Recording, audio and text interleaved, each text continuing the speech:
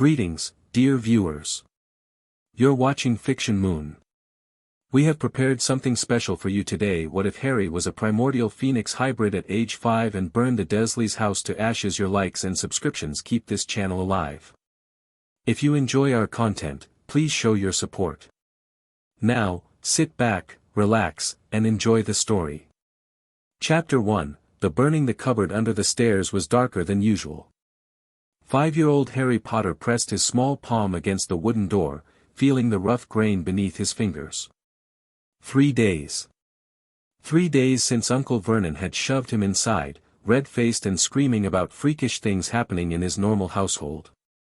"It wasn't my fault," Harry whispered to the darkness, though no one was listening. He hadn't meant to make Dudley's new toy robot walk on its own. He'd just wanted to play with it, just once, before his cousin inevitably broke it.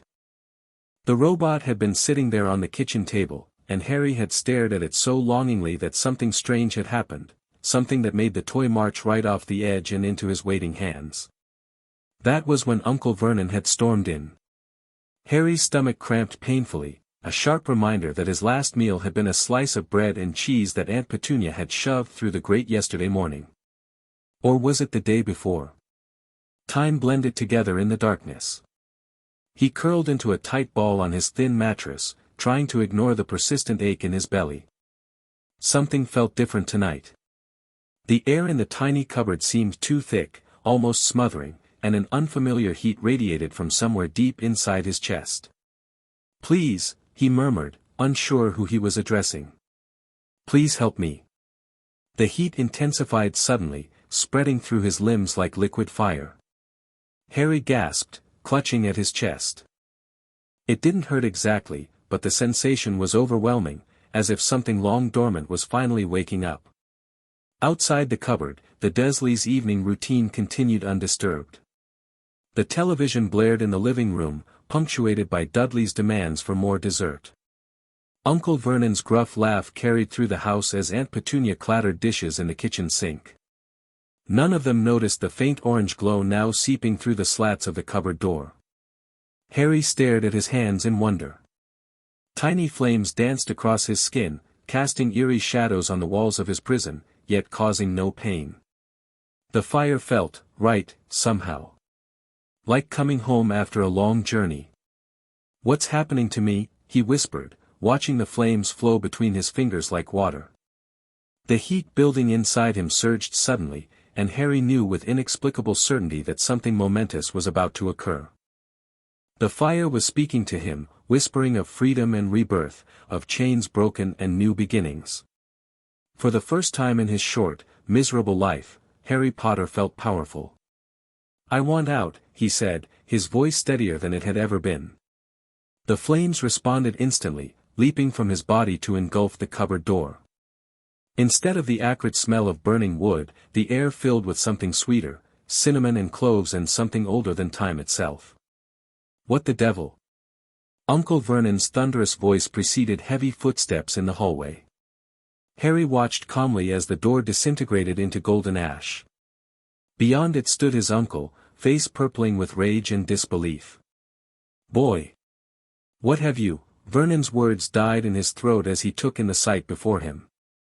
The small, malnourished child he had locked away was now surrounded by dancing flames that cast no smoke yet consumed everything they touched.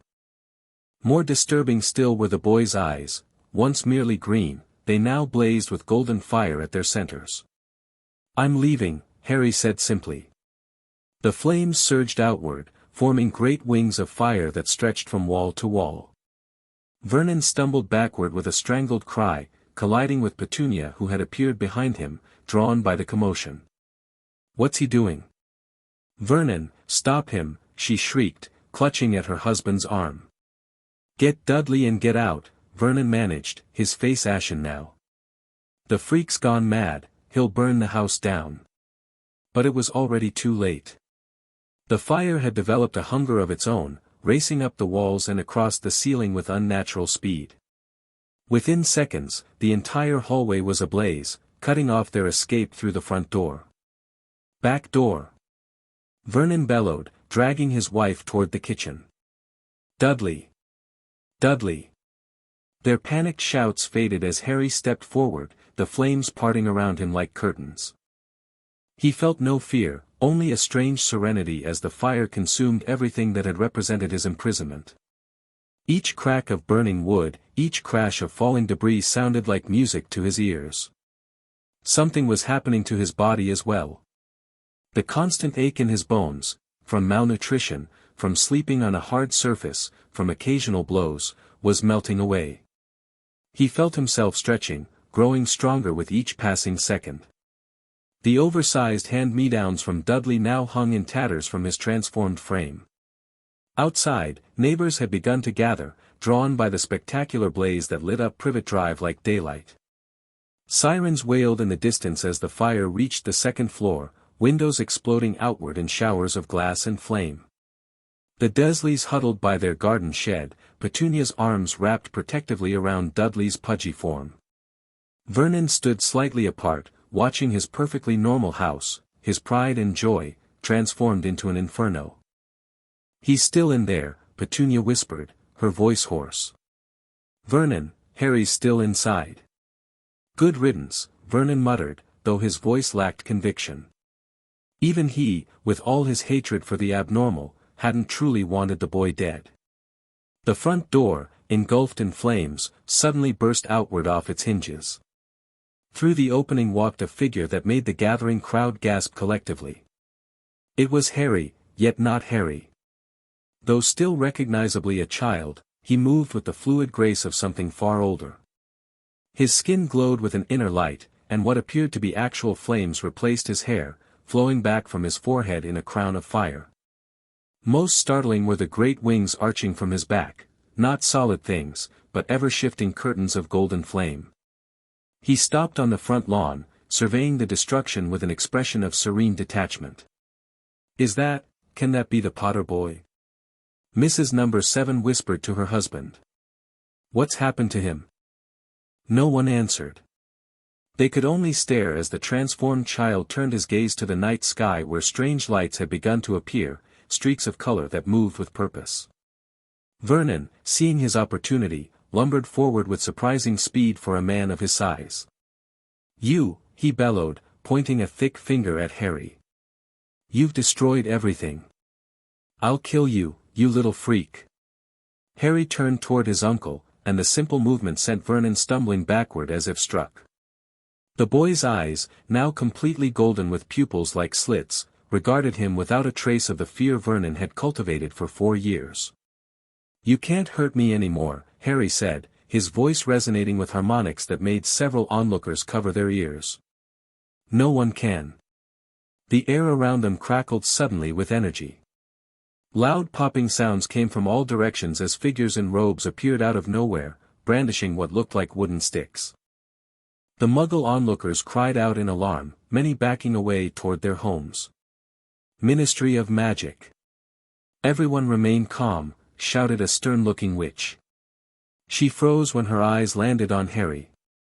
"Merlin's beard." "Obliviation team, get to work," ordered a wizard with a pencil-thin mustache, gesturing toward the Muggle neighbors. "Henderson, contact Dumbledore immediately. The rest of you, containment wards around the property." The wizards and witches moved with practiced efficiency, though many cast nervous glances at the fiery figure of Harry. Within minutes, the Muggle neighbors stood in a daze, their memories being carefully modified by Ministry officials. "Mr. Potter," said the stern witch, approaching Harry cautiously. "My name is Amelia Bones. I'm with the Department of Magical Law Enforcement. Can you tell me what happened here tonight?" Harry's wings fluttered slightly, sending sparks cascading over the scorched grass. "I was locked in the cupboard. I was hungry. Something woke up inside me." He gestured toward the still-burning house. "Then this happened." Amelia's expression darkened. "Locked in a cupboard?"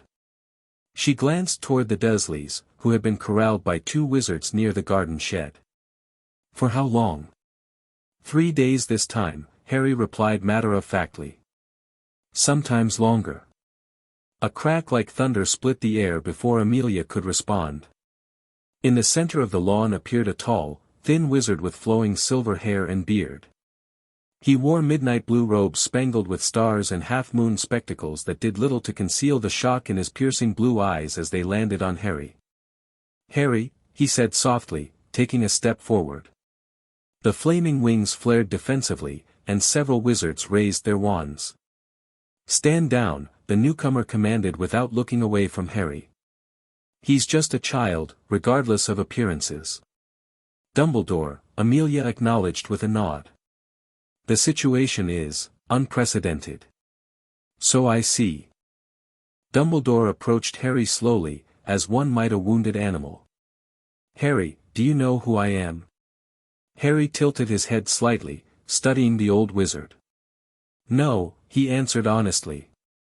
"But you feel different from them." He gestured toward the ministry workers. "My name is Albus Dumbledore.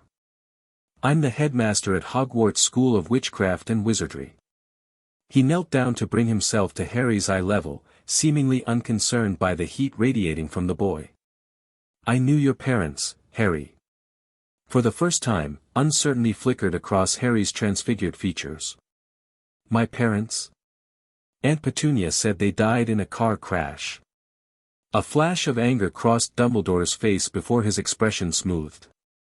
"No, Harry. That is not what happened.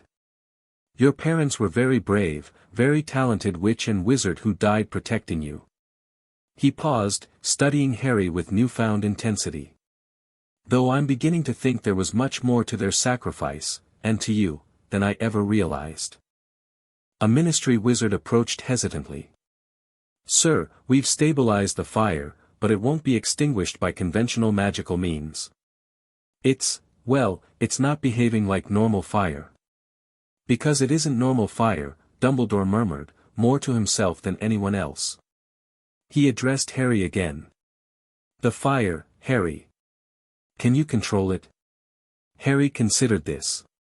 The flames had responded to his will before, but now they seemed to have developed a purpose of their own. Still, he could feel their connection to him, like an extension of his own body. "I think so," he said, then closed his eyes in concentration. The inferno engulfing Number 4 shimmered, then began to recede, drawing inward until only the house itself remained ablaze. The neighboring properties, which had begun to smolder, were suddenly free of flames. "Remarkable," Dumbledore breathed. "Harry, I believe we need to get you somewhere safe, somewhere you can learn to understand these new abilities. Would you be willing to come with me to Hogwarts?" "Will they come too?"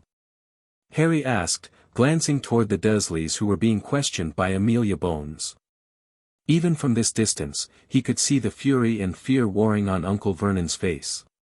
"No," Dumbledore said firmly. "You will never have to return to them."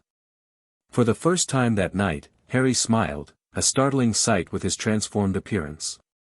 "Then I'll come with you." "Excellent." Dumbledore straightened, then addressed the ministry officials. "Amelia, I trust you can handle matters here. I believe it's in everyone's best interest if Harry comes with me immediately." Amelia looked like she wanted to object, but after another glance at Harry's fiery form, she nodded reluctantly. "The minister will want a full report, Albus. And the boy will need to be registered as, well, I'm not exactly sure what category this falls under." "I'll attend to all necessary documentation," Dumbledore assured her. "For now, let's give Harry some privacy." He conjured a large cloak seemingly from thin air and held it out. "This is enchanted to resist fire. It might be more comfortable for you to wear something." Harry realized he was standing in the tattered remains of Dudley's old clothes, most of which had burned away during his transformation. He accepted the cloak gratefully, wrapping it around his shoulders. To his surprise, the flaming wings simply folded beneath the fabric as if they had always been meant to do so. "Now then," Dumbledore said, extending his hand. "Shall we?" Harry hesitated only briefly before placing his still glowing hand in Dumbledore's wrinkled one. The old wizard showed no sign of discomfort at the touch, though several watching wizards gasped. "I should warn you," Dumbledore said with a twinkle in his eye, "traveling this way is rather unpleasant the first time." Before Harry could ask what he meant, the world compressed around them. He felt as if he were being squeezed through a very tight rubber tube. Just as it became unbearable, the sensation stopped, and they were standing at the gates of what appeared to be a magnificent castle. Harry gasped, momentarily forgetting his strange transformation in the face of such an awe-inspiring sight. Towers and turrets rose against the night sky, windows glowing with warm light. The castle was reflected in the surface of a vast lake, doubling its grandeur. "Welcome to Hogwarts, Harry," Dumbledore said gently. As they approached the castle, Harry noticed his reflection in the lake. The sight brought him to a standstill. His face was still recognizable as his own, but his features had sharpened, becoming almost avian. His hair was indeed replaced by a crown of living flame, and his eyes glowed golden in the darkness. Beneath the cloak, he could feel the weight of the wings on his back, seemingly solid now rather than pure flame. "What's happened to me?" he whispered, touching his face with trembling fingers. "I have theories," Dumbledore replied carefully, "but much remains uncertain. What I do know is that you have undergone a magical awakening unlike any I have witnessed in my considerable lifetime." He placed a hand on Harry's shoulder. "But you are still Harry Potter, and you are safe here." The great oak doors of the castle swung open as they approached, revealing a stern-looking witch with emerald-green robes and her hair pulled back in a tight bun. "Albus, what is the meaning of—" Her words died away as she caught sight of Harry. "Merlin's mercy, is that?" "Yes, Minerva." "This is indeed Harry Potter," Dumbledore said. "Though as you can see, circumstances have changed significantly. Harry, this is Professor McGonagall, Deputy Headmistress of Hogwarts and head of Gryffindor House." "Hello," Harry said shyly, suddenly conscious of his appearance. To her credit, Professor McGonagall recovered quickly from her shock. "Mr. Potter," she acknowledged with a nod. "Welcome to Hogwarts." She turned her piercing gaze to Dumbledore. "I assume there is a story here that explains why a 5-year-old child is at Hogwarts 6 years ahead of schedule, looking like, well, like he's half Phoenix." Dumbledore finished for her. "Indeed there is, and I shall explain everything once Harry is settled. Perhaps the guest quarters near my office would be suitable. And some food, I think. I understand Harry hasn't eaten properly in some time." At the mention of food, Harry's stomach growled audibly, reminding him of his hunger. The fire inside him had temporarily pushed the sensation aside, but now it returned with vengeance. "Of course," McGonagall said briskly. "Follow me, Mr. Potter." As they walked through the castle corridors, Harry couldn't help but gape at his surroundings. Portraits on the walls moved and whispered as they passed. Suits of armor creaked and shifted. Staircases changed direction seemingly at random. After the monotony of Privet Drive, the castle was almost overwhelming in its magical complexity. "The portraits are alive," Harry said in wonder. "Not alive precisely," McGonagall corrected, "but enchanted with the memories and personality of the subject. Magic, Mr. Potter, is woven into every stone of this castle." They arrived at a door carved with intricate patterns that seemed to shift and change as Harry watched. McGonagall tapped it with her wand, and it swung open to reveal a cozy sitting room with a fireplace, comfortable chairs, and a table already laden with food. "The house elves have been informed of your arrival," McGonagall explained, seeing Harry's surprised expression. "They prepare the meals at Hogwarts." "House elves?" Harry asked, momentarily distracted from the tantalizing aroma of the food. "Magical beings who serve wizarding households," Dumbledore explained. "Hogwarts employs many who care for the castle and its inhabitants." Harry approached the table cautiously. After so long with so little, the abundance before him seemed almost unreal: roast chicken, potatoes, vegetables, bread still steaming from the oven, and what looked like treacle tart for dessert. "Go on," McGonagall encouraged, her stern expression softening slightly. "You must be famished." Harry needed no further invitation.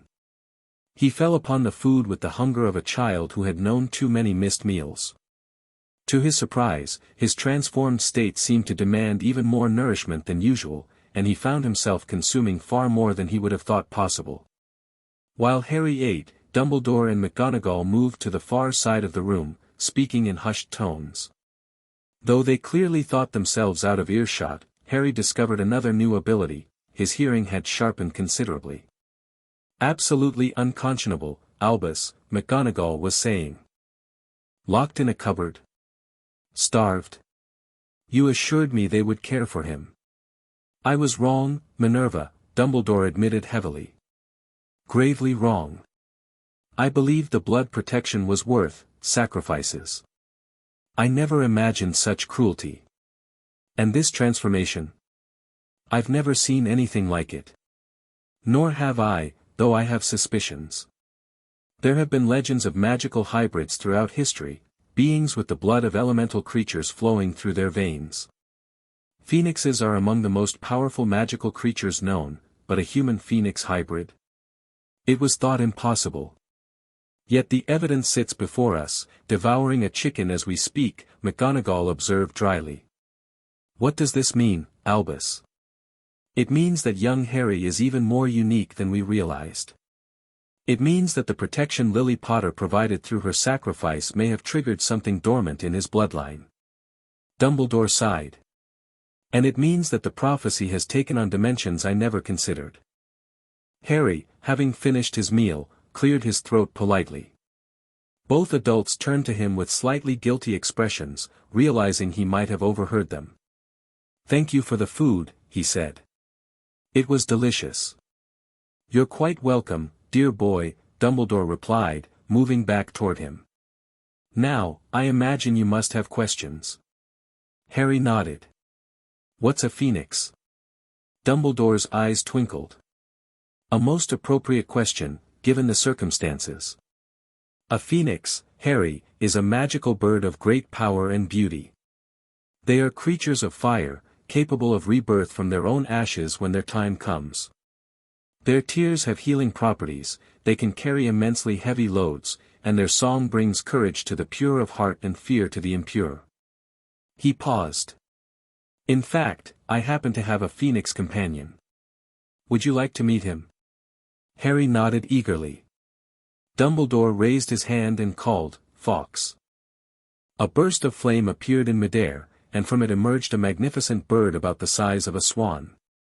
Its plumage was crimson and gold, its tail long and flowing, and its black eyes gleamed with intelligence as it circled the room once before settling on Dumbledore's shoulder. Harry stared, transfixed. Something deep within him recognized the creature, calling to it like to kin. Without conscious thought, he extended his hand toward the bird. Fawkes regarded Harry for a long moment, head tilted in what could only be described as avian surprise. Then, with a melodious trill that filled the room with warmth, the phoenix launched from Dumbledore's shoulder and glided to Harry's outstretched arm. "Extraordinary," McGonagall whispered. "Fawkes is usually quite particular about whom he approaches." The phoenix settled on Harry's forearm, seemingly unbothered by the heat still radiating from the boy's skin. It leaned forward to touch its beak gently to Harry's forehead, directly over the lightning-shaped scar that had been partially obscured by the flames of his transformed hair. A connection formed instantly, not words precisely, but understanding. Harry felt Fawkes's curiosity, his recognition, and underlying it all, a profound sense of welcome. "He knows me," Harry said wonderingly. "Or, knows what I am." "Phoenixes possess wisdom beyond human comprehension," Dumbledore said. "Fawkes has been my companion for many decades, yet he still surprises me. I believe he recognizes the phoenix nature in you, Harry." Fawkes trilled again, a sound of affirmation, before launching back into the air and settling on a perch near the fireplace that Harry hadn't noticed before. "Now then," Dumbledore said, conjuring comfortable chairs for himself and McGonagall, "I believe we have much to discuss. Harry, what do you know about magic?" "Uncle Vernon said there's no such thing as magic," Harry replied automatically, then frowned. "But that can't be true, can it? Not after." He gestured to himself, to the transformed state of his body. "Indeed," Dumbledore said. Magic is quite real, Harry. You are a wizard, as were your parents before you. Lily and James Potter were exceptional magical practitioners, and students here at Hogwarts in their day. They didn't die in a car crash, did they? Harry asked quietly. No, Dumbledore confirmed, his expression grave. They were murdered by a dark wizard named Voldemort. He ignored McGonagall's slight flinch at the name. He came to your home when you were just a baby, intending to kill you all. He succeeded in killing your parents, but when he turned his wand on you, something extraordinary happened. The killing curse rebounded upon him, apparently destroying him, while leaving only that scar on your forehead. Harry's hand rose to the lightning mark, which seemed less prominent now in his transformed state. Why would he want to kill me? I was just a baby. Dumbledore hesitated, glancing at McGonagall. That, Harry, is a very complicated question, and one I believe should wait for when you're a bit older. For now, let's focus on your immediate situation. Harry wanted to protest but found himself stifling a yawn instead. Despite the extraordinary events of the evening, he was still a 5-year-old child who had undergone a tremendous magical transformation. Exhaustion was finally catching up with him. I believe that's quite enough for one night, McGonagall said firmly. Mr. Potter needs rest. Quite right, Minerva, Dumbledore agreed. Harry, the bedroom through that door has been prepared for you. We'll continue our discussion tomorrow, when you've had time to recover. Harry nodded gratefully. Will I stay like this? He asked, gesturing to his transformed appearance. I cannot say for certain, Dumbledore admitted. This type of magical awakening is unprecedented. However, I suspect that with time and training, you may learn to control your transformation, much as you controlled the fire earlier. I'd like that, Harry said. The fiery form felt natural to him now, but he understood it might be alarming to others. McGonagall rose. I'll show Mr. Potter to his room. The bedroom beyond was simply but comfortably furnished, with a 4-poster bed that had been modified to accommodate his wings. The blankets appeared to be made of a silvery, fireproof material similar to the cloak Dumbledore had given him. The bathroom is through that door, McGonagall explained. You'll find everything you need. If you require anything during the night, simply say, house elf, and one will appear to assist you. Thank you, Professor, Harry said politely. McGonagall studied him for a moment, her stern features softening. You have your mother's eyes, Mr. Potter. Or you did, before. She gestured vaguely at his golden, fiery eyes. Lily would be proud of how brave you've been tonight. With that surprisingly gentle comment, she left him to his rest. Harry approached the bed cautiously. He had never slept in a proper bed before, the thin mattress in the cupboard hardly counted. He sat on the edge, marveling at its softness, then carefully arranged himself so that his wings weren't crushed beneath him. Despite his exhaustion, sleep didn't come immediately. His mind raced with everything he had learned, about his parents, about magic, about himself. The fire inside him had settled to a gentle warmth, comforting rather than consuming. He thought about the Dursleys' house, now reduced to ashes. He thought about Uncle Vernon's purple face twisted in rage, about Aunt Petunia's shrill accusations, about Dudley's casual cruelty. He had spent 4 miserable years in that house, unwanted and unloved, told repeatedly that he was a burden, a freak, worthless. Now he was something else entirely. Something powerful. Something that even adults like Dumbledore and McGonagall seemed to find extraordinary. As sleep finally began to claim him, Harry wondered what his parents would think of what he had become. Would they be frightened, like the Dursleys? Or would they understand, as Fawkes had seemed to understand? His last conscious thought before drifting off was that he would never have to go back to Privet Drive again. Whatever happened next, whatever challenges his new form brought, that knowledge alone made everything worthwhile. Harry woke to sunlight streaming through high windows. For a moment, he was disoriented, the comfortable bed and spacious room so different from the cramped cupboard he was used to. Then the memories of the previous night came flooding back, the fire, the transformation, the destruction of Privet Drive, his arrival at Hogwarts. He sat up quickly, wondering if it had all been a dream. A glance at his hands dispelled that notion immediately. They still glowed with an inner light, his skin taking on the appearance of embers beneath transparent glass. The fiery wings were still there too, folded neatly against his back. "Good morning, Mr. Potter," came a cheerful voice.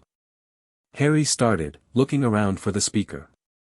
A small creature with bat-like ears and enormous eyes stood beside the bed, wearing what appeared to be a tea towel stamped with the Hogwarts crest. "I is Pipsy, sir," the creature announced with a bow.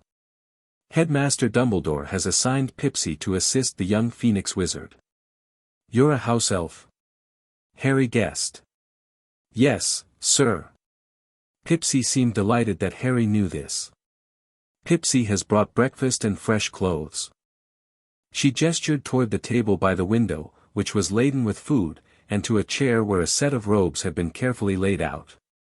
"Thank you, Pipsy," Harry said, sliding out of bed. "The young sir is very polite," Pipsy said, sounding impressed. "Pipsy will wait outside while sir dresses. Then Pipsy will take sir to the headmaster." After the house elf had left, Harry approached the clothes cautiously. The robes were deep crimson with gold trim, reminiscent of Fawkes's plumage. They appeared to be specially designed to accommodate his wings, with slits in the back reinforced with some kind of magical binding. Dressing proved to be a challenge. His wings, while seemingly composed of fire, had physical substance and wouldn't simply pass through the fabric. After several awkward attempts, he managed to work the robes around his transformed body. Breakfast was another feast by Harry's standards: eggs, bacon, sausages, toast, porridge with honey, and pumpkin juice. He ate heartily, finding that his new form still required substantial nourishment. When he had finished, he called for Pipsy, who reappeared instantly. "Is the young Phoenix Wizard ready to see the headmaster?" she asked. "Yes, but, could you call me Harry? Young Phoenix Wizard is a bit much." Pipsy's enormous eyes widened further. "If that is what young sir wishes, Pipsy will call him Harry." She sounded as though he had bestowed a great honor upon her. The house elf led him through the castle corridors, which were quiet and empty. "Where is everyone?" Harry asked. "It is summer holidays," Pipsy explained. "The students have gone home. Only the teachers remain, and not all of them." They arrived at a large stone gargoyle, which Pipsy addressed directly. "Headmaster is expecting Harry Potter." The gargoyle leapt aside, revealing a spiral staircase that moved upward like an escalator. Harry stepped onto it, fascinated, and was carried up to a polished oak door with a brass knocker. Before he could use it, the door swung open. Dumbledore's office was a large circular room filled with strange silver instruments that emitted occasional puffs of smoke. The walls were lined with portraits of witches and wizards who, like those in the corridors, moved within their frames. Fawkes sat on a golden perch near the desk, greeting Harry with a melodious trill. "Ah, Harry, good morning," Dumbledore said from behind his desk. "I trust you slept well." "Yes, sir," Harry replied. "Thank you for the room. And the clothes." "You're quite welcome." The robes were a bit of enchanted transfiguration work by Professor McGonagall and myself. "I'm pleased to see they fit properly." Harry moved further into the room, noticing that 3 other adults were present besides Dumbledore. Professor McGonagall he recognized from the previous night. The other 2 were strangers, a tiny man who had to stand on a pile of books to see over the desk, and a hook-nosed, sallow-faced man in black robes who regarded Harry with an unreadable expression. "Harry, you've met Professor McGonagall," Dumbledore said. "Allow me to introduce Professor Flitwick, our charms master, and Professor Snape, who teaches potions." Professor Flitwick gave an excited little wave. "Extraordinary, simply extraordinary," he squeaked. "I've never seen anything like it in all my years of magical study." Professor Snape merely inclined his head slightly, his dark eyes never leaving Harry's transformed face. "Please, take a seat," Dumbledore invited, gesturing to a chair that, like his bed, had been modified to accommodate his wings. As Harry settled himself, he noticed that Professor Snape's gaze had shifted to his eyes, a strange expression crossing his face. It was gone so quickly that Harry wondered if he had imagined it. "Now then," Dumbledore began, "I've asked Professors Flitwick and Snape to join us because of their particular expertise. Professor Flitwick is a master of charms and magical theory, while Professor Snape has extensive knowledge of magical transformations and properties." "I'm not going back to normal, am I?" Harry asked directly. The four adults exchanged glances. It was McGonagall who answered. "We don't know, Mr. Potter. There are no recorded cases of human phoenix hybridization in magical history. Even metamorph magi, wizards and witches who can change their appearance at will, cannot transform into part-creature states." "It shouldn't be possible," Flitwick added, though he sounded more fascinated than concerned. "The magical theory alone is mind-boggling. A complete rewriting of the fundamental laws of transmutation." "What the headmaster neglected to mention," Snape said, his voice cool and precise, "is that I have also been asked to examine you because of my expertise in the dark arts." His eyes flicked to Harry's scar. "The circumstances of your parents' deaths were steeped in the darkest of magics. It is possible that this transformation is connected." Harry frowned. "You think this is dark magic? It doesn't feel dark." "And how, precisely, would you know what dark magic feels like?" Snape inquired silkily. Before Harry could respond, Fawkes launched from his perch with an indignant screech and glided to land on the arm of Harry's chair. The Phoenix fixed Snape with a reproachful stare. "I believe Fawkes has made his opinion clear," Dumbledore said mildly. "Phoenix magic is among the purest and most light-oriented in our world. It seems unlikely that Harry's transformation is a result of dark magic if Fawkes responds to him so positively." Snape's lips thinned, but he offered no further comment. "What is more likely," Dumbledore continued, "is that this represents a magical inheritance that has manifested early and dramatically due to the extreme stress and danger Harry experienced." "You mean being locked in a cupboard for days without food?" Harry asked bluntly. McGonagall made a noise of distress, while Flitwick looked horrified. Even Snape's impassive expression flickered briefly. "Yes, Harry," Dumbledore said gravely.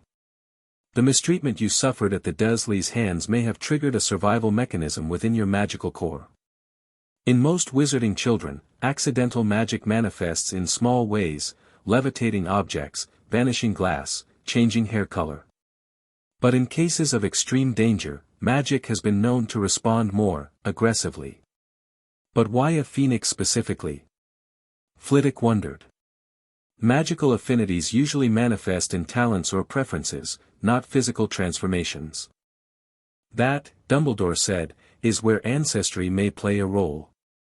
The Potter line is ancient, with connections to several notable magical families. And Lily Evans, though Muggle-born to our knowledge, may have had magical ancestry further back than we realized." "You think one of my ancestors was a phoenix?" Harry asked skeptically. "Not precisely," Dumbledore explained. "But there are legends of primordial beings, elemental spirits that existed before modern magical classification. Some believe that the first phoenixes were not simply magical creatures but embodiments of fire itself, capable of taking various forms." He steepled his fingers. "It's possible that somewhere in your lineage, such a being's essence entered your family's bloodline." "That's quite a theory, Albus," McGonagall said cautiously.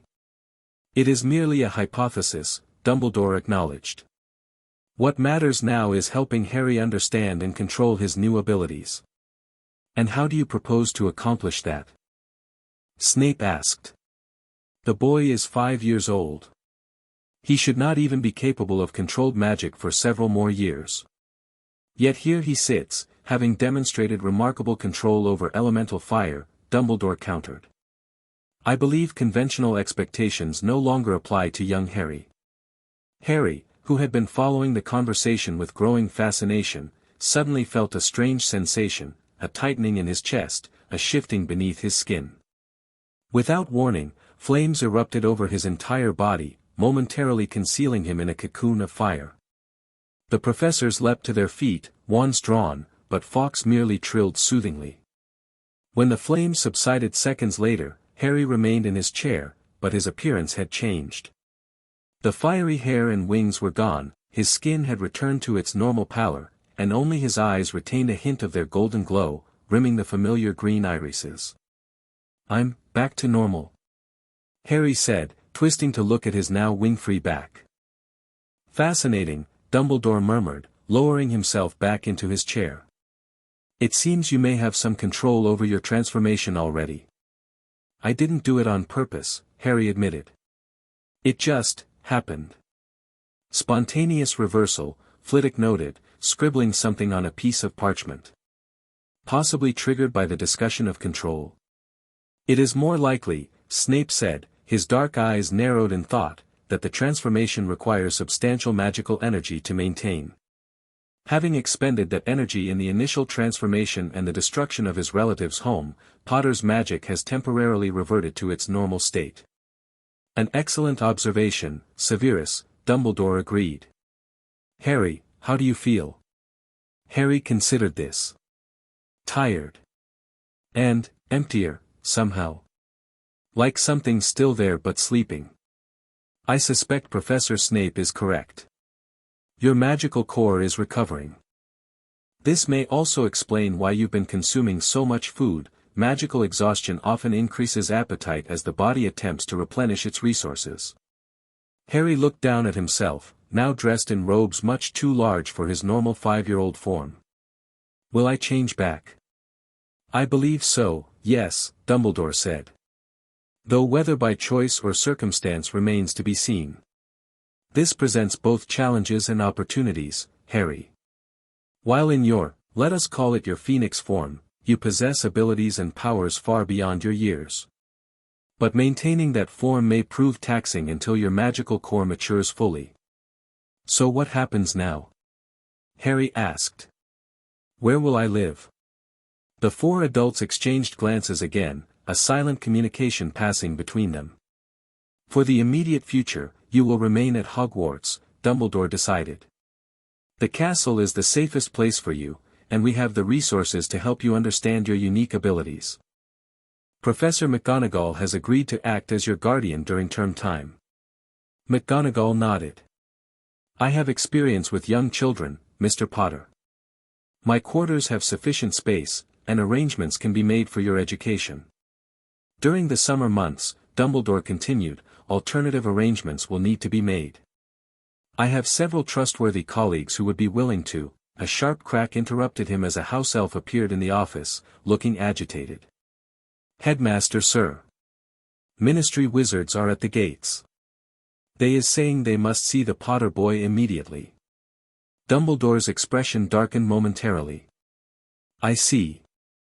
Please inform them that I will meet with them shortly." The house elf disappeared with another crack. "It seems our discussion must be postponed," Dumbledore told Harry. "The Ministry of Magic, our governing body, is understandably curious about last night's events." "They want to see me?" Harry asked nervously. In his experience, authority figures rarely brought good news. "They do," Dumbledore confirmed. "However, they need not see you in your phoenix form, as that would raise complicated questions. I believe it would be best if you remained as you are now during their visit." "I agree," McGonagall said firmly. "The fewer people who know the full extent of Mr. Potter's transformation, the better. At least until we understand it properly ourselves." "Won't they already know?" Harry asked. "The wizards who came when the house was burning saw me like that." "The initial responders were obliviators and law enforcement," Dumbledore explained. "Their reports would have been sealed immediately given your identity. Only the department heads will have been fully briefed." He rose from his desk. "Minerva, perhaps you could take Harry to your quarters while I receive our ministry guests. Severus, Filius, I may require your expertise during this discussion." McGonagall stood and held out her hand to Harry. "Come along, Mr. Potter. We'll find you some properly sized clothing and perhaps have a spot of lunch while we wait.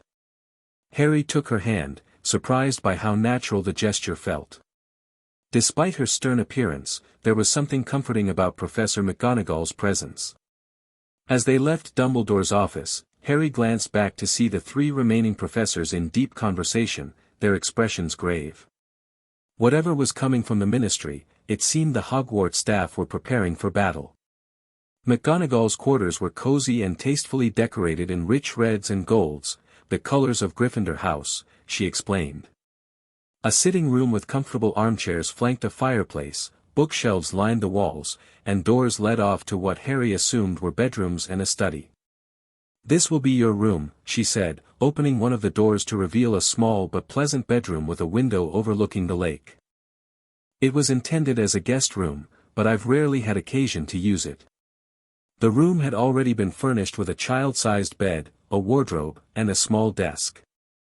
Unlike the accommodations from the previous night, these didn't feature any special modifications for wings. "The house elves work quickly," McGonagall commented, noticing Harry's surprise. "Albus must have informed them of your changed circumstances." A set of plain black robes lay on the bed, sized for a 5-year-old. Harry changed into them gratefully, glad to be rid of the oversized phoenix robes that had been threatening to trip him with every step. "Professor," Harry said as he emerged from the bedroom, "who exactly is coming from the Ministry? And what do they want with me?" McGonagall's lips thinned. "The Minister for Magic himself, if I'm not mistaken. As for what they want," she sighed. "You are not an ordinary wizard child, Mr. Potter. Even before this Phoenix business, you were famous in our world, the boy who lived, they call you, the infant who somehow defeated the darkest wizard of our time." "I don't remember doing anything," Harry said uncomfortably. "Of course you don't. You were barely a year old." McGonagall gestured for him to sit at the small dining table where lunch had appeared. "But the fact remains that your very existence is a matter of public interest. Add to that the destruction of your Muggle relatives' home in a magical fire. Will I be in trouble?" Harry asked anxiously. "I didn't mean to burn the house down." "Not exactly, anyway." "No, Mr. Potter, you will not be in trouble. Accidental magic, even of that magnitude, is not punishable, particularly in a child your age. However, the Ministry will be concerned about where you will live now, and who will have guardianship of you. Dumbledore said I could stay here, with you. And so you shall, if I have any say in the matter," McGonagall said firmly. "But the Ministry may have other ideas. There are many influential families who would leap at the chance to raise the famous Harry Potter." Harry frowned. "I don't want to live with strangers." "Nor should you have to," McGonagall agreed. "Finish your lunch, Mr. Potter. Whatever happens, Albus will ensure your best interests are protected." They ate in companionable silence. Harry found himself warming to the stern professor. She reminded him a little of a teacher he'd had briefly at his Muggle primary school, strict but fair, with a hidden kindness beneath the rigid exterior. They had just finished eating when a soft chime sounded throughout the quarters. "That will be the headmaster," McGonagall said, rising. "It seems our Ministry visitors have been dealt with, at least for now." The door opened to reveal not only Dumbledore, but also a squat, portly man wearing a pinstriped cloak and a lime green bowler hat.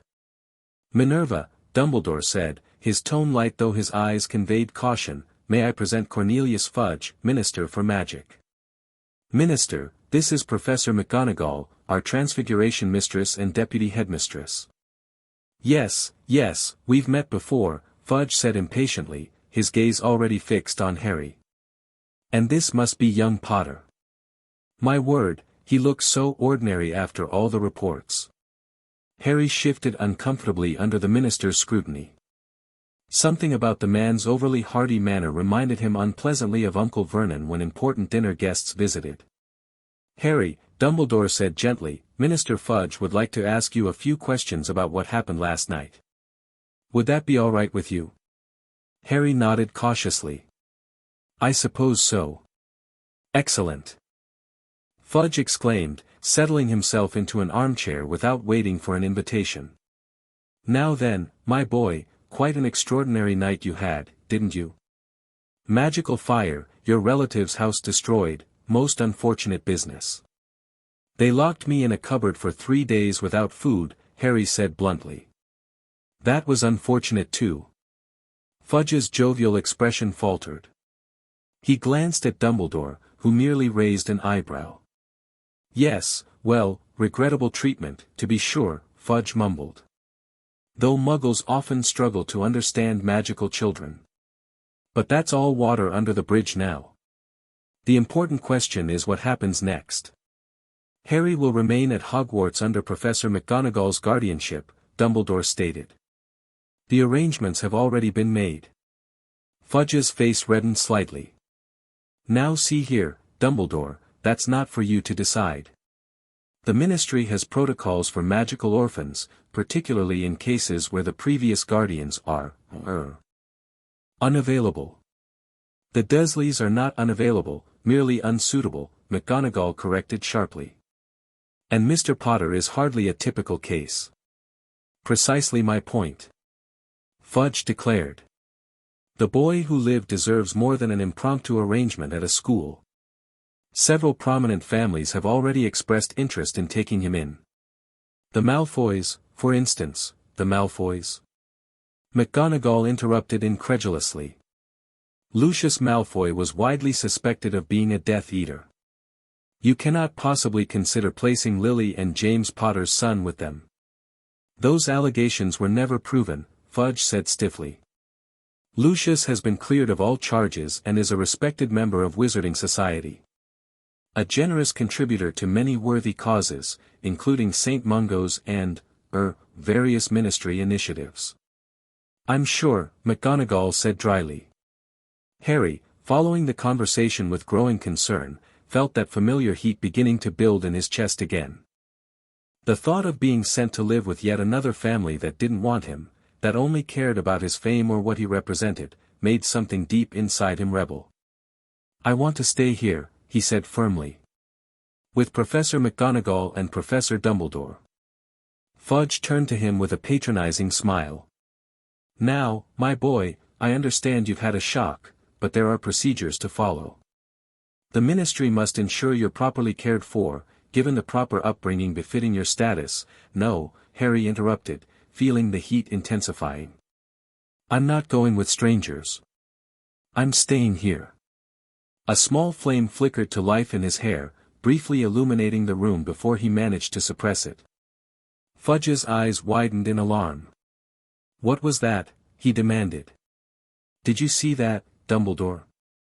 The boy his hair was on fire. A minor manifestation of accidental magic, Dumbledore said smoothly. Not unexpected given the emotional nature of this discussion. Harry has experienced significant trauma, Cornelius. Stability and familiar surroundings are essential to his recovery. But that wasn't normal accidental magic, Fudge insisted. It looked like. Minister, McGonagall interjected, perhaps we should consider Harry's wishes in this matter. He has expressed a clear preference to remain at Hogwarts. Fudge sputtered for a moment, then his political instincts seemed to reassert themselves. Well, yes, of course the boy's wishes matter, but there are other considerations, guardianship laws, proper procedures. I propose a compromise, Dumbledore said. Harry will remain at Hogwarts under Professor McGonagall's care for a probationary period, let us say 3 months. During that time, the Ministry can conduct its customary evaluations and consider alternative arrangements if necessary. However, any final decision must take into account Harry's own preferences and well-being.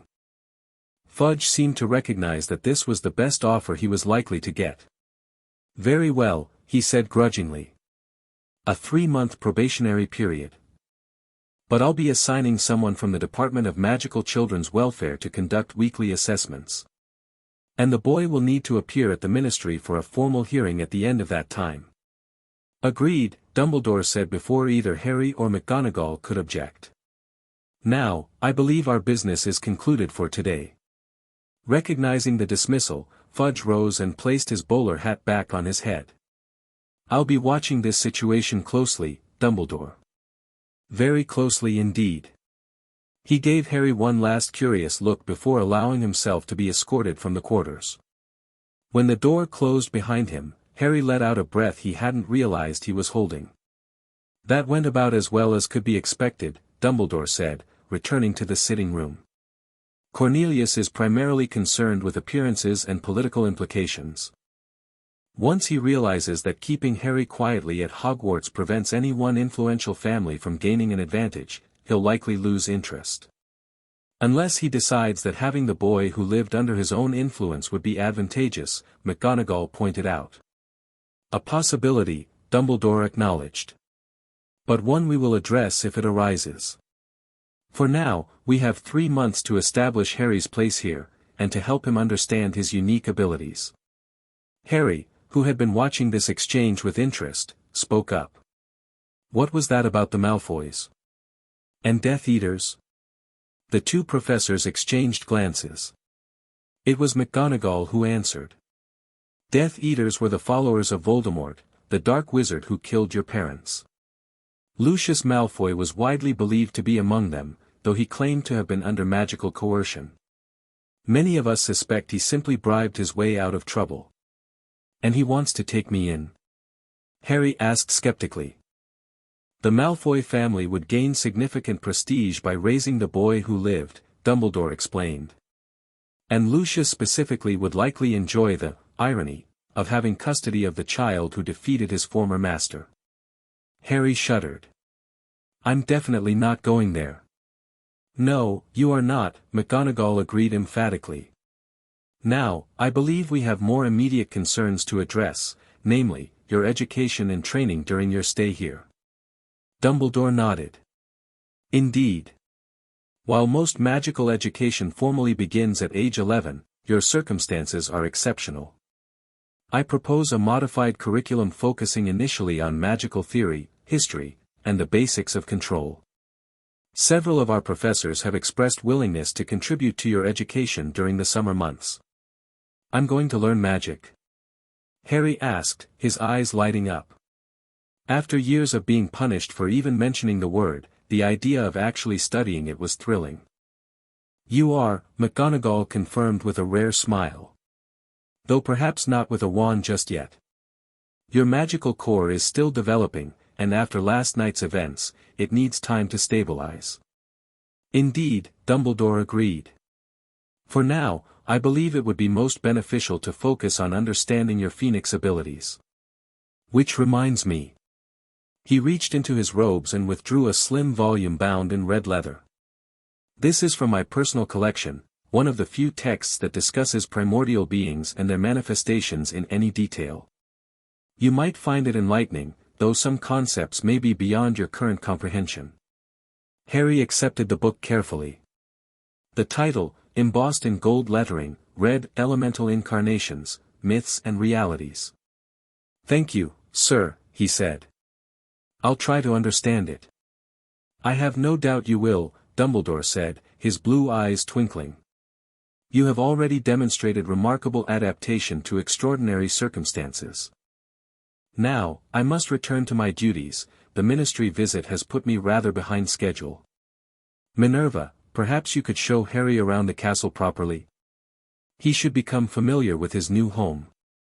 After Dumbledore had left, McGonagall turned to Harry. "Well, Mr. Potter, shall we begin that tour? Hogwarts has many secrets, and even those of us who have lived here for decades continue to discover new ones." Harry nodded eagerly. Despite the confusion and upheaval of the past 24 hours, he felt something he had rarely experienced before: hope.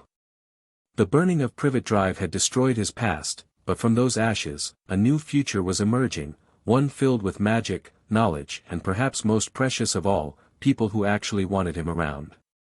As he followed Professor McGonagall out into the corridor, Harry felt the phoenix fire inside him shift and settle, a warm ember of possibility glowing in his chest.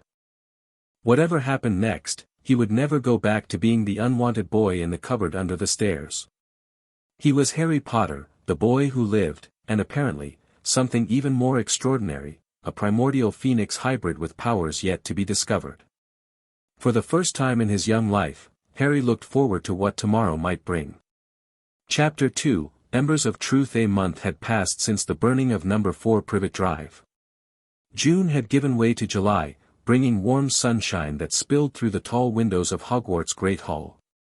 Harry sat at the Gryffindor table, legs swinging freely, as he thumbed through A Beginner's Guide to Magical Theory. Professor Flitwick had assigned the reading after their morning lesson. Understanding comes before doing, Mr. Potter, the tiny charms professor had explained. Especially with your unique circumstances. Harry glanced up as footsteps echoed across the hall. Professor McGonagall approached, her expression more pinched than usual. After a month as his guardian, Harry had learned to read her moods with surprising accuracy. Ministry again? He asked. McGonagall's eyebrows rose slightly. Indeed. The Department of Magical Children's Welfare representative will arrive at 2 o'clock. She settled beside him on the bench. How was your lesson with Professor Flitwick? Good, Harry said. He says I'm doing well with theory, but... He hesitated. But... Harry gestured toward his chest. It's still there, inside me. The fire. Sometimes it's just warm, but other times it feels like it wants to come out. He looked down at his hands, normal 5-year-old hands, for now. I'm worried about what might happen if I lose control again. McGonagall's expression softened. That's precisely why you're here, Mr. Potter. To learn control. She checked her pocket watch. Professor Dumbledore would like to see you in his office before the ministry appointment. He has a visitor he thinks you should meet. Harry perked up at this.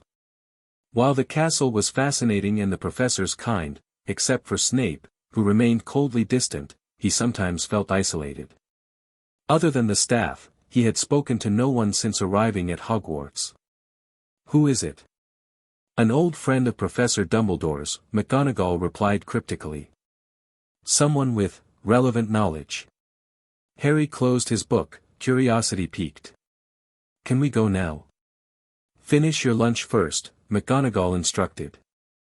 Growing boys need proper nutrition, phoenix powers or not. Harry obediently turned his attention to the sandwich and fruit that had appeared before him. He had gained weight over the past month, a combination of regular meals and McGonagall's insistence that he eat like a proper wizard, not a sparrow. When they arrived at the headmaster's office, Harry heard voices engaged in animated discussion before the door even opened. Must understand the implications, Albus, came an unfamiliar voice, rich and accented. This changes everything we thought we knew about magical inheritance. I am well aware, Nicholas, Dumbledore replied as the door swung open. But theory must yield to reality. And our reality is a 5-year-old boy with extraordinary abilities he neither asked for nor fully understands. 2 men stood by Dumbledore's desk, examining what appeared to be a large, ancient scroll covered with strange symbols. The first was Dumbledore himself, resplendent in robes of midnight blue embroidered with silver stars. The second was a stranger, short in stature but imposing in presence, with a neatly trimmed white beard and piercing eyes that seemed to shift in color as he turned toward the door. Ah, Harry. Dumbledore said warmly. Right on time. Please come in. The stranger's eyes widened as they fell on Harry, his expression a mixture of scholarly fascination and reverent awe. Extraordinary, he murmured. Even dormant, the signature is unmistakable. Harry glanced questioningly at McGonagall, who placed a reassuring hand on his shoulder. Harry, this is Nicholas Flamel, Dumbledore introduced. Alchemist, scholar, and one of the few living experts on primordial magic. A great pleasure to meet you, young man, Flamel said, stepping forward to bow slightly. I've traveled from Paris specifically to make your acquaintance. Hello, sir, Harry replied politely, fascinated by the man's odd accent, French, he guessed, though he had little experience with foreign languages. Nicholas and his wife Perenelle are very old friends of mine, Dumbledore explained. When I wrote to him about your transformation, he was most eager to consult. Consult? Harry echoed. To share knowledge, Flamel clarified. And perhaps to help you understand what you are becoming. He turned to McGonagall. Minerva, would you mind if I spoke with young Harry alone? Some of what I must discuss is sensitive. McGonagall looked to Dumbledore, who nodded almost imperceptibly. Very well, she said, though her tone suggested reluctance. I'll return at 1:30 to prepare Mr. Potter for the ministry appointment. After she had left, Flamel gestured for Harry to take a seat near the fireplace, away from Dumbledore's desk. I won't speak down to you, Harry, the alchemist said once they were settled. Children are often far more capable of understanding complex truths than adults give them credit for.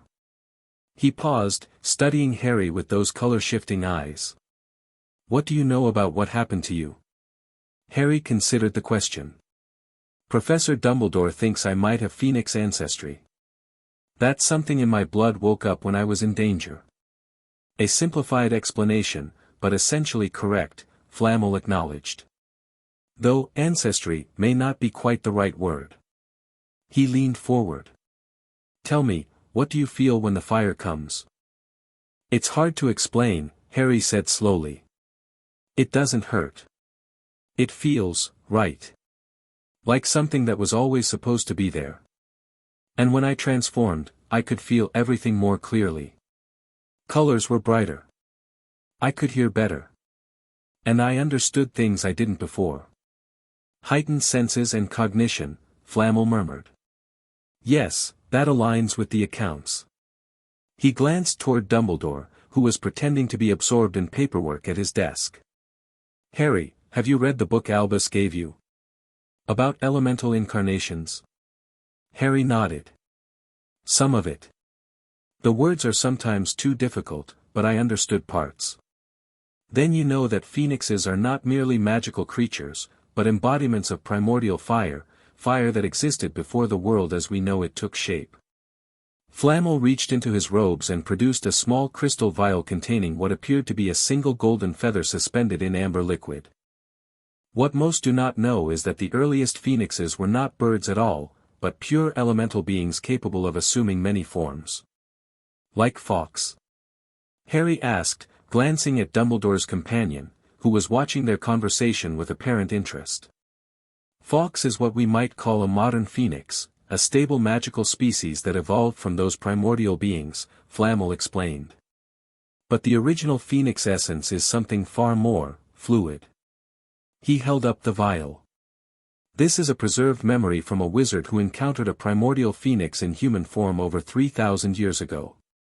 Such beings were known to occasionally take interest in mortals, sometimes even bonding with them in ways that transferred aspects of their nature. Harry's eyes widened as understanding dawned.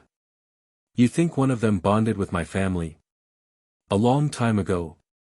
It seems the most likely explanation, Flamel confirmed.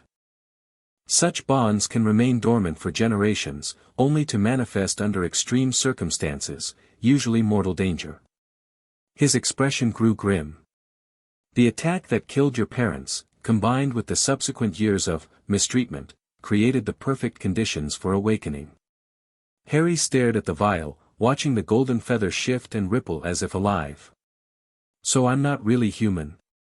You are very much human, Dumbledore interjected, abandoning the pretense of not listening. But you are also something more. A bridge between two worlds, with gifts from both. What does it mean, though? Harry asked. What will happen to me? Flamel exchanged a glance with Dumbledore. That is what we must discover together. The accounts of such hybrids are fragmented, incomplete. Some speak of great deeds, of healing powers and command over flame. Others mention cycles of rebirth, similar to a phoenix's burning day but adapted to human physiology. Rebirth? Harry asked nervously. You mean I'll burn up? Not as dramatically as a full phoenix, Flamel assured him. But yes, you may experience periods of renewal throughout your life, shedding old injuries, illness, even aging to some degree. That's why I felt different after the transformation, Harry realized. Stronger. The marks from where Uncle Vernon grabbed my arm were gone. A flash of anger crossed Dumbledore's face, but it was gone so quickly Harry thought he might have imagined it. Precisely, Flamel said. And your healing abilities may extend to others as well. Phoenix tears are among the most powerful healing substances known to wizard kind. But there are challenges too, Dumbledore added carefully. Great power attracts attention, not all of it welcome. Indeed, Flamel agreed, his tone grave. Which brings us to a matter of some concern. He drew a deep breath. Harry, are you aware that you are not the only hybrid being in existence? Harry blinked in surprise. There are others like me. Not exactly like you. But yes, there are others who carry the essence of primordial beings. They are exceedingly rare, and most live, apart, from wizarding society. And some of them may take an interest in you, Dumbledore added. For better or worse. Before Harry could ask more questions, a gentle chime sounded throughout the office. Dumbledore checked a small silver instrument on his desk. It appears our time is running short. Minerva will be returning soon to prepare Harry for the ministry visit. He fixed Harry with a kind but serious look. For now, I suggest we keep the details of this conversation between us. The ministry need not know everything about your nature. They'll just think I'm a wizard with unusual powers. Harry guessed. Precisely, Dumbledore confirmed. The existence of primordial hybrids is not common knowledge, even among magical scholars. There would be complications if certain factions learned the full truth. Flamel nodded in agreement. Knowledge is power, Harry. And power must be wielded judiciously. He reached into his pocket and produced a small box. Before you go, I have something for you, a gift to help you on your journey. Harry accepted the box curiously. Inside, nestled on a bed of velvet, lay a simple pendant, a small crystal orb containing what appeared to be a perpetually burning flame. A stabilizing charm, Flamel explained. It will help moderate the fire within you, making it less likely to manifest unexpectedly. It won't suppress your nature, merely help you maintain equilibrium until you learn to do so on your own. Thank you, Harry said, genuinely touched by the gift. He slipped the pendant over his head, immediately feeling a subtle change. The constant warmth in his chest became more even, less likely to flare without warning.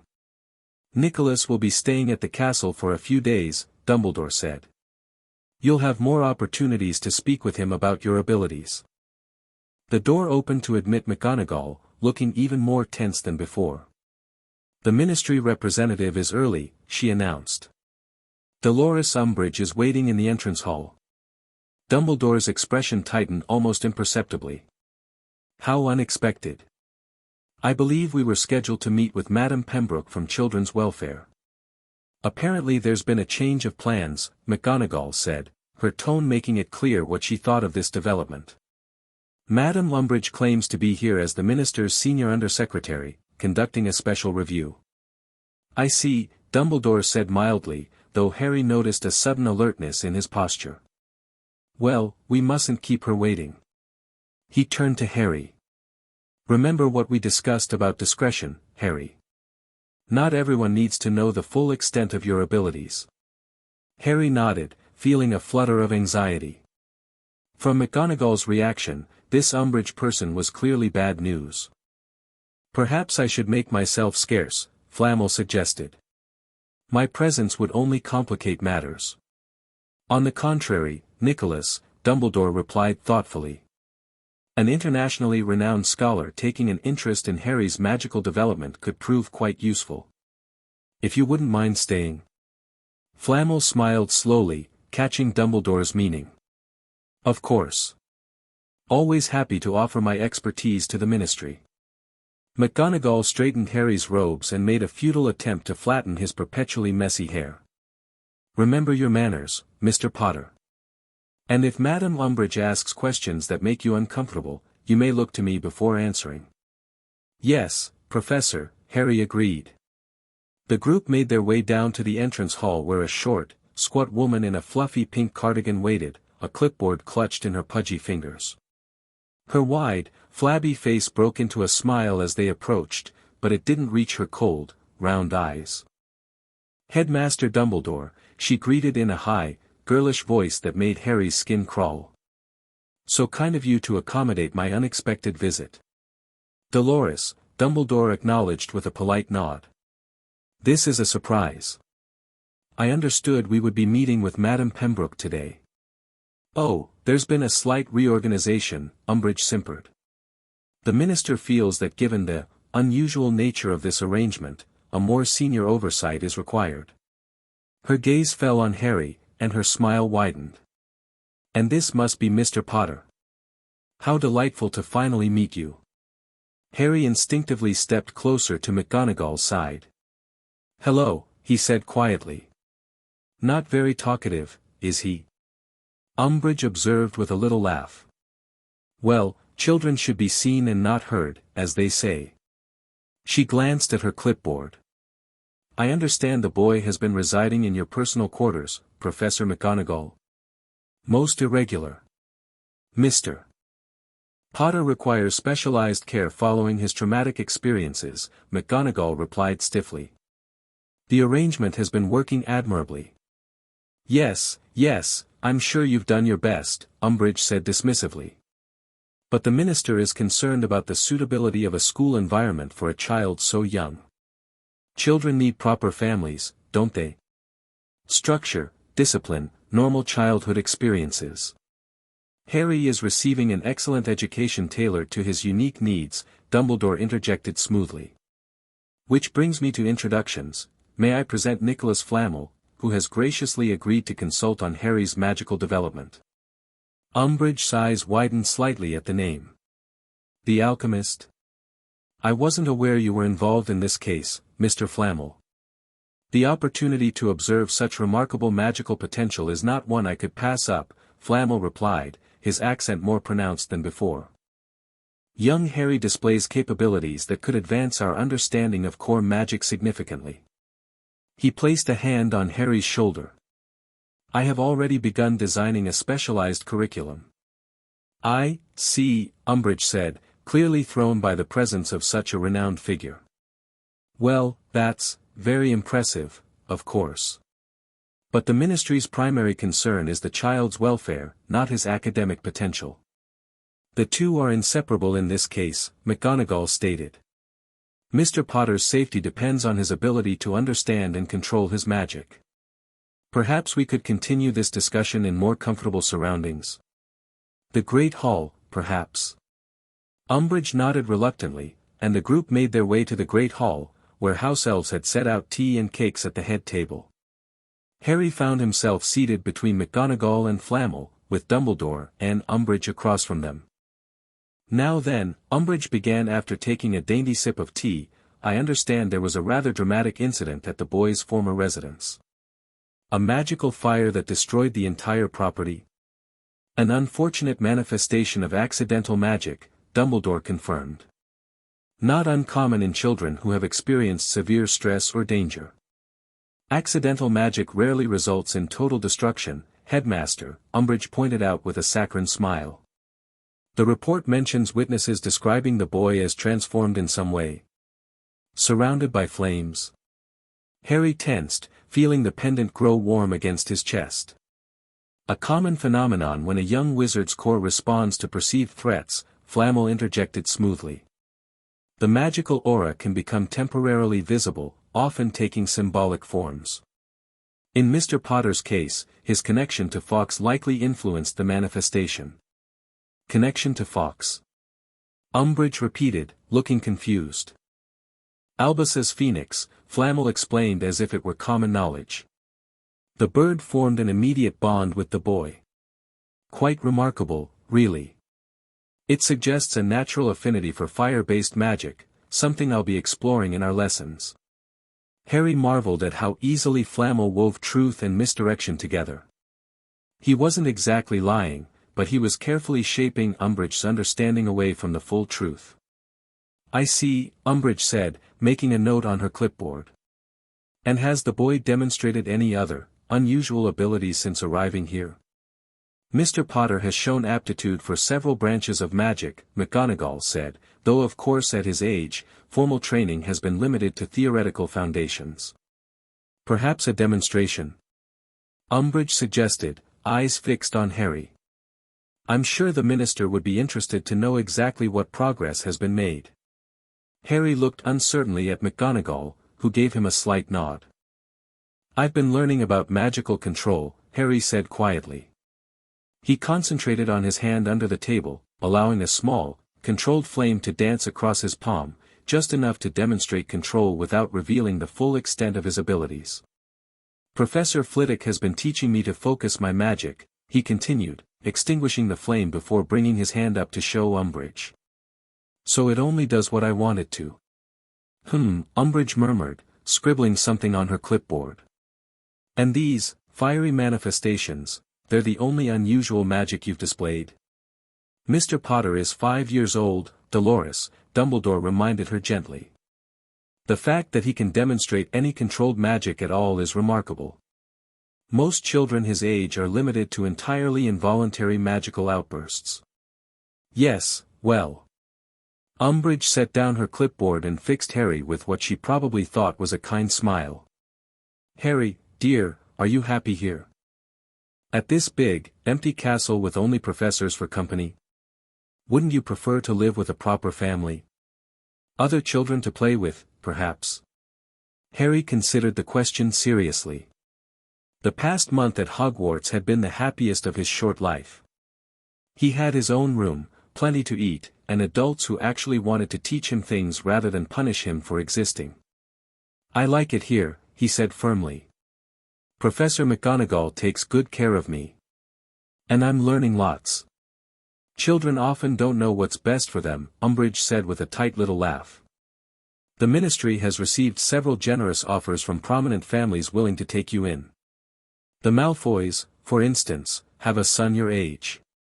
That won't be necessary, Dumbledore said, his tone pleasant but final. As we agreed with Minister Fudge, Harry will remain at Hogwarts during this probationary period. Unless you have evidence that his needs are not being met. Umbridge's smile slipped momentarily. Not at present, no. But the probationary period is for evaluation purposes. The final decision rests with the ministry. Of course, Dumbledore agreed amiably. And we welcome thorough evaluation. Perhaps you'd like to see Harry's living quarters? His classroom facilities? The safety measures we've implemented? The inspection continued for another hour as Umbridge was shown around the areas of the castle relevant to Harry's care. Throughout the tour, she asked probing questions and made copious notes, her expression growing increasingly sour as each concern was addressed with reasonable explanations and evidence of Harry's well-being. When she finally departed, escorted to the gates by Dumbledore himself, Harry felt as if a weight had lifted from his shoulders.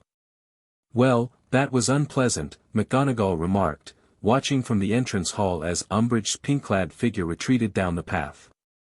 She doesn't like me, Harry observed. It isn't you she dislikes, Mr. Potter, McGonagall corrected. It's the situation, one where the ministry lacks complete control. Minerva is quite right, Flamel agreed, joining them. Politicians despise what they cannot govern absolutely. Your very existence represents a variable they cannot account for. Will they try to make me leave Hogwarts? Harry asked anxiously. McGonagall's expression softened. Not if I have anything to say about it. Now, I believe you have reading to complete before dinner. Harry nodded, recognizing the gentle dismissal. Yes, Professor. Will Mr. Flamel still be here tomorrow? I will indeed, the alchemist confirmed. In fact, I thought we might begin exploring your healing abilities in the morning, if Professor McGonagall agrees. An excellent suggestion, McGonagall said. 9 o'clock in the hospital wing, then. Madame Pomfrey is eager to observe. As Harry made his way back to McGonagall's quarters to finish his reading, he reflected on the day's revelations. The knowledge that he wasn't entirely human should have been shocking, but somehow it felt right, as if a puzzle piece he hadn't known was missing had finally clicked into place. The pendant flannel had given him rested comfortably against his chest, a steady warmth that matched the fire inside him. For the first time since his transformation, Harry felt like he might eventually learn to control his abilities rather than fear them. 3 days later, Harry sat cross-legged on a hospital bed while Madame Pomfrey, the school's matron, examined a shallow cut on his forearm with professional interest. A controlled experiment, she explained to McGonagall, who hovered nearby with a concerned expression. Nicholas assures me the wound is superficial and well within the healing capabilities Mr. Potter has already demonstrated. Harry barely felt the sting of the cut, too fascinated by what was happening inside him. At Flammel's instruction, he had focused on the sensation of warmth in his chest, directing it toward the injury. Now he could feel something responding, a tingle of power flowing through his veins toward the cut. "It's working," he whispered as a single tear formed in his eye, glowing with golden light. "Don't force it," Flammel cautioned from the foot of the bed. "Allow the process to unfold naturally." The tears spilled over, running down Harry's cheek. Acting on instinct, he caught it with his finger and touched the droplet to his injury. The effect was immediate, the cut sealed itself in a flash of golden light, leaving unblemished skin behind. "Remarkable," Madame Pomfrey breathed, passing her wand over the healed area. "Not a trace remains, not even a magical signature. It's as if the wound never existed." "Phoenix tears don't just repair damage," Flammel explained. "They restore the body to its original, perfect state. A true healing, not merely accelerated recovery." McGonagall approached to examine Harry's arm herself. "How do you feel, Mr. Potter?" "Fine," Harry assured her. "It didn't hurt much to begin with, and now it's like it never happened." He looked up at Flammel eagerly. "Can I heal other people too?" "In theory, yes," the alchemist confirmed. "Though the process may be different. With phoenixes, healing others is an act of compassion, the tears respond to genuine empathy for another's suffering." He gestured to Madame Pomfrey. "Perhaps a demonstration?" The matron rolled up her sleeve to reveal a small scar on her wrist. "An old potions accident," she explained. "Never quite healed properly." Harry studied the scar, imagining how it must have hurt when it first happened. To his surprise, he felt that same warmth rising in response to his concern, tears gathering once more. "I think it's working," he said, allowing a tear to fall onto his palm. "Go ahead," Flammel encouraged. Harry carefully touched the glowing tear to Madame Pomfrey's scar. Unlike with his own injury, the healing wasn't instantaneous. The tears seemed to sink into the skin slowly, a gentle golden glow spreading beneath the surface. After a moment, the scar began to fade, the damaged tissue regenerating until no trace remained. "Merlin's beard," Madame Pomfrey whispered, running her fingers over the now perfect skin. "In 30 years of healing, I've never seen anything like it." Flammel nodded approvingly. The ability to heal others is one of the most precious gifts of Phoenix nature. It cannot be forced or used selfishly, it responds only to genuine compassion. "A lesson many wizards would do well to learn," McGonagall commented dryly. Harry felt a wave of exhaustion wash over him suddenly, nearly toppling from his seated position. Flammel caught him by the shoulders, easing him back against the pillows. "As I suspected," he said. "Healing others draws more deeply on your magical core than self-healing. You'll need to rest now." "I'm not usually this tired," Harry protested weakly, even as his eyelids grew heavy. "Your core is still adapting," Flammel explained. "Each new ability you manifest requires energy to stabilize. Think of it as building magical muscles, each exercise strengthens them, but causes temporary fatigue." "A nap, then," Madame Pomfrey declared in a tone that brooked no argument. Followed by a hearty lunch. Harry wanted to protest further, but sleep was already claiming him. The last thing he saw before his eyes closed was Flammel and McGonagall exchanging worried glances above him. He dreamed of fire, not the destructive blaze that had consumed Privet Drive, but a gentle, nurturing flame that surrounded him like an embrace. Within the fire, he could see shapes forming, a magnificent bird with wings outstretched, a human figure with flames for hair, and something else, something ancient and powerful that existed between the two forms. Balance, a voice whispered, though whether it came from the dream or somewhere deeper, Harry couldn't tell. Find the balance between. He woke hours later to find the hospital wing bathed in the golden light of late afternoon. Professor Dumbledore sat beside his bed, leafing through a thick tome. "Ah, Harry," the headmaster said, noticing his movement. "Welcome back. How do you feel?" Harry considered the question, taking mental inventory of his body. The fatigue had vanished completely, replaced by a vibrant energy that made him want to leap from the bed. "Really good," he answered honestly. "Like I could run all the way around the lake." "The restorative properties of Phoenix magic," Dumbledore observed with a smile. "Your body doesn't merely recover from exhaustion, it renews itself entirely." Harry sat up, noticing that they were alone in the hospital wing. "Where are Professor McGonagall and Mr. Flamel?" "Minerva is attending to some administrative matters, and Nicholas is consulting with Professor Snape about a potion that might help stabilize your transformations." Dumbledore set his book aside. "Which gives us an opportunity for a private conversation." Something in the headmaster's tone made Harry pay close attention. "I wanted to speak with you about what happened today," Dumbledore continued. "Your healing abilities are remarkable, Harry, but they come with certain implications." "What do you mean?" Dumbledore leaned forward slightly. "Healing magic of the kind you demonstrated is exceedingly rare. If word of your abilities were to spread, there are those who would seek to use you for their own purposes." His blue eyes grew serious behind his half-moon spectacles. "The ability to heal any injury, to cure any ailment, many would consider that worth any price." Harry frowned. "You mean people would try to take me away from Hogwarts? Like the Ministry?" "The Ministry is merely the most visible of potential interested parties," Dumbledore said carefully. "There are others who operate with less oversight." He sighed. "I don't wish to frighten you, Harry. But I believe you deserve to know why we must be cautious about demonstrating your abilities publicly." "Is that why you didn't tell the Pink Lady, Umbridge, everything about me?" "Precisely," Dumbledore confirmed. "Dolores Umbridge represents a faction within the Ministry that fears what it cannot control. Knowledge of your full nature would be problematic." Harry considered this. "Mr. Flamel said there are others like me, other hybrids. Do they have to hide too?" "Many choose to," Dumbledore acknowledged. "Though their reasons vary. Some seek solitude to master their abilities without interference. Others integrate into society, keeping their true nature hidden. A few have formed communities apart from both wizarding and Muggle worlds." "Will I meet any of them?" Harry asked, curious about these other beings who might understand what he was experiencing.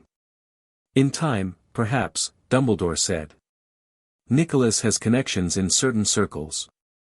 But for now, your safety and education must take priority." He reached into his robes and produced a small package wrapped in silver paper. "Which reminds me, I brought you something to read. A more accessible text on elemental beings than the one I gave you earlier."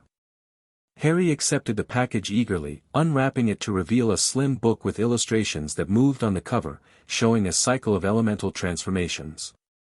It was written for younger readers, Dumbledore explained, though still with academic integrity. Nicholas recommended it.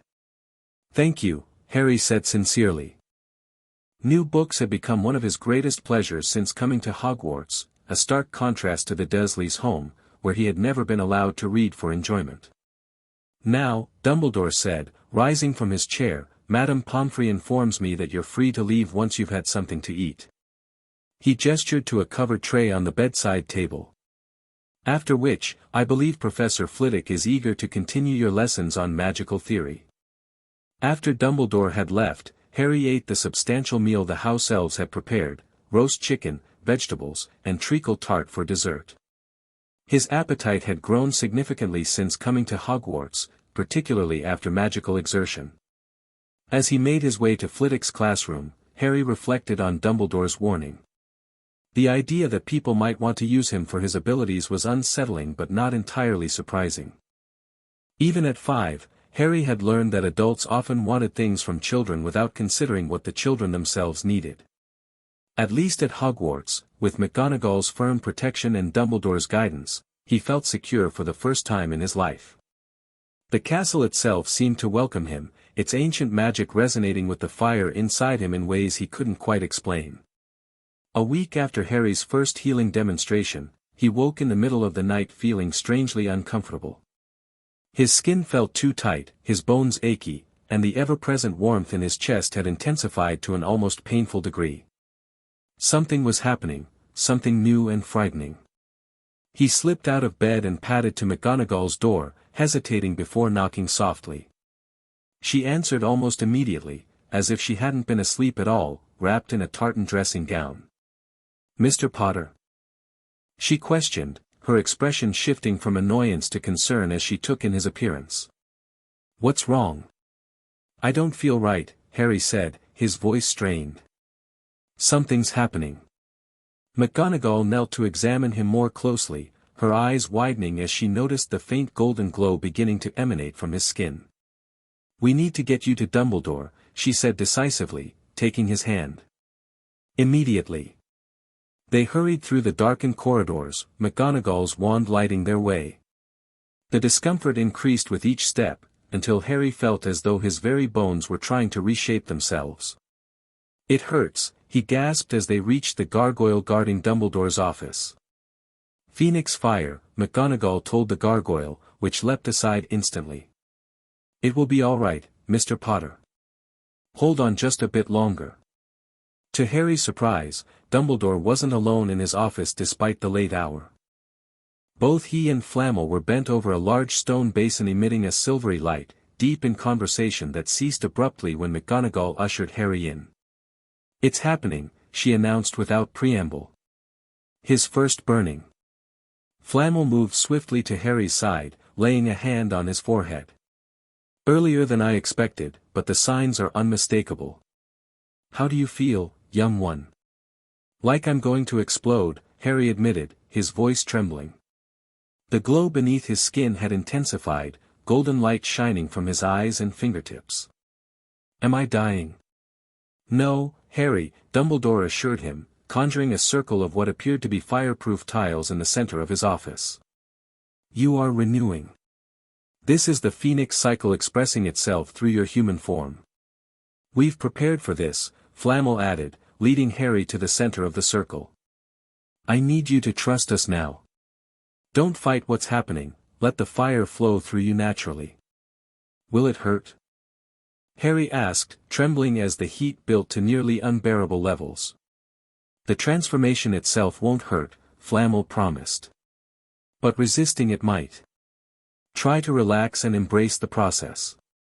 Harry nodded shakily, closing his eyes as the first flames erupted from his fingertips. Unlike the destructive fire at Privet Drive, these flames were pure golden light, beautiful and strangely compelling. "That's it," Flamel encouraged. "Don't fight it." The fire spread rapidly, engulfing Harry's arms and legs in painless flames that consumed his pajamas but left his skin intact. He could feel the fire reshaping him, the phoenix nature asserting itself more fully than it had during his first transformation. Wings of pure flame sprouted from his back once more, and his hair transformed into a crown of living fire. "Extraordinary," McGonagall whispered, watching from a safe distance. Harry opened his eyes, now seeing the world through a golden haze. Unlike the first transformation, which had been fueled by fear and desperation, this one felt purposeful, controlled. He could sense the fire responding to his will, shaping itself according to his need rather than consuming indiscriminately. "Well done, Harry," Dumbledore said, approaching the circle of fire that now surrounded the transformed child. "How do you feel?" "Different," Harry replied, his voice resonating with harmonics like the trill of a phoenix. "But good different. Stronger." "Your first controlled burning day," Flamel said with evident satisfaction. A significant milestone. And remarkably stable for one so young.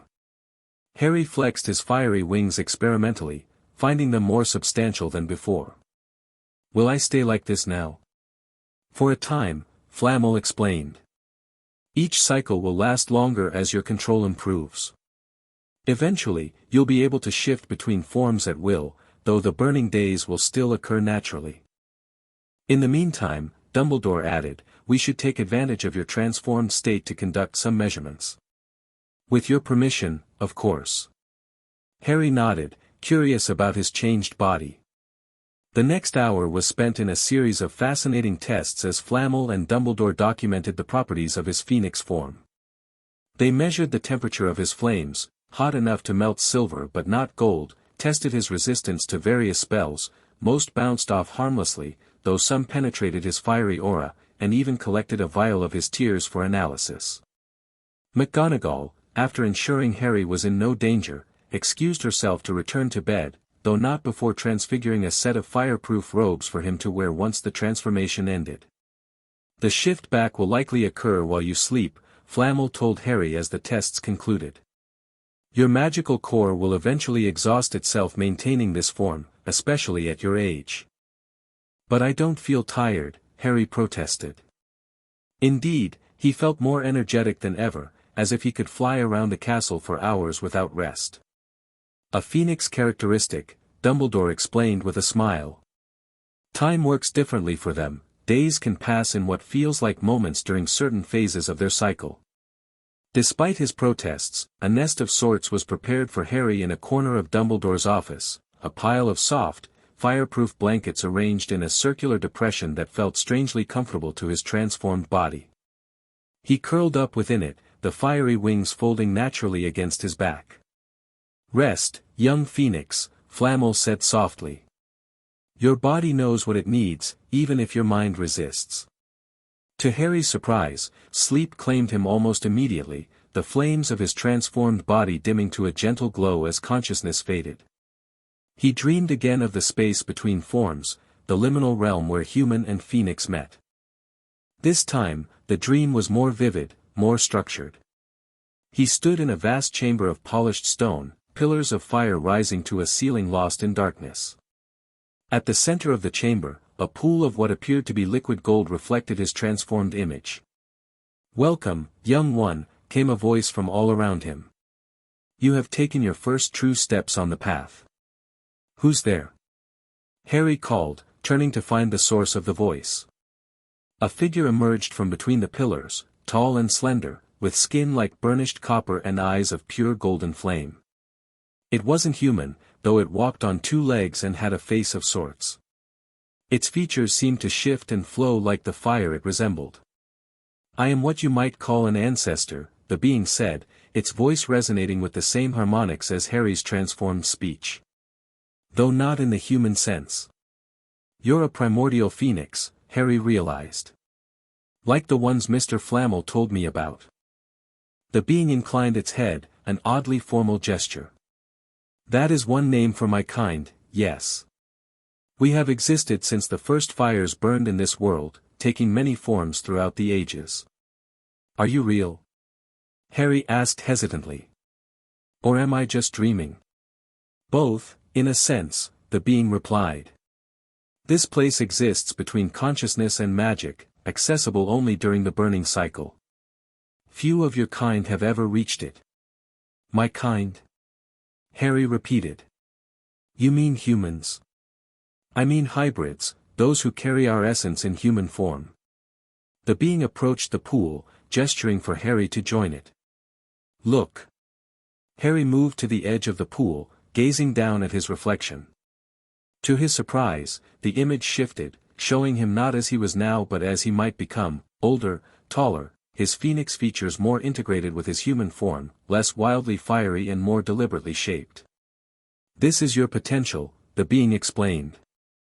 Neither fully human nor fully phoenix, but something new, a bridge between worlds. Is that good or bad? Harry asked uncertainly.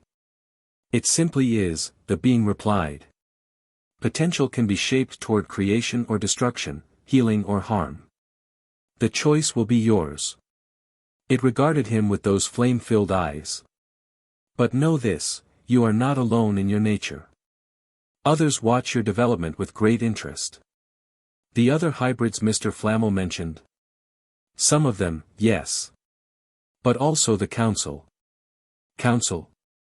Harry echoed. The Primordial Council, the being clarified. Those of us who chose to maintain consciousness through the ages. We observe the balance between worlds, intervening only when necessary. And they're watching me? Harry asked, feeling suddenly self-conscious. A human child manifesting primordial phoenix powers is unprecedented, the being admitted.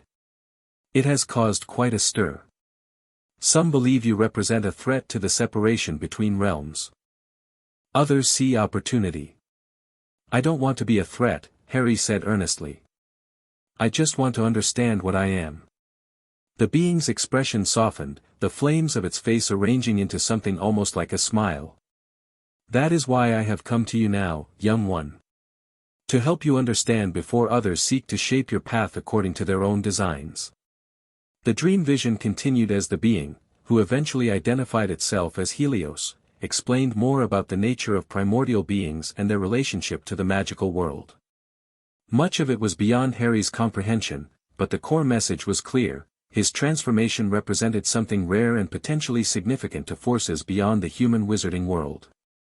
Our time grows short, Helios said eventually, as the pillars of fire began to dim. You will wake soon, return to your human form but forever changed by this first conscious burning. Will I see you again? Harry asked. When you undergo the burning cycle, this place will be accessible to you, Helios confirmed. Though I cannot promise I will always be the one to greet you. The Council has many voices, not all as receptive to your existence as I am. Thank you for helping me, Harry said sincerely. Remember, young one, balance is key. Neither fully one nor the other, but the strength of both. With those words, Helios faded into the flames, and the dream chamber dissolved around Harry. He woke to sunlight streaming through Dumbledore's office windows and the curious face of Fawkes peering down at him from the edge of his nest. As predicted, he had returned to his human form during the night, though he felt different, more settled in his skin somehow, as if the burning had resolved some internal conflict he hadn't been fully aware of. Good morning, Harry, came Dumbledore's voice from his desk. How do you feel after your first burning day? Harry sat up, finding himself dressed in the fireproof pajamas McGonagall had transfigured. Different, he said after a moment's consideration. Like parts of me that didn't fit together before make more sense now. An apt description, Flamel agreed, emerging from a side chamber with a steaming cup in his hand. The burning cycle helps integrate the dual aspects of your nature. I had a dream, Harry said, then hesitated, unsure how to explain the strange vision. A visitation dream? Flamel asked sharply, suddenly very attentive. Did you meet someone? Harry nodded. He said his name was Helios. He was like a person made of fire, but not exactly. He said he was a primordial phoenix, part of something called the Council. Flamel nearly dropped his cup, exchanging a significant look with Dumbledore. The Primordial Council has taken notice already? This is unexpected. Is that bad? Harry asked anxiously. Not necessarily, Dumbledore said carefully. But it confirms that your manifestation has implications beyond what we initially understood. Helios is known in certain ancient texts as one of the more benevolent primordials. He seemed nice, Harry offered. He wanted to help me understand what I am. And did he explain anything specific? Flamel pressed. Any messages or warnings? Harry frowned, trying to remember the details of the dream. He said I'm being watched by the Council. That some of them think I'm a threat, and others see me as an opportunity. He looked up at the two wizards. And he talked a lot about balance, being neither fully human nor fully phoenix, but finding strength in both. Sound advice, Dumbledore commented, though his expression remained troubled. The concept of balance is central to many magical traditions. Indeed, Flamel agreed. But the Council's direct interest suggests we must accelerate certain aspects of Harry's training. He turned to the boy with newfound urgency. The Primordials rarely involve themselves in human affairs, Harry. That one has reached out to you directly indicates that events are unfolding faster than anticipated. Before Harry could ask what this meant, the office door opened to admit Professor McGonagall, looking refreshed but concerned. "Ah, Minerva," Dumbledore greeted her. "Harry has returned to his human form, as you can see, and with some fascinating experiences to report." "I'm glad to see you well, Mr. Potter," McGonagall said, visibly relaxing at the sight of Harry in his normal state. "Though perhaps next time you might give some warning before undergoing a magical transformation in the middle of the night." "I don't think it works that way, Professor," Harry said apologetically. "No, indeed," Flamel confirmed. "The burning cycle follows its own timetable, though with experience, Harry may learn to sense its approach." He turned to Dumbledore. "In light of recent developments, I believe I should extend my stay at Hogwarts. The Council's interest changes matters significantly." "I quite agree," Dumbledore said gravely. "And perhaps we should consider additional security measures as well." McGonagall raised an eyebrow. "You believe the boy is in danger?" "Not immediately, perhaps," Flamel answered. "But attention from the primordial realm rarely goes unnoticed by other interested parties." Dumbledore nodded thoughtfully. "I'll speak with Alastair about reinforcing the castle wards. And perhaps it would be wise to limit Harry's exposure beyond the grounds for the time being." Harry listened to this exchange with growing concern. "Does this mean I can't go outside anymore?" "Not at all," Dumbledore assured him quickly. "The Hogwarts grounds remain perfectly safe. We merely suggest avoiding trips to Hogsmeade or other public wizarding areas for now." "A sensible precaution," McGonagall agreed. "Now, Mr. Potter, I believe breakfast awaits, followed by your lessons with Professor Snape." Harry groaned inwardly. While most of the Hogwarts professors had warmed to him over the past month, Snape remained coldly professional at best, openly disdainful at worst. The potions master had agreed to teach Harry basic ingredient preparation and magical theory, but made no secret of considering it a waste of his valuable time. After changing into proper clothes and eating a hearty breakfast in McGonagall's quarters, Harry made his way to the dungeons where Snape's classroom was located. The coolness of the stone corridors felt strangely pleasant against his skin, which still retained some of the residual warmth from his transformation. He entered the classroom to find Snape already there, arranging ingredients on a work table with meticulous precision. "You're late, Potter," the potions master said without looking up. "I'm sorry, Professor," Harry replied, checking the clock on the wall. "I thought our lesson was at 10 o'clock. "It is precisely 10:01, Snape countered, finally turning to face him. He paused, dark eyes narrowing as he studied Harry intently. "You've undergone your first burning cycle." Harry blinked in surprise. "How did you know?" "It is evident in your magical signature," Snape said dismissively. "To those with the sensitivity to perceive such things." He gestured to the work table. "Today we will be preparing ingredients for a calming draft. The process requires precision and control, qualities you would do well to develop." The lesson proceeded with Snape's usual stern efficiency, though Harry noticed the professor watching him more closely than usual. Several times, he caught Snape studying him with an unreadable expression when he thought Harry wasn't looking. "Professor," Harry ventured during a pause in the instruction, "do you know about the Primordial Council?"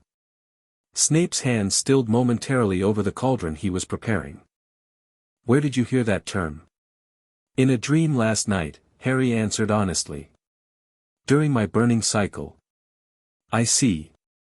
Snape's voice was carefully neutral. "And what exactly did this dream tell you about the council?" Harry hesitated, unsure how much to share. "That they're watching me. That some of them think I'm dangerous." "They may not be wrong," Snape said quietly, almost to himself. More loudly, he added, "The council is not a subject for casual discussion, Potter. Nor is it relevant to your potions education. But if they're interested in me, shouldn't I know more about them?" Snape fixed him with a penetrating stare. Knowledge without context can be more dangerous than ignorance. When the headmaster and Flamel determine you are ready for such information, they will provide it. He returned his attention to the cauldron. Now, the moonstone powder needs to be added precisely 3 stirs after the valerian root. Observe carefully. The remainder of the lesson passed without further mention of primordials or councils, though Harry's mind kept returning to his strange dream and the reactions it had provoked in the adults around him. Everyone seemed to know more than they were willing to share, treating him as too young to understand the implications of what was happening to him. By the time he returned to McGonagall's quarters for lunch, Harry had resolved to learn more on his own. The Hogwarts library was vast, and while many sections were restricted, surely there must be something about primordial beings in the general collection. After all, Dumbledore himself had given him a book on the subject, albeit a simplified version. His opportunity came the following afternoon when McGonagall was called away to deal with a mishap in the Transfiguration classroom where Professor Vector had been conducting some experimental spell work. Harry was left in the care of a house elf named Dobby, recently hired to Hogwarts staff with the specific duty of assisting with his care. Dobby must be making sure young Master Harry is safe and comfortable, the elf had declared with enthusiastic bows. Headmaster Dumbledore says Dobby is perfect for the job because Dobby understands special magic. "Dobby," Harry asked once McGonagall had left, "could you take me to the library? I need to find some books for my studies." "Of course, young master," Dobby exclaimed, his large ears quivering with excitement. Dobby is happy to help the great Harry Potter with his learning. The library was empty except for Madame Pants, the stern librarian, who raised an eyebrow at Harry's arrival but made no comment. She had been briefed on his presence at the castle and seemed to have adopted an attitude of grudging tolerance toward the young resident. "Dobby will wait while young master finds his books," the house elf said, settling into a chair near the entrance where he could keep an eye on Harry while remaining inconspicuous. Harry made a show of looking for books on magical theory, which wasn't entirely a pretense, he did need references for his work with Professor Flitwick. But once he had gathered a few appropriate texts, he made his way toward the sections dealing with magical creatures and ancient history. Finding information on primordial beings proved more challenging than he'd anticipated. Most books mentioned them only in passing, if at all, treating them as legends rather than real entities. After nearly an hour of searching, however, Harry discovered a promising volume titled Elemental Intelligences, a comparative study of pre-wizarding magic. The book was complex, clearly intended for advanced scholars, but contained several chapters on primordial beings, including one specifically addressing the Conclave of Elementals, which Harry suspected might be another name for the council Helios had mentioned. He was so absorbed in deciphering the dense text that he didn't notice the library door opening or the soft footsteps approaching until a shadow fell across his page. "An ambitious choice of reading material, Mr. Potter."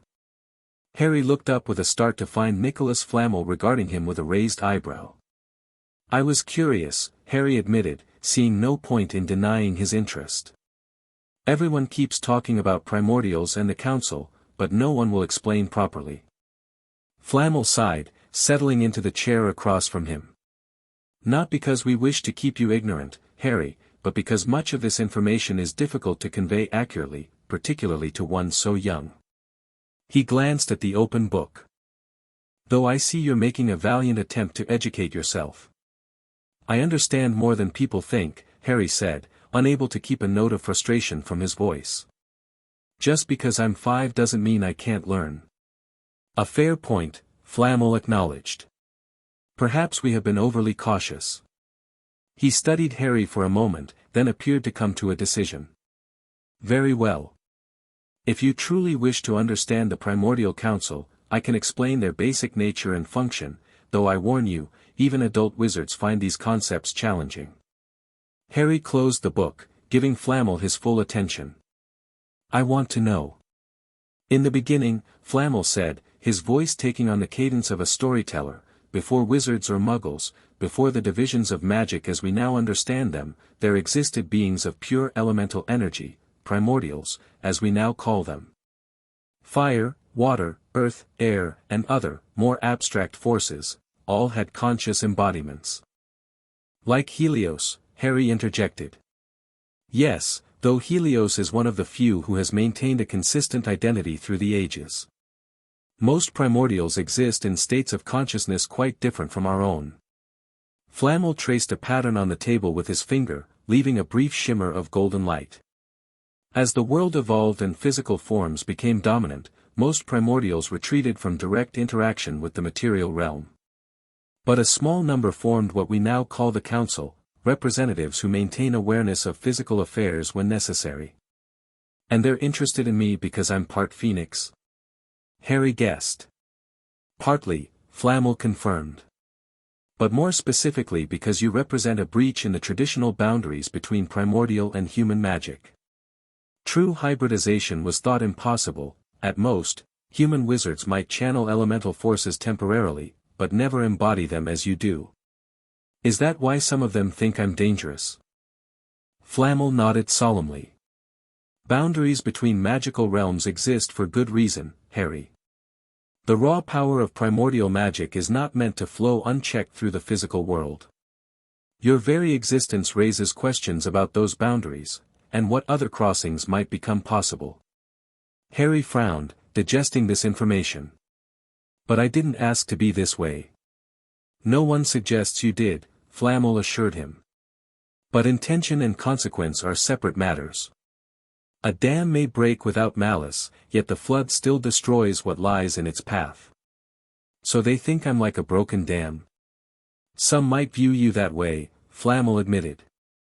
Others, like Helios, appear to see potential rather than threat. The Council seldom agrees unanimously on any matter. He leaned forward slightly.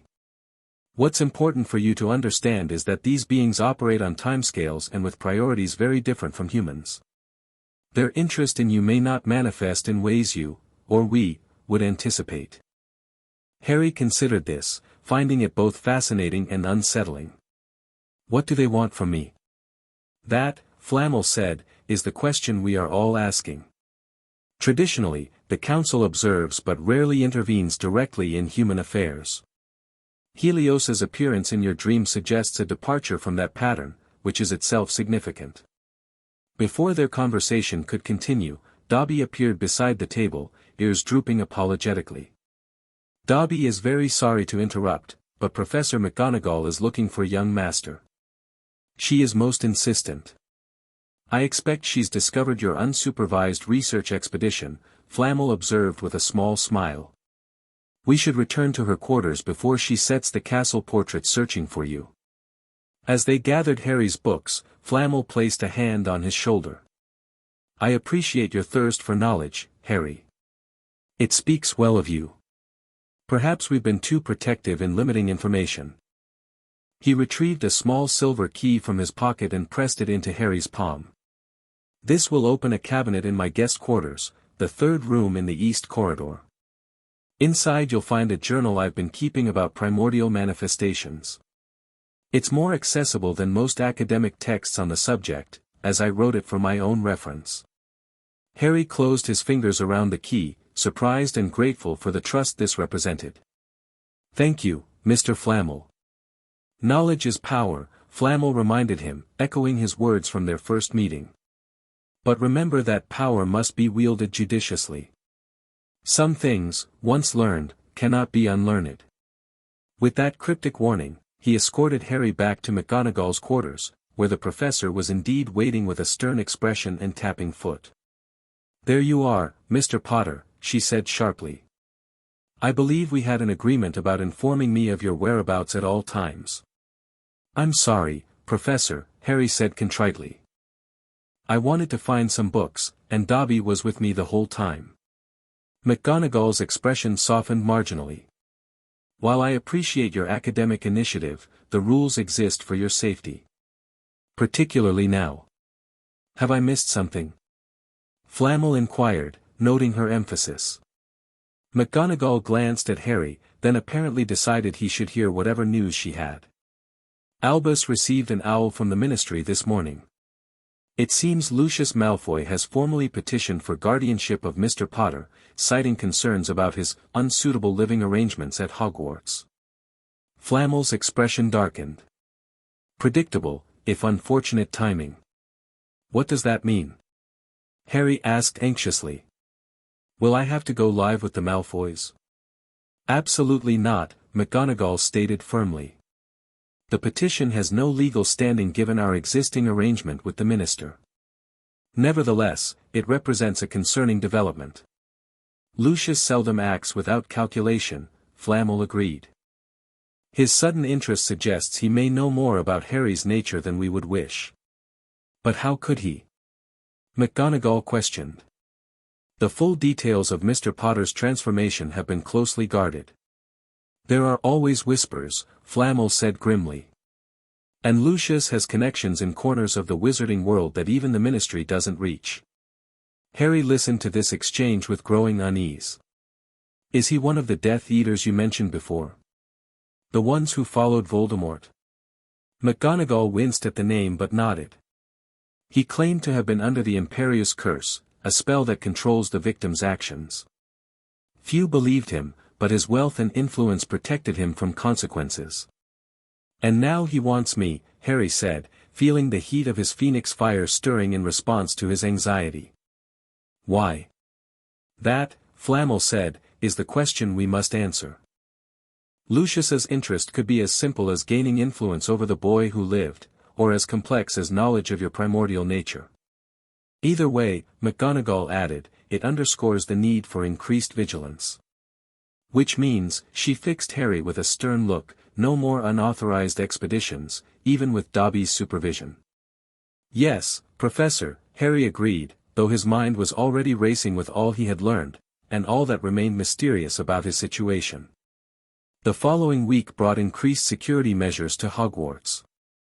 Though the castle was already well protected, Dumbledore had enlisted the help of Alastair Mad-Eye Moody, a retired Auror with a reputation for paranoia matched only by his skill with defensive magic.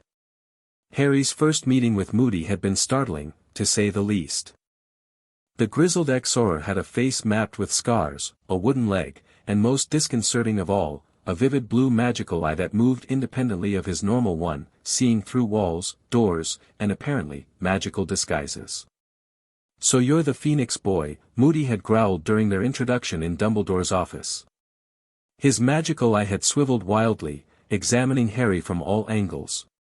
Interesting magical signature you've got there. Never seen anything quite like it. Thank you. Harry had replied uncertainly. Wasn't a compliment, lad. Unique means unpredictable. Unpredictable means potential threat. Moody had stumped closer, his magical eye fixed unnervingly on Harry's chest where the phoenix fire burned internally. Though I suppose you could be useful in a pinch. Healing tears, fire manipulation, tactical advantages, those. Despite his gruff manner, Moody proved to be thorough in his security assessments. New wards were added to the castle, particularly around the areas Harry frequented. McGonagall's quarters received special attention, with protections that Moody claimed would give even Dumbledore pause. Harry's movements became more restricted, though efforts were made to prevent him from feeling imprisoned. His lessons continued, now supplemented by occasional sessions with Moody himself, who insisted that constant vigilance was a lesson best learned young. Basic awareness, the ex-Auror explained during their first session in a disused classroom. Most wizards, most people generally, stumble through life half asleep. Notice nothing until it's hexing them in the face. What should I be noticing? Harry asked, trying to ignore the way Moody's magical eye seemed to be examining the inside of his skull. Everything, Moody barked. Exits. Entrances. Changes in routine. New faces. Old faces acting differently. The feel of magic around you. He tapped his wooden leg against the floor. Lost this because I missed the signs of an ambush. Not making that mistake again, and neither will you if I have anything to say about it. Despite the ominous warnings and increased security, Harry found himself adapting to his new reality with surprising resilience. The burning cycle had indeed changed something fundamental in him.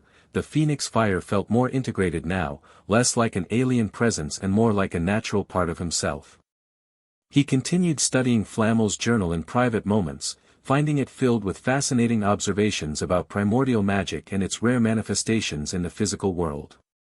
The alchemist had documented centuries of research, including encounters with beings similar to, though not identical to, Harry's condition.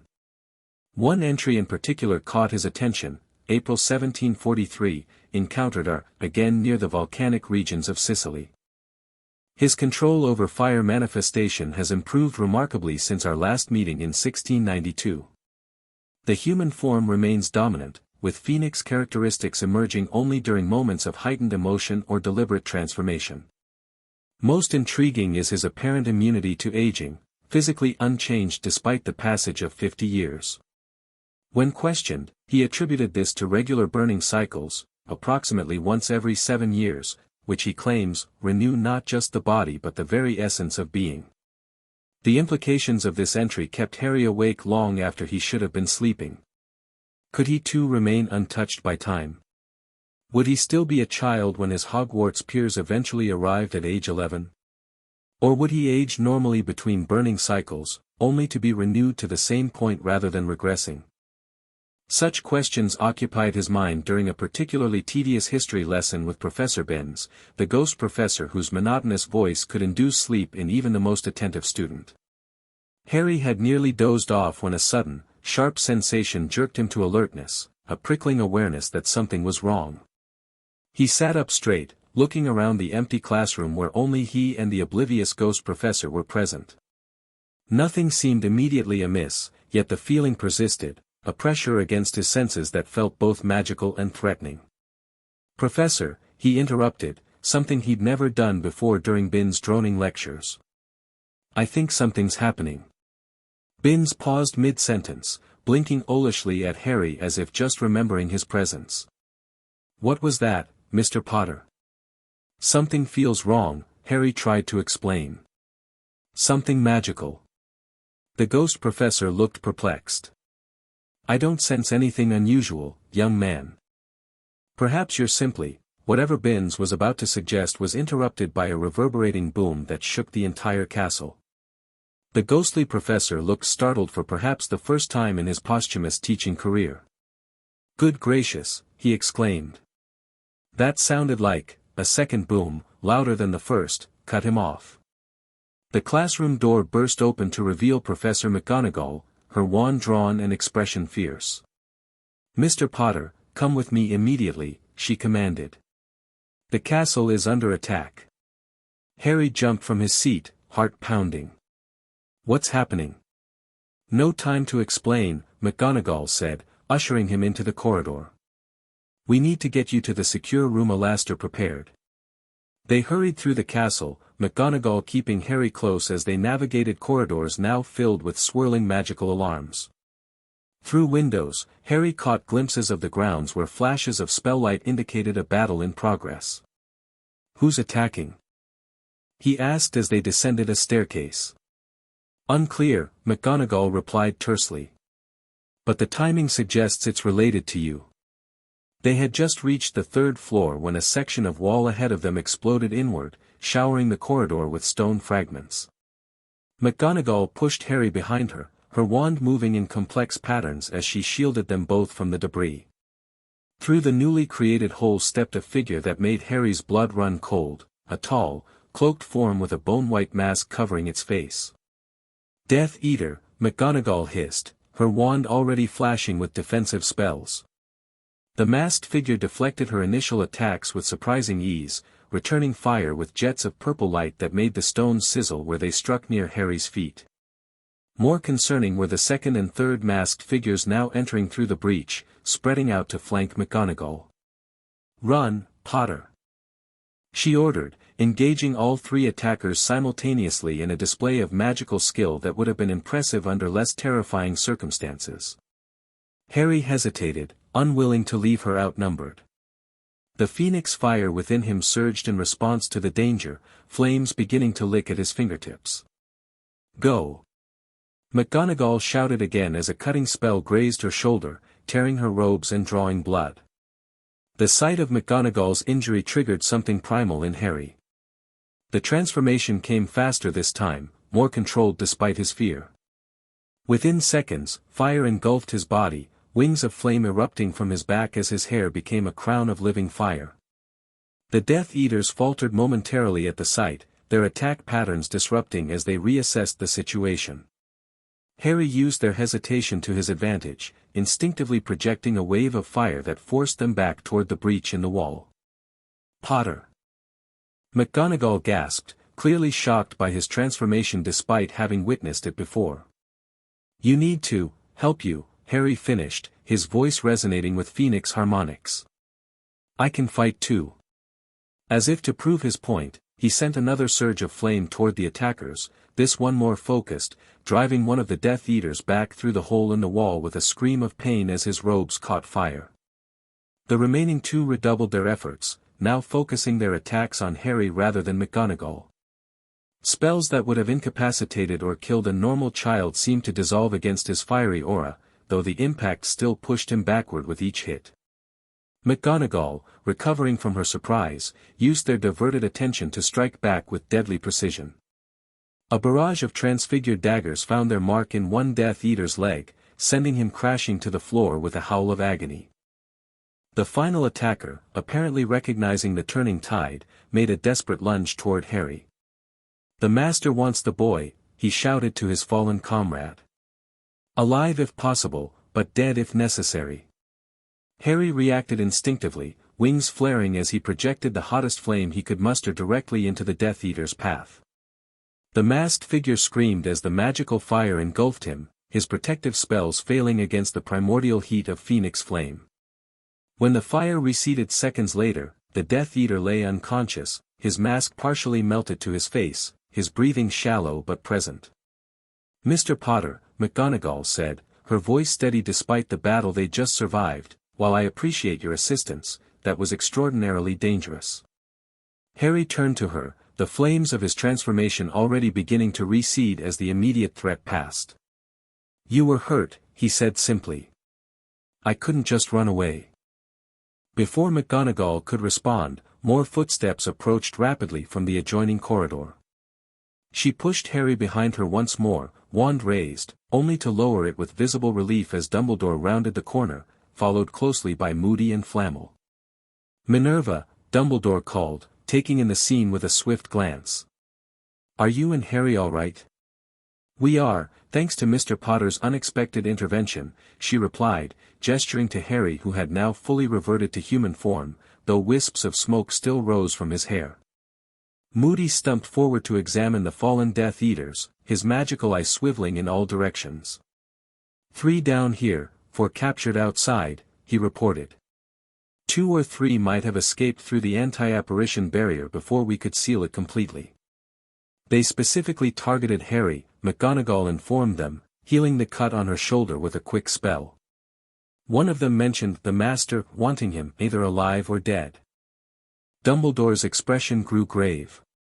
"As we feared, then. Word of Harry's nature has reached Voldemort's remaining followers." "But Voldemort's gone," Harry objected. "You said he was destroyed when he tried to kill me." The adults exchanged looks that Harry was beginning to recognize all too well, "there's more to this but he's too young to know" expression. "The situation is complicated," Dumbledore said carefully. "While Voldemort was severely diminished that night, there are indications he may exist in a weakened state, seeking means to restore himself. And a boy with Phoenix powers would be quite the prize," Flammel added grimly. "Rebirth from destruction is a magic Voldemort would covet above all others." Harry felt suddenly cold despite the residual heat of his transformation. "He wants to use me to come back." "It appears so," Dumbledore confirmed. "Though today's attack suggests a concerning level of organization among his followers. They shouldn't have been able to breach Hogwarts' defenses so easily." "They had help," Moody growled, holding up a small silver object he'd retrieved from one of the unconscious attackers. Ward breaker. Expensive, rare, and highly illegal. Someone with significant resources is backing this operation. Malfoy, McGonagall said immediately. The timing is too convenient to be coincidence. Possibly, Dumbledore agreed. Though I hesitate to make accusations without proof. He turned to Harry. What matters now is ensuring your safety. I believe we must accelerate our plans. What plans? Harry asked. To prepare you for what's coming, Flamel answered. Your Phoenix abilities are developing more rapidly than anticipated, partly in response to the threats you face. We must ensure your training keeps pace. And we need to move you to a more secure location, Moody added bluntly. Hogwarts has been compromised once, which means it can be compromised again. Harry felt a surge of panic at the thought of leaving the castle that had become his home. But where would I go?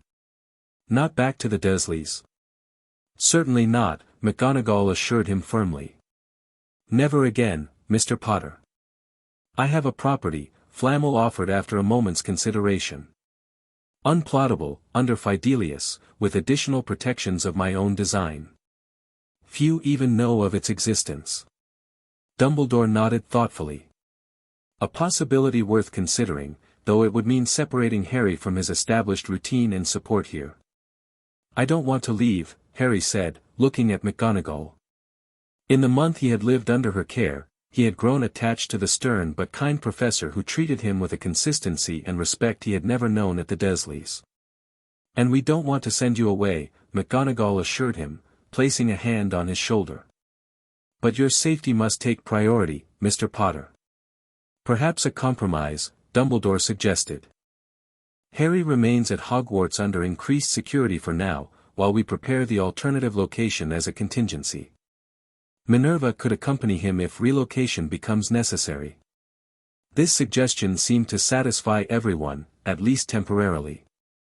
Moody insisted on moving Harry to the secure room he had prepared regardless, at least until the castle had been thoroughly checked for any remaining intruders or hidden threats. The room, located behind a concealed door near Dumbledore's office, was small but comfortable, with no windows but several magical scenes on the walls that showed different views of the Hogwarts grounds.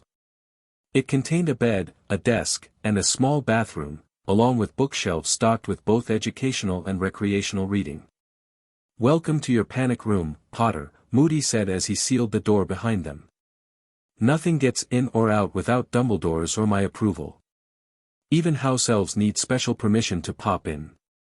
How long do I have to stay here? Harry asked, already feeling claustrophobic despite the room's comfortable furnishings. Until we've secured the perimeter and identified exactly how those Death Eaters bypassed our wards, Moody answered. A day, maybe two. 2 days. Harry repeated incredulously. Better bored than dead, Moody replied with blunt pragmatism. He stomped around the room, his magical eye examining every corner. You've got books, a self-filling food tray, and an emergency contact orb. He pointed to a crystal sphere on the desk. Touch it if you need something or sense danger. Otherwise, sit tight. After Moody left, Harry explored his temporary prison more thoroughly. The books, at least, showed evidence of thoughtful selection, a mix of magical theory texts, wizarding children's stories, and some muggle fiction that someone, probably Dumbledore, had correctly guessed might interest him. The food tray provided hot meals at regular intervals, and the magical scenes on the walls changed periodically to show different views around the castle. Harry found himself gravitating toward these, watching the commotion as Aurors, wizarding law enforcement, he had learned, secured the grounds and examined the points where the Death Eaters had breached the protections. By evening, his initial fear had given way to restlessness and frustration. The phoenix fire inside him seemed to share his mood, flickering uneasily in response to his confinement. Harry practiced the calming exercises Flamel had taught him, focusing on regulating the internal heat to a steady, manageable level. He was in the middle of one such exercise when the door to his secure room opened unexpectedly, admitting not one of the Hogwarts professors as he had anticipated, but a stranger, a tall, elegant woman with silver blonde hair and features of such perfect symmetry that they seemed almost unnatural. Harry jumped to his feet, instinctively backing away as the door sealed itself behind her. "Who are you?" he demanded. "How did you get in here?" "Peace, young phoenix," the woman said, her voice carrying harmonics similar to Harry's own when transformed. "I mean you no harm." "You're not human," Harry realized, sensing something familiar yet different about her magical signature. "Not entirely," she confirmed with a slight smile. "Just as you are not entirely human yourself." Understanding dawned. "You're a primordial hybrid. Like me." "Similar," she acknowledged, "though water is my element, not fire." She extended a hand, and a sphere of liquid formed above her palm, shifting and swirling with inner light. "I am Nerissa, envoy of the Primordial Council." Harry's eyes widened. "You're from the Council?" "The same one Helios told me about." "Helios spoke truly," Nerissa confirmed, dissolving the water sphere with a gesture. "The Council has been observing your development with great interest, young one." "Why? What do they want with me?" Nerissa studied him with eyes that shifted color like the depths of the ocean. "That is a complex question. Some wish to study you. Others see you as a potential ally. A few consider you a threat to be contained." She moved to one of the room's chairs, seating herself with fluid grace. "I have been sent to deliver a message and evaluate your current state." Harry remained standing, wary despite her non-threatening demeanor. "What message?" "The Council recognizes your unique position as the first fire hybrid to manifest in over 2 centuries. They acknowledge your right to exist." Her expression became more serious. "However, they are concerned about the attention you have drawn from the human wizarding world, particularly those who would use your powers for destructive purposes." "You mean Voldemort and his followers," Harry guessed. "Among others," Nerissa confirmed. "The balance between realms is delicate, young phoenix. Your emergence has already caused ripples. A full conflict over your abilities could create waves that affect all worlds." "That's not my fault," Harry protested. "I didn't ask for any of this." "Fault is irrelevant," Nerissa said, though not unkindly. "Consequences exist regardless of intention." She leaned forward slightly. "The Council offers you a choice: come with me now to a place of sanctuary, where you can develop your abilities without interference from those who would exploit them. Or remain here, under the protection of your human guardians, but with the understanding that the Council cannot guarantee your safety or the stability of the surrounding magical environment." Harry stared at her, processing the implications of her offer. "You want me to leave?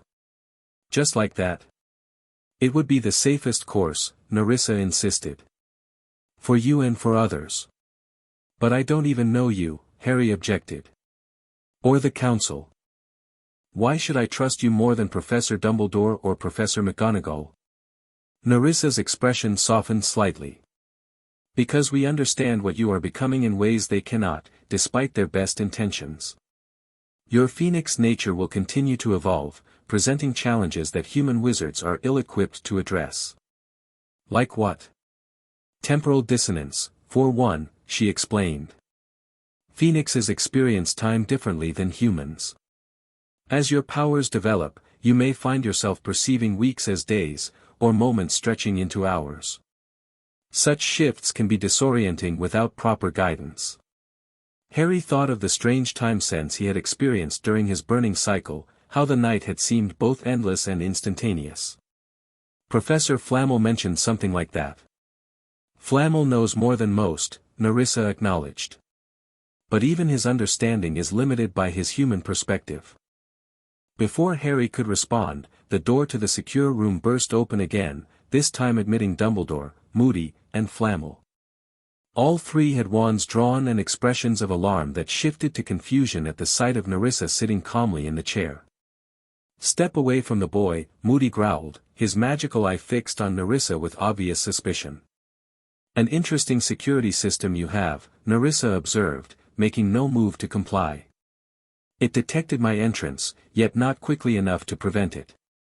"Who are you?" Dumbledore demanded, though his expression suggested growing recognition.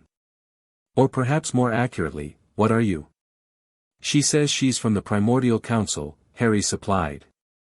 "A water hybrid named Nerissa." Flamel lowered his wand slightly. "The Council has sent an envoy already?" "That's unprecedented. Recent events have accelerated their interest," Nerissa replied calmly. "The attack on Hogwarts demonstrated the boy's vulnerability here." "And you're offering what, exactly?" Moody demanded, still covering her with his wand. "Kidnapping disguised as protection." "A sanctuary," Nerissa corrected. "A place where young Harry can develop his abilities without threat from dark wizards or misguided ministries. And without the support of those who care for him," Dumbledore added pointedly. "Without the human connections that ground him in the world to which he also belongs." Nerissa's expression remained impassive. "The Council anticipated your reluctance. That is why the choice is offered to the boy himself." All eyes turned to Harry, who felt the weight of decision far beyond his years pressing down on him. Part of him was curious about this sanctuary, about others who might share his dual nature. But a stronger part recoiled from the thought of leaving with this stranger, abandoning the first real home and family he had known. "I want to stay," he said firmly. "I trust Professor Dumbledore and Professor McGonagall. If there are things I need to learn about being a Phoenix hybrid, they can help me find teachers." He looked at Flamel. "And I already have one, anyway." Something like respect flickered in Nerissa's ocean-deep eyes. "You choose loyalty over safety." "Interesting." "I choose my home," Harry corrected.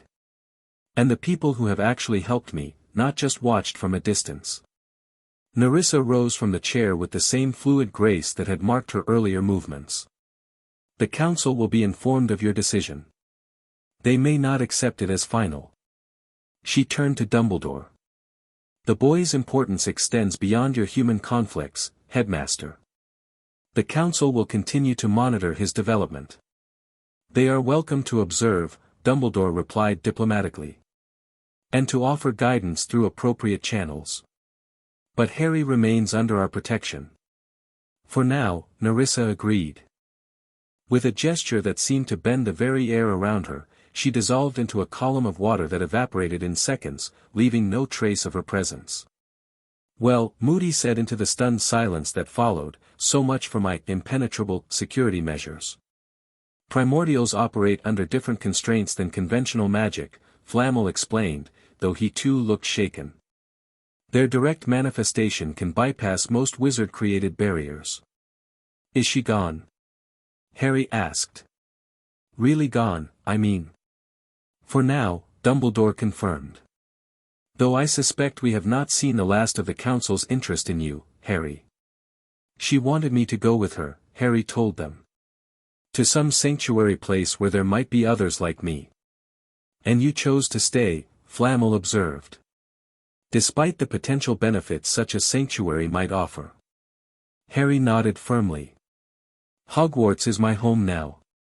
"And your?" He hesitated, then continued more quietly, "You're the closest thing to family I have." McGonagall, who had entered during the confrontation and remained silent until now, stepped forward to place a hand on Harry's shoulder.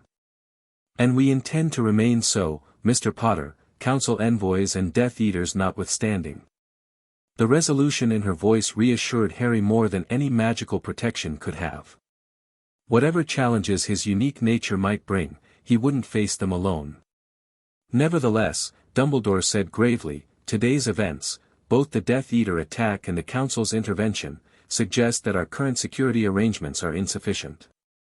I believe it is time to implement our contingency plan." "Nicholas's property?" McGonagall asked, her hand still on Harry's shoulder. "Yes," Dumbledore confirmed. "Though I propose a modification. Rather than separating Harry from Hogwarts entirely, perhaps we could establish a more secure connection between the two locations, allowing him to continue his education here while residing in a location unknown to potential threats." "A permanent portal?" Flamel suggested. It could work, though the magical signature might be detectable. Not if we anchor it properly, Moody growled, his magical eye swiveling as if already planning the security arrangements. I know a few tricks from my Auror days that could mask the connection. As the adults discussed the logistics of his new living arrangement, Harry felt a complex mixture of emotions. Fear at the day's events, certainly, but also a strange sense of validation. For the first time in his life, people were fighting to protect him, to keep him close rather than to be rid of him. Whatever came next, Death Eaters, the Primordial Council, or Voldemort himself, Harry knew he had chosen the right path by staying. Hogwarts had become his home, and these people, with all their complexity and secrets, had become something like a family. The phoenix fire within him settled into a steady, comforting warmth at this realization. He might be caught between worlds, neither fully human nor fully primordial, but perhaps that borderland was exactly where he belonged. Chapter 3, Wings of Destiny. Golden light spilled across the ancient stone floor as Harry Potter extended his wings to their full span. 6 months of practice had transformed the wild, uncontrolled flames of his first transformation into elegant, precisely formed appendages that responded to his thoughts as naturally as his own arms. Excellent control, Harry, Nicholas Flamel observed from the edge of the training chamber. Now, attempt the partial manifestation we discussed. Harry nodded, his face a mask of concentration. The wings of fire began to shrink, flames receding until only a subtle golden aura remained around his shoulders. His eyes still gleamed with internal fire, but the rest of his appearance was nearly human. I did it, he exclaimed, turning to his mentor with a proud grin. Indeed you did, Flamel confirmed, approaching to examine the manifestation more closely. Selective transformation is a significant achievement, particularly for one so young. At nearly 6 years old, Harry had grown both physically and magically since the dramatic events of the previous winter. Regular meals and proper care had filled out his once skinny frame, while consistent training had honed his control over his phoenix abilities. The frightened child who had accidentally burned down Privet Drive was gone, replaced by a confident young hybrid steadily growing into his powers. How long do you think I can maintain it this time? Harry asked, experimentally flexing his shoulders where the wings remained dormant but accessible. Let's find out, shall we?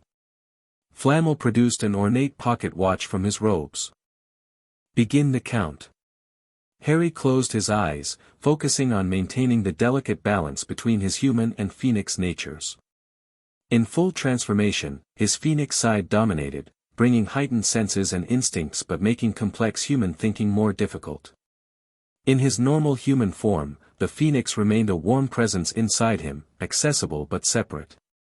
This partial state, what Flamel called the integration phase, was the most challenging to maintain, requiring simultaneous engagement of both aspects of his being.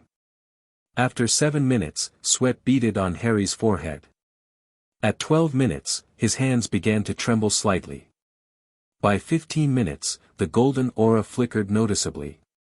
Enough, Flamel said finally, noting Harry's strain. Return to your base state. Harry exhaled heavily as he released the transformation, his appearance returning fully to human. The effort left him momentarily drained, but the fatigue passed quickly, another benefit of his phoenix nature. 15 minutes and 27 seconds, Flamel announced, consulting his watch. A new record, and nearly twice what you managed last week. Professor Snape's meditation techniques are helping, Harry admitted reluctantly. Despite 6 months of regular lessons, his relationship with the potions master remained complicated. Snape's expertise was undeniable, but his manner toward Harry never warmed beyond cool professionalism tinged with something like resentment. Severus understands mental discipline better than most, Flamel agreed. He studied Harry thoughtfully. Your progress has been remarkable, Harry. I believe it's time to discuss the next phase of your training. Harry perked up immediately. You mean creating my focus? Flamel smiled at his enthusiasm. Indeed. Most magical children receive wands at 11, but your circumstances are exceptional. Your connection to primordial magic means a standard wand would likely be inadequate. Professor Ollivander said the same thing when he visited last month, Harry recalled. The wand maker had come to Flamel's sanctuary at Dumbledore's request, bringing an assortment of wands for Harry to try. None had responded properly, several had actually burst into flames upon contact with his hand. Garrick has been making wands for over 50 years, Flamel said. When he says a standard focus won't suffice, we should take heed. He moved toward the chamber's entrance. Come. I've prepared materials in the workshop. Harry followed eagerly. After 6 months in Flamel's hidden sanctuary, an ancient stone manor nestled in an unplottable valley in southern France, he knew his way around the labyrinthine building well. The workshop occupied the entire east wing, a vast space filled with arcane instruments, rare materials, and books that even Hogwarts' library didn't possess. As promised after the Death Eater attack, Dumbledore had arranged a secure connection between Hogwarts and Flamel's sanctuary. A specially enchanted doorway in McGonagall's quarters connected directly to a similar door in the sanctuary's main hall, allowing Harry to continue some lessons at Hogwarts while living in the more secure location. McGonagall herself divided her time between the two places, maintaining her duties as deputy headmistress while continuing to serve as Harry's guardian. The arrangement had worked surprisingly well. Harry received personalized instruction from Flamel, supplemented by regular lessons with Hogwarts professors who traveled through the connection. Most importantly, he remained safe from both Ministry interference and Death Eater attacks, as the sanctuary's location was protected by magic so ancient and powerful that even Dumbledore admitted to not fully understanding its workings. The workshop was unusually tidy when they entered. Most of Flamel's ongoing projects cleared away to make room for a large central table covered with an array of materials, woods of various types, feathers, crystalline substances, and several containers of what appeared to be liquids of different colors. Creating a magical focus is normally the wandmaker's art, Flamel explained, gesturing for Harry to examine the materials. But in your case, I believe the focus must be of your own making, guided by your unique magic. I get to make my own wand? Harry asked, eyes wide with excitement. Not a wand precisely, Flamel corrected. The traditional wooden vessel with magical core may not suit your needs. What we seek is a conduit that can channel your dual nature without being consumed by it. He gestured to the assembled materials. These are merely possibilities. Your magic will guide you to what resonates most strongly. Harry approached the table hesitantly. How do I know which is right? Trust your instincts, Flamel advised. The phoenix within you has wisdom beyond human understanding. Let it guide your choice. Harry closed his eyes, extending his hands over the materials. The ever-present warmth in his chest intensified slightly as he concentrated on feeling rather than seeing. Something was calling to him, a subtle pull that drew his right hand toward the far end of the table. His fingers closed around something smooth and cool, a piece of crystal, clear as glass but with a faint golden tint at its core. When he opened his eyes, he found himself holding a shard of what appeared to be ordinary quartz, though something about it felt significant in a way he couldn't articulate. Interesting, Flamel murmured. Phoenix quartz, incredibly rare, formed only in the presence of phoenix flame. It can withstand extreme temperatures while channeling magical energy. It feels right, Harry said, watching as the crystal seemed to warm and respond to his touch, the golden core brightening slightly. Trust that feeling, Flamel encouraged. What else calls to you? Over the next hour, Harry selected additional materials, a small vial of golden liquid that Flamel identified as freely given phoenix tears, from Fawkes, Harry suspected, 3 strands of a silvery, metallic substance that turned out to be unicorn hair freely given, and most surprisingly, a small piece of obsidian that seemed to absorb light rather than reflect it. A curious combination, Flamel observed, examining Harry's selections. Light and dark in balance, the phoenix tears and unicorn hair representing healing and purity, the obsidian representing transformation through fire. He nodded approvingly. Now comes the challenging part, binding these elements into a cohesive focus. How do I do that? Harry asked. With your own magic, Flamel explained. This must be formed by your power, not mine or anyone else's. He guided Harry to a smaller workbench equipped with specialized tools. I'll guide you through the process, but the magic must come from you. The next 3 days were consumed by the painstaking work of creating Harry's focus. Under Flamel's careful instruction, he learned to shape the quartz crystal into an elongated form reminiscent of a traditional wand but thicker and slightly curved, following the natural structure of the crystal. The obsidian was ground to a fine powder and mixed with the phoenix tears to form a paste that was then applied to the core of the crystal. The most challenging part came when Harry needed to infuse the creation with his own magic. Following Flamel's guidance, he entered a partial transformation state, maintaining just enough of his phoenix nature to access its power while retaining human concentration. Focus your intent through your hands, Flamel instructed as Harry held the nearly completed focus between his palms. Visualize your magic flowing into the materials, binding them together as an extension of yourself. Harry concentrated, channeling the warmth from his chest down his arms and into his hands. Golden fire, not destructive but creative, enveloped the crystal construct, seeping into its structure. The unicorn hairs, suspended in the mixture of tears and obsidian, began to glow silvery white, creating a beautiful contrast with the golden flames. The process took hours, with Harry maintaining his focus through sheer determination even as fatigue threatened to overwhelm him. When he finally felt the materials fuse completely, accepting and integrating his magic, he released the transformation with a gasp of exhaustion. It's done, he whispered, staring at the object in his hands. The finished focus was nothing like a traditional wand. Approximately 9 inches long, it resembled a tapered crystal wand at first glance, but closer inspection revealed its unique properties.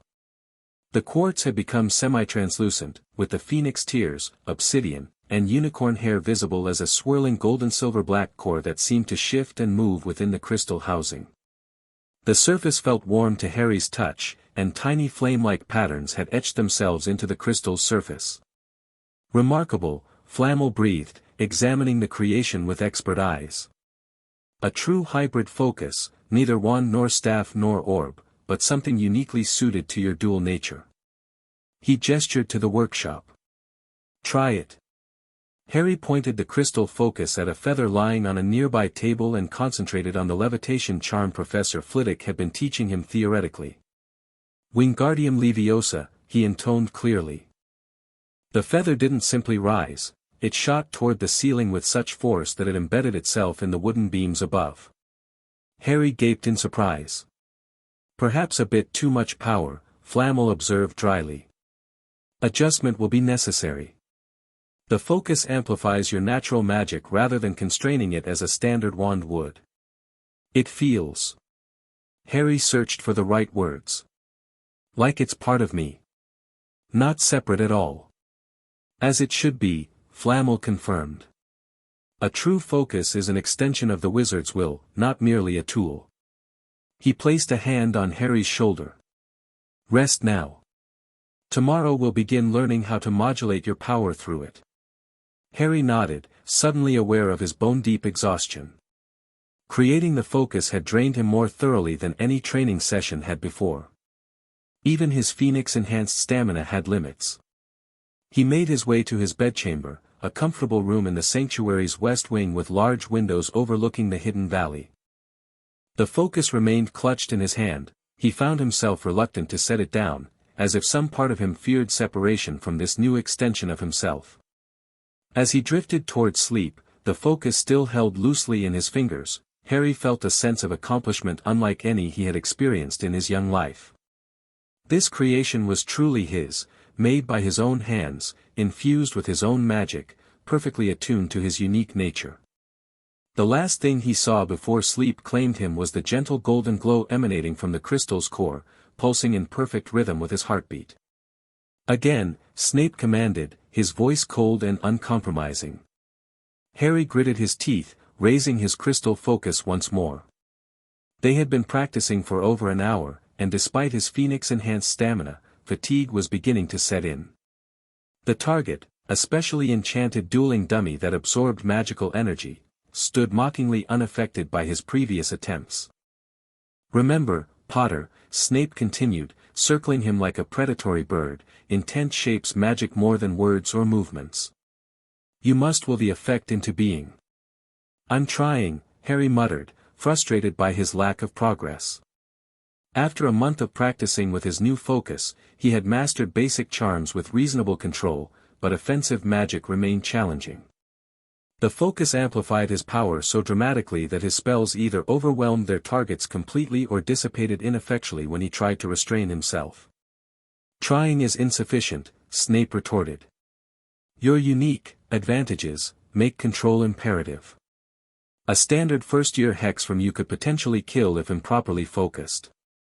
Harry knew Snape was right, despite his delivery. The potions master had been drafted into helping with his combat training specifically because of his expertise in precise magical control. McGonagall had explained that while Flitwick was technically the dueling expert, Snape's understanding of magical theory made him better suited to Harry's particular challenges. "Focus on the target's left shoulder only," Snape instructed. "Visualize a concentrated point of impact, not a general area." Harry narrowed his eyes, imagining a small red dot on the dummy's shoulder. "Flipendo," he intoned, channeling his magic through the crystal focus with deliberate restraint. This time, the knockback jinx hit precisely where he intended. The dummy's left shoulder snapped backward as if struck by an invisible fist, while the rest of its body remained unmoved. It was the first truly controlled offensive spell Harry had managed with his new focus. "Better," Snape acknowledged grudgingly. Again, targeting the right knee. By the end of the session, Harry had successfully landed targeted jinxes on 6 different points of the dummy's anatomy. While the achievement felt significant, Snape's only comment was a terse, "adequate progress," before dismissing him. As Harry gathered his things to leave the training room, Snape spoke again, his tone slightly different. "Potter." Harry turned, surprised. Snape rarely initiated conversation beyond necessary instruction. "Your mother exhibited similar challenges with magical control in her early training," the potions master said stiffly. "Her raw power often exceeded her technical precision until her 3rd year." Harry stared, momentarily speechless. This was the first time Snape had ever mentioned his mother, despite clearly having known her. "She did," he finally managed. "Indeed." Snape's expression remained unreadable. "She found visualization techniques particularly effective. Perhaps you might explore similar methods." Without waiting for a response, he turned and strode from the room, black robes billowing behind him. Harry remained frozen in place, processing this unexpected revelation. Snape had known his mother well enough to remember details of her magical training. And more surprisingly, he had chosen to share that information, almost like offering help, though in a characteristically indirect way. The sound of the sanctuary's main door opening interrupted his thoughts. Voices echoed from the entrance hall, one was Flamel's, the other unfamiliar with a slight accent Harry couldn't place. Curious, he made his way toward the sound, his crystal focus still in hand. Since creating it, he had rarely been without it, finding comfort in its warm presence and subtle connection to his magic. The entrance hall was a grand space of polished stone and ancient tapestries, centered around an enormous fireplace that was kept perpetually lit with enchanted flames.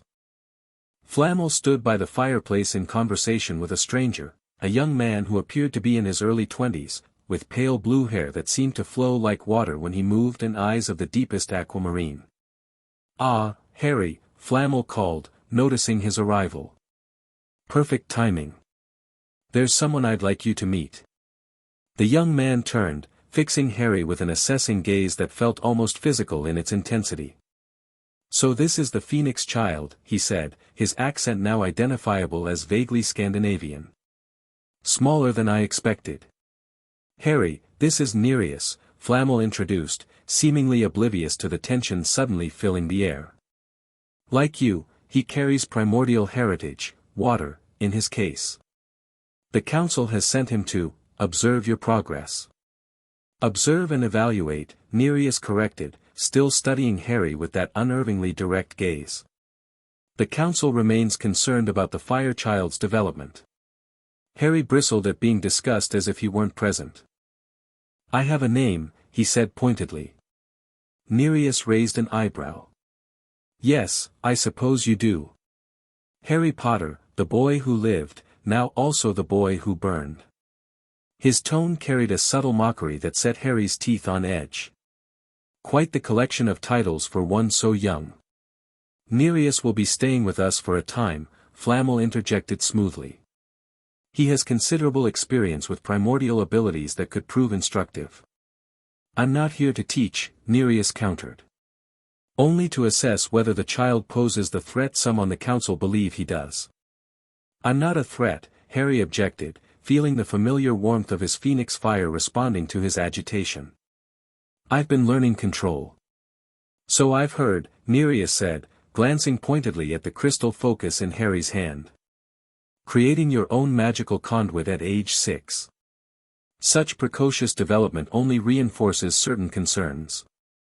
Before Harry could retort, McGonagall entered through the enchanted doorway that connected to her Hogwarts quarters, her arms laden with scrolls. Mr. Potter, I've brought the transfiguration texts we discussed, she stopped abruptly, taking in the scene before her. Her eyes narrowed as they landed on Nereus. I wasn't aware we were expecting visitors, Nicholas. A somewhat unexpected development, Flamel admitted. Minerva, this is Nereus, an envoy from the Primordial Council. Nereus, Professor Minerva McGonagall, Harry's guardian. Another one? McGonagall asked sharply, clearly remembering Nerissa's unsolicited visit 6 months earlier. I trust this visit has been properly arranged through appropriate channels. The Council does not recognize your human protocols as binding, Nereus replied coolly. But yes, Albus Dumbledore was informed of my coming. Whether he chose to share that information is hardly my concern. McGonagall's lips thinned dangerously. I see. And the purpose of this visit? Evaluation, Nereus said simply. The fire child's development has accelerated beyond initial projections. The Council requires updated information. Mr. Potter is a student under my care, not a specimen for study, McGonagall stated firmly. Any evaluation will occur with my supervision and his consent. Something like amusement flickered across Nereus's features. How fiercely the humans guard their young, he observed. Even those not fully their own. Harry is fully his own person, McGonagall corrected sharply. His heritage does not diminish his autonomy or his humanity. Harry felt a rush of gratitude toward McGonagall.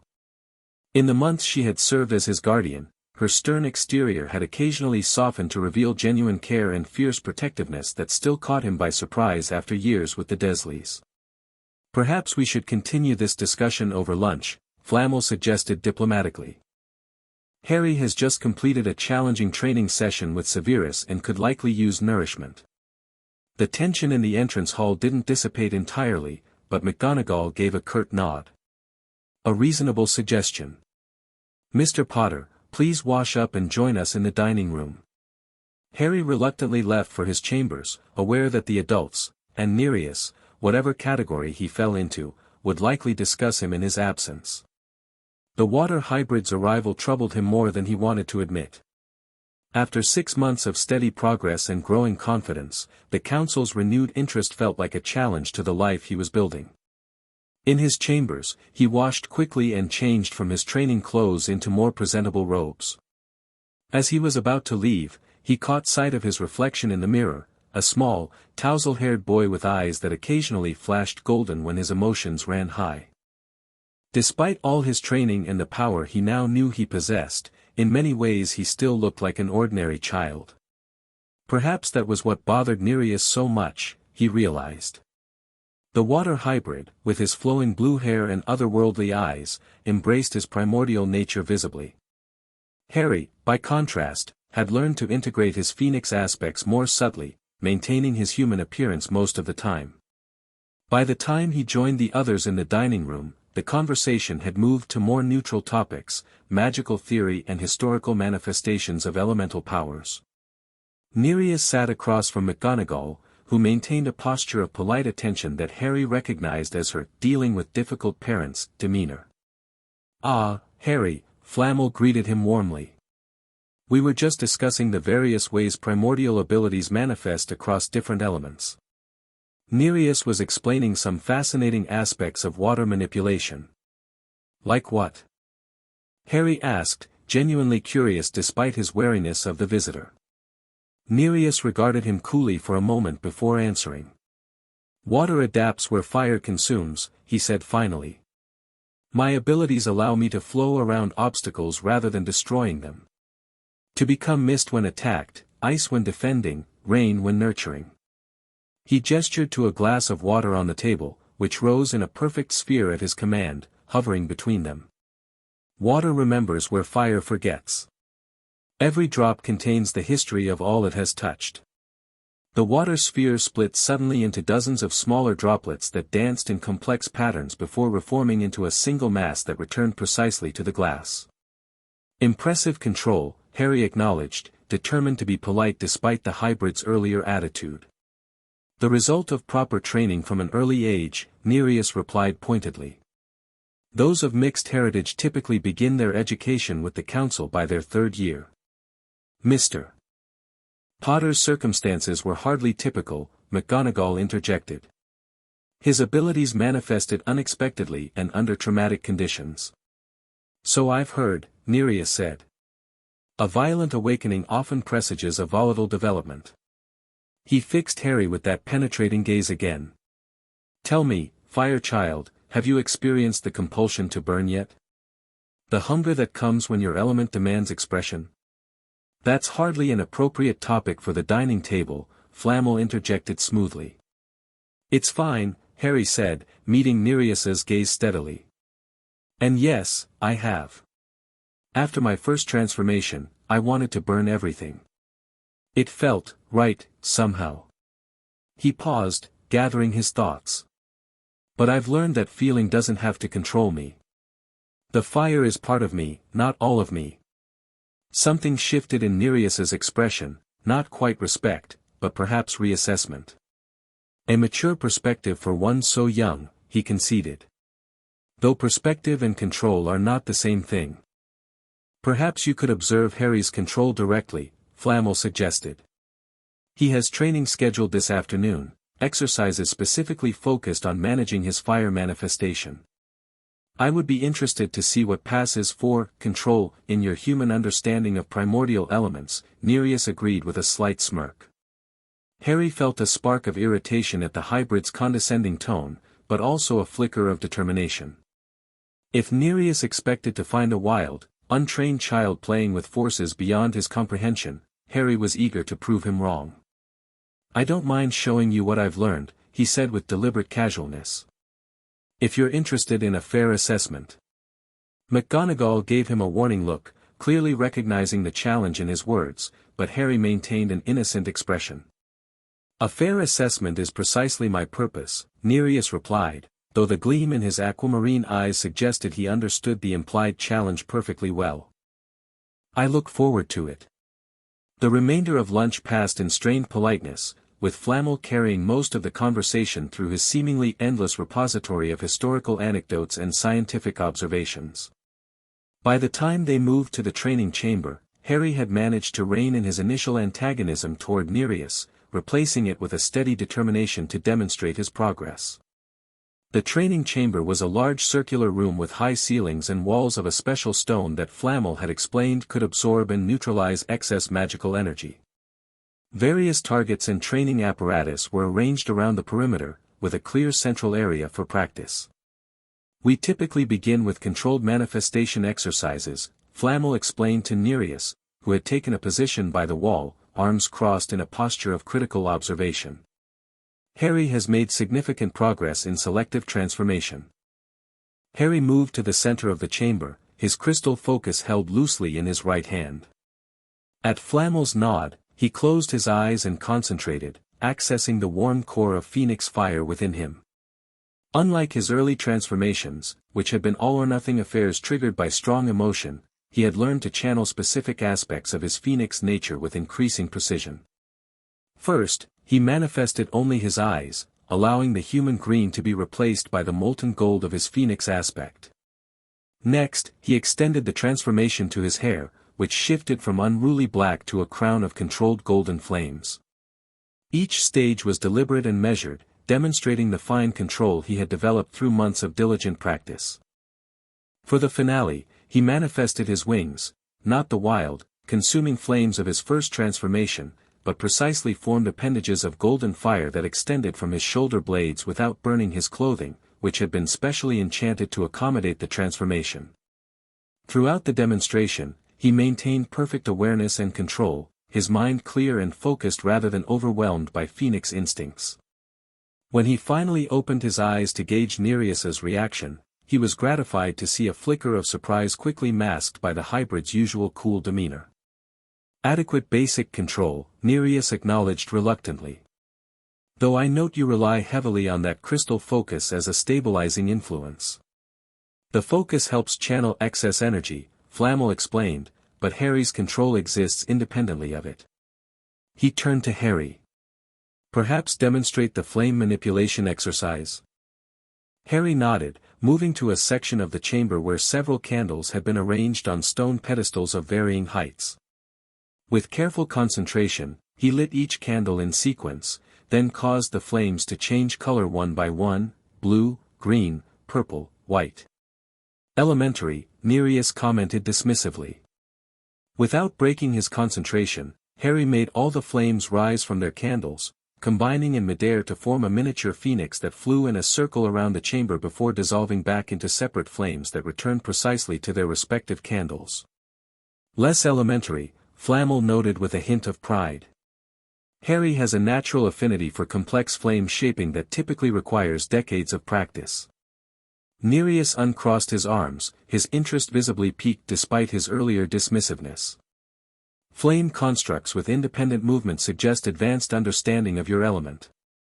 He stepped forward, conjuring a sphere of water between his palms. Let's see how you respond to opposition. Before Flamel could object, Nereus sent the water sphere hurtling toward one of Harry's candle flames.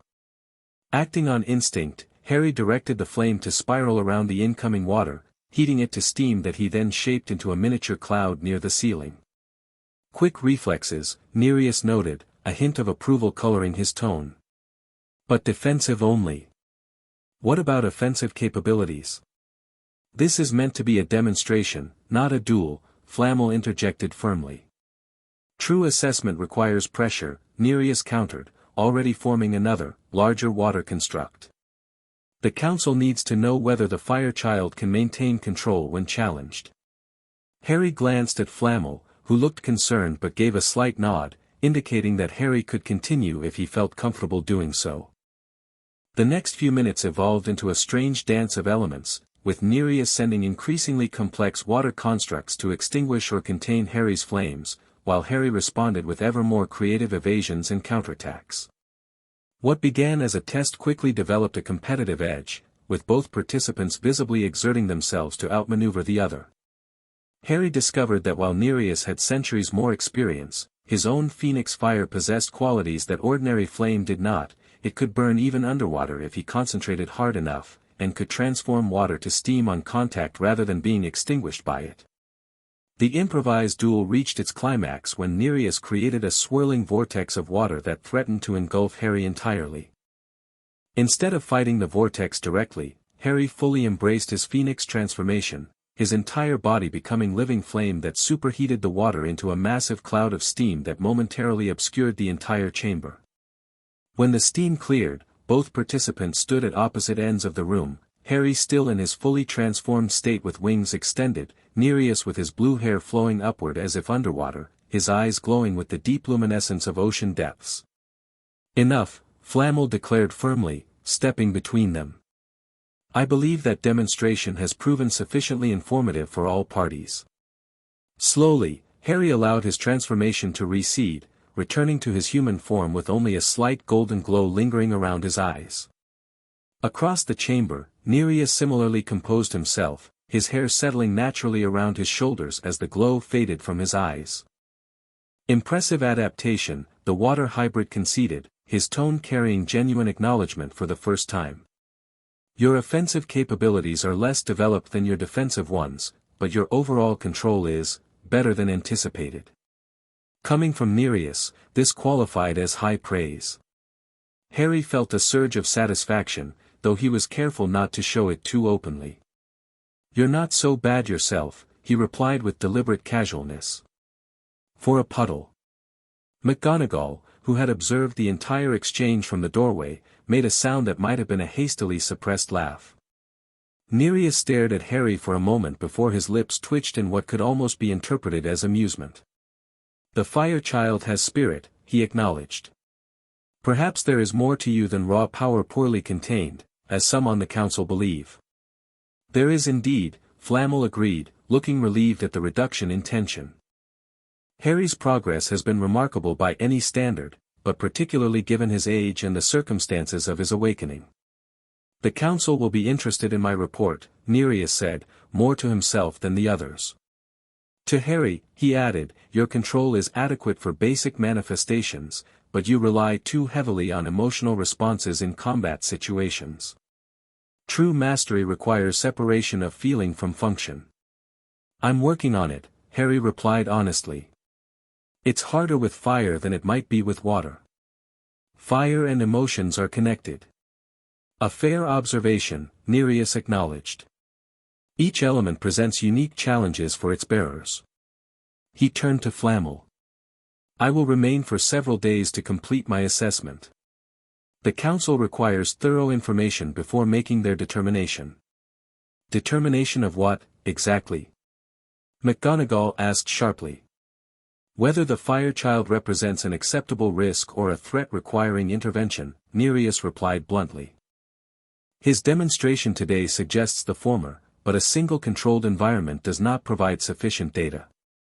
"Harry is not of risk, to be managed," McGonagall stated firmly. "He is a child learning to control abilities he never asked for, and doing remarkably well by any reasonable standard." "Reasonable by human standards," Nereus corrected. "The council operates by different metrics." He fixed Harry with another of those penetrating stares. "But I will note your progress favorably in my report. It is not what I expected to find."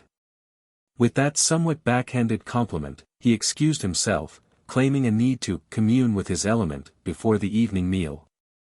After he had left, McGonagall approached Harry with a concerned expression. "Are you all right, Mr. Potter? That demonstration became rather more intense than intended." "I'm fine," Harry assured her. "It was actually kind of fun." He looked to Flamel. "I've never tested my abilities against another elemental before. It felt different from practicing with wizards." "Understandably so," Flamel agreed. "Primordial magic operates on different principles than wizarding magic. What you experienced was a direct elemental interaction, fire against water, unmediated by wands or incantations." "Nereus seemed surprised that I could make fire burn underwater," Harry recalled. "As well he might be," Flamel said thoughtfully. "Phoenix fire is not ordinary flame, it contains aspects of life force and renewal that transcend normal elemental limitations. Your ability to maintain it against direct opposition from water suggests your connection to primordial fire runs deeper than we realized." McGonagall frowned slightly. "Is that a concerning development?" "Not necessarily," Flamel assured her. "But it does suggest Harry may eventually develop abilities beyond what we've anticipated based on observed Phoenix characteristics." Harry absorbed this information with mixed feelings. On one hand, the idea of possessing unique abilities was exciting. On the other, each new development seemed to complicate his already unusual situation further. "What will the council decide?" he asked finally, voicing the question that concerned him most. "If Nereus reports back that I'm not a threat, will they leave me alone?" Flamel and McGonagall exchanged glances that did little to reassure him. "The council's decisions are seldom straightforward," Flamel said carefully. They operate on timescales and with priorities very different from our own. However, a favorable report from Nereus would certainly improve your standing. Which makes his unexpected appearance somewhat fortuitous, McGonagall added. Though I still intend to have words with Albus about failing to inform me of this arrangement. In the meantime, Flamel said, I suggest we continue with your regular training schedule. Nereus will observe as he sees fit, but we need not alter our plans to accommodate him. Harry nodded, though his mind was already racing with possibilities. Nereus might have been sent to evaluate him, but the impromptu duel had given Harry valuable insights as well. If he was to be judged by the council standards, he needed to understand those standards better, and who better to learn from than one of their own. The next morning, Harry sought out Nereus deliberately, finding the water hybrid by a small ornamental pool in the sanctuary's inner courtyard. The pool's surface rippled in complex patterns that clearly weren't natural, suggesting Nereus was manipulating the water even while appearing to meditate beside it. You're disrupting my communion, Nereus said without opening his eyes. Sorry, Harry replied, not sounding particularly apologetic. I wanted to ask you something. Curiosity is a very human trait, Nereus observed, finally opening his eyes to regard Harry with that now familiar penetrating gaze. Though I suppose you are still more human than not, despite your heritage. Ignoring the subtle barb, Harry pressed on.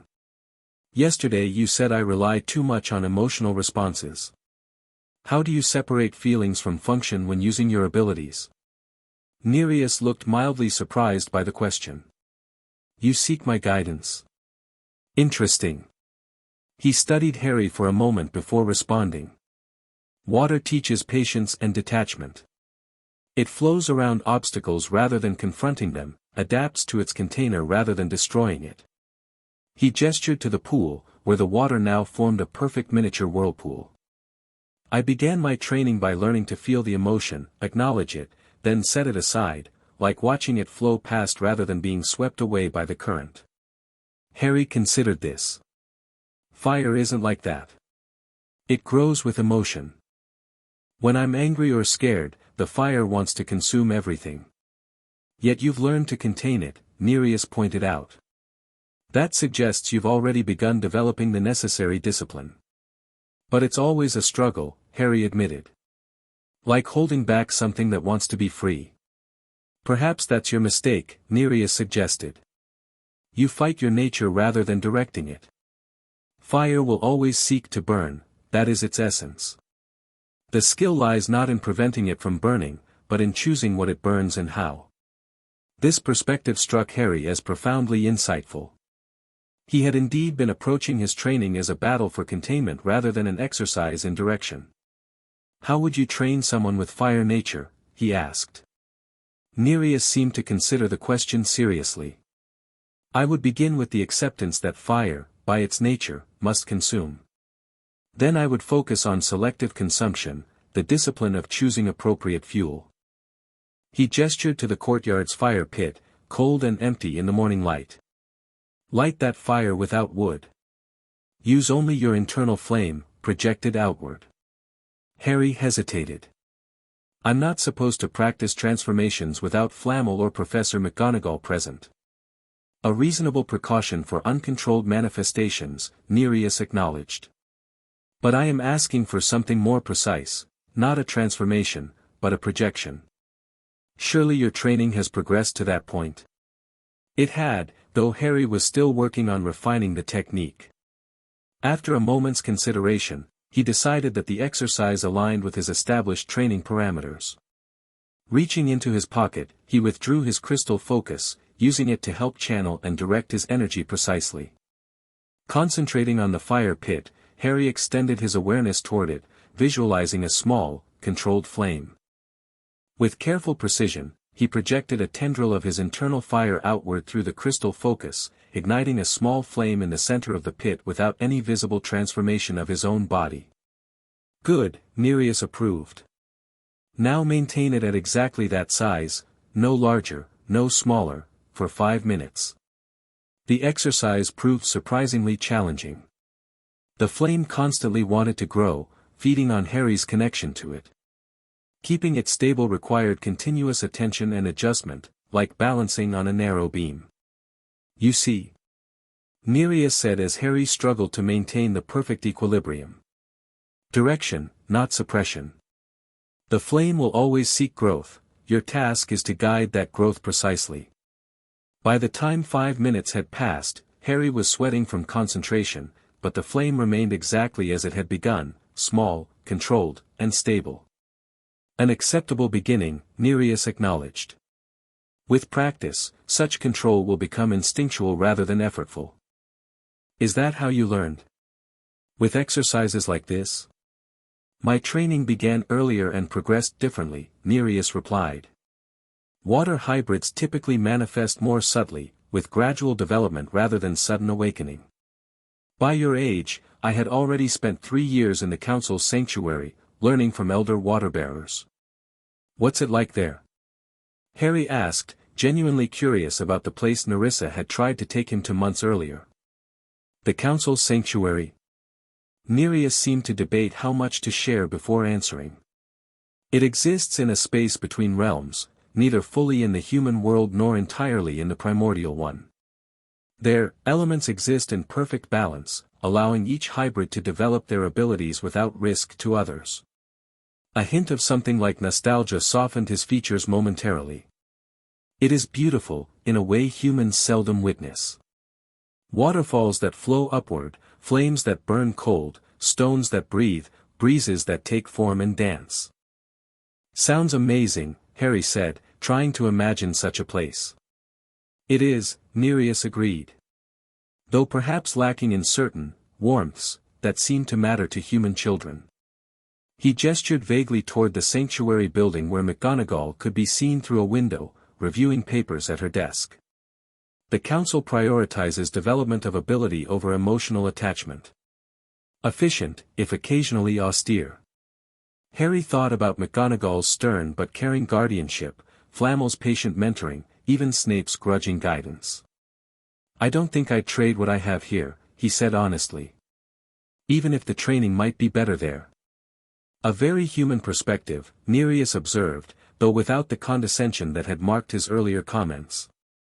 The council struggles to understand such priorities, which is partly why your case presents such a challenge to them. Because I want to stay with humans? Because you represent a hybrid not just of elements, but of worlds and values, Nereus clarified. A phoenix human raised by wizards, educated by an alchemist, yet carrying primordial fire in your veins. Unprecedented and unpredictable. Before their conversation could continue, a house elf appeared with a soft pop, bowing low to Harry. Master Harry Potter, sir, Headmaster Dumbledore is arriving and requests your presence in the main hall. Thank you, Miffy, Harry replied. To Nereus, he added, will you keep teaching me while you're here? About elemental control. Nereus looked surprised by the request. I am not here as a teacher, Firechild. But you know things Flamel doesn't about elemental control, Harry persisted. Things that could help me prove to the council that I'm not a threat. The water hybrid regarded him thoughtfully. Your reasoning is surprisingly strategic for one so young. After a moment's consideration, he gave a slight nod. I will share certain basic principles of elemental discipline. Consider it a contribution to my assessment. Teaching reveals as much about the student as it does about the subject. Harry grinned, recognizing the agreement for the concession it was. Thank you. I'll find you after my meeting with Dumbledore. As he hurried toward the main hall, Harry felt a surprising sense of accomplishment. Nereus had arrived as a skeptical evaluator, but Harry was determined to turn the situation to his advantage, learning from the water hybrid while simultaneously proving himself worthy of the council's acceptance. Dumbledore awaited him in the sanctuary's grand entrance hall, resplendent in robes of deep purple with silver embroidery. His blue eyes twinkled as Harry approached, though there was a seriousness to his expression that suggested this wasn't merely a social call. Harry, my boy, he greeted warmly. How are you finding your lessons with Nicholas? Making good progress, I understand. Yes, sir, Harry confirmed. And I've been practicing with my focus every day. Professor Flitwick says I'm doing charms that most first-years struggle with. Excellent, excellent, Dumbledore beamed. Though I'm not surprised. Your mother had a particular talent for charms as well. His expression grew more serious. I understand you've met our visitor. Nereus, Harry nodded. He's been watching my training. Testing me, too. So I've heard, Dumbledore said, a hint of concern in his voice. I hope he hasn't been too challenging. It's fine, Harry assured him. Actually, he started teaching me some techniques for elemental control. Different from what Flamel knows. Dumbledore's eyebrows rose slightly. Has he indeed? Most interesting.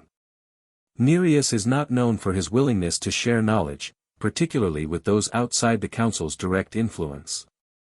Harry shrugged, not wanting to make too much of the development. I think he's curious about me. Like I'm a puzzle he's trying to solve. A perceptive observation, Dumbledore acknowledged. The council seldom encounters developments they haven't foreseen, and you, my dear boy, were definitely not in their predictions. He gestured toward the sanctuary's study. Shall we? I have something specific to discuss with you today. The study was Harry's favorite room in the sanctuary, walls lined with books from floor to ceiling, comfortable chairs arranged around a perpetually burning fireplace, and large windows overlooking the hidden valley. Flamel and McGonagall were already waiting there, along with a new arrival, the wand maker Ollivander, who had visited once before to test Harry's compatibility with standard wands. Ah, young Mr. Potter, Ollivander greeted, his silvery eyes as unerringly perceptive as Harry remembered. I understand you've created your own focus since we last met. Most unusual indeed. Hello, Mr. Ollivander, Harry replied politely, his hand automatically moving to the crystal focus in his pocket. Yes, Mr. Flamel helped me make it. May I? The wand maker asked, extending his hand. Harry hesitated briefly before withdrawing the crystal focus and placing it carefully in Ollivander's palm. The wand maker examined it with expert precision, turning it in the light, even holding it to his ear as if listening to some sound only he could hear. Extraordinary, he murmured finally. Phoenix quartz housing, unicorn hair and phoenix tears in the core, with obsidian as a stabilizing agent. A perfect balance of opposing forces, creation and destruction, purity and transformation. He returned the focus to Harry with a slight bow. A true extension of your dual nature, Mr. Potter. Far more suitable than any wand I could have crafted for you. Thank you, Harry said, relieved to have his focus back in hand. It works well for me. Which brings us to the purpose of today's meeting, Dumbledore interjected gently. Harry, as you know, we have been managing your education here at the sanctuary and at Hogwarts according to your unique needs, rather than the standard wizarding curriculum. Harry nodded, wondering where this was leading. However, Dumbledore continued, there are certain experiences that cannot be replicated in isolation, no matter how excellent the instruction. Interactions with the wider wizarding world, exposure to magical environments beyond Hogwarts and the sanctuary, these too are important aspects of education. You mean I can go outside? Harry asked eagerly. While the sanctuary was spacious and the hidden valley beautiful, he had been effectively confined to these spaces for 6 months, with only occasional supervised visits to Hogwarts through the magical connection. In a manner of speaking, Dumbledore confirmed with a small smile. We are proposing a carefully arranged visit to Diagon Alley next week. A short expedition to expose you to the broader wizarding community and obtain certain supplies that would benefit your continuing education. Under strict security measures, of course, McGonagall added firmly. Alastair Moody will coordinate protection, and we will travel during a quiet period to minimize exposure. Harry could barely contain his excitement. After months of training and isolation, the prospect of visiting the wizarding shopping district he had heard so much about was thrilling. Will I be able to see the Quidditch supply shop? He asked immediately. Flying lessons with Madame Hooch had quickly become one of his favorite activities at Hogwarts, revealing a natural talent that the flight instructor claimed rivaled his father's legendary skills. "I believe that could be arranged," Dumbledore said with a twinkle in his eye. "Along with visits to Flourish and Blots for books, and perhaps Fortescue's ice cream parlor for a well-deserved treat." "When specifically are you planning this excursion?" came a voice from the doorway. Nereus stood there, arms crossed, expression unreadable. "Ah, Nereus," Dumbledore greeted pleasantly. "I was hoping to speak with you as well. We're considering next Wednesday, a typically quiet day in the alley, after the weekend rush but before the Thursday market. The council will want to be informed of this development," Nereus said carefully. "Taking the fire child into a public wizarding space presents certain risks. Harry has demonstrated excellent control," Flamel countered. "And the security arrangements will be comprehensive." "Nevertheless," Nereus insisted, "I should accompany the expedition as an observer. The council would expect no less." Harry noticed the adults exchanging glances, communicating silently in that way grown-ups often did when making decisions about children. "That could be arranged," Dumbledore said finally. "Though I must insist on certain parameters. Your role would be strictly observational, any intervention would require my explicit approval." "Agreed," Nereus said, surprisingly readily. "My purpose is assessment, not interference." With that settled, the discussion turned to logistical details, timing, security arrangements, specific destinations within Diagon Alley. Harry listened with growing anticipation, already imagining the sights, sounds, and magical experiences awaiting him in the heart of Wizarding London. The meeting concluded with a comprehensive plan for the excursion, scheduled for the following Wednesday morning. As the adults dispersed to make various preparations, Harry found himself momentarily alone with Ollivander, who had lingered behind after the others left.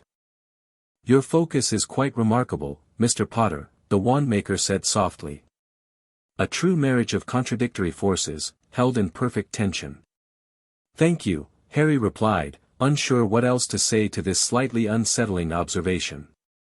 "But remember," Ollivander continued, his silvery eyes seeming to look through Harry rather than at him, "even the most perfectly crafted focus is merely a channel. The true source of power, and responsibility, lies within the wielder." He tilted his head slightly, studying Harry with an intensity that was becoming uncomfortable. "I wonder what choices you will make, when the time comes. Fascinating possibilities, indeed." With that cryptic comment, the wand-maker departed, leaving Harry with an uneasy feeling despite his excitement about the upcoming trip.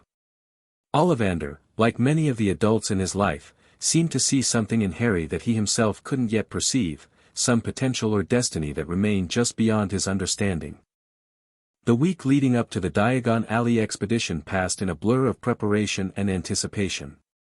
Harry's training intensified, with particular emphasis on maintaining control in distracting environments. Flamel created simulations of crowded spaces, complete with sudden noises and unexpected movements, while McGonagall drilled him on proper wizarding etiquette for public settings. Most surprising was Nereus's continued instruction in elemental discipline. True to his word, the water hybrid shared techniques for managing primordial energy that complemented Flamel's more academic approach. Where Flamel taught theory and structured exercises, Nereus emphasized instinct and adaptation, pushing Harry to respond to unpredictable challenges rather than following established patterns. "Fire is chaos given purpose," Nereus explained during one particularly grueling session. "You cannot control it through rigid structure alone. You must learn to direct its natural tendencies rather than imposing artificial constraints." By the time Wednesday arrived, Harry felt more confident in his abilities than ever before.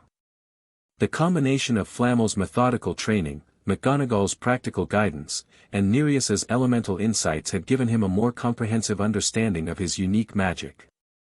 The morning of the expedition dawned clear and cool, perfect weather for their outing. Harry dressed carefully in the wizarding clothes McGonagall had provided, simple but well-made robes in deep blue that wouldn't draw undue attention, with special enchantments woven into the fabric to accommodate partial transformation if necessary. "Remember," McGonagall reminded him as they prepared to depart, "maintain awareness of your surroundings at all times. If you feel your control slipping even slightly, inform one of us immediately. Yes, Professor, Harry agreed, tucking his crystal focus securely into an inside pocket designed specifically for this purpose. The focus had become a comforting presence, its connection to his magic providing an anchor that helped stabilize his more volatile phoenix aspects.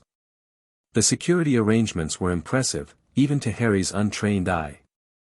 Moody had arrived the previous evening to review final details, bringing with him 2 trusted Aurors who had been sworn to secrecy regarding Harry's exact nature. Dumbledore would lead the group, with McGonagall, Flamel, and Nereus forming an inner protective circle around Harry. The Aurors would establish a wider perimeter, maintaining vigilance for any potential threats. Constant vigilance. Moody reminded them all gruffly as they gathered in the sanctuary's entrance hall. We'll be using a port key directly to the Leaky Cauldron's private room, avoiding the public floor network entirely. The port key, a tarnished silver teapot, would transport them precisely at 9 o'clock, time to arrive when the Leaky Cauldron was typically at its quietest, between the breakfast rush and the lunch crowd. As the moment approached, Harry felt a flutter of nervousness beneath his excitement. This would be his first venture into the wider wizarding world since coming to Hogwarts nearly 7 months ago. More significantly, it would be his first interaction with ordinary witches and wizards who knew nothing of his hybrid nature, people who would see him only as Harry Potter, the boy who lived. Everyone touched the port key, Moody instructed as the appointed time neared. And brace yourselves, Potter, this is your first port key travel, correct? Harry nodded. It's disorienting the first time, Moody warned. Keep your eyes closed if it helps, and bend your knees when you feel yourself landing. Harry reached out to touch the teapot along with the others, feeling a strange anticipation building as the seconds ticked down. At precisely 9 o'clock, he felt a powerful jerk behind his navel, as if a hook had caught him and pulled him forward with irresistible force. The world dissolved into a blur of color and sound, spinning wildly around him. Just as the sensation threatened to become truly nauseating, he felt solid ground beneath his feet again, or tried to, as his knees buckled upon impact, sending him stumbling forward. A strong hand caught his shoulder, steadying him.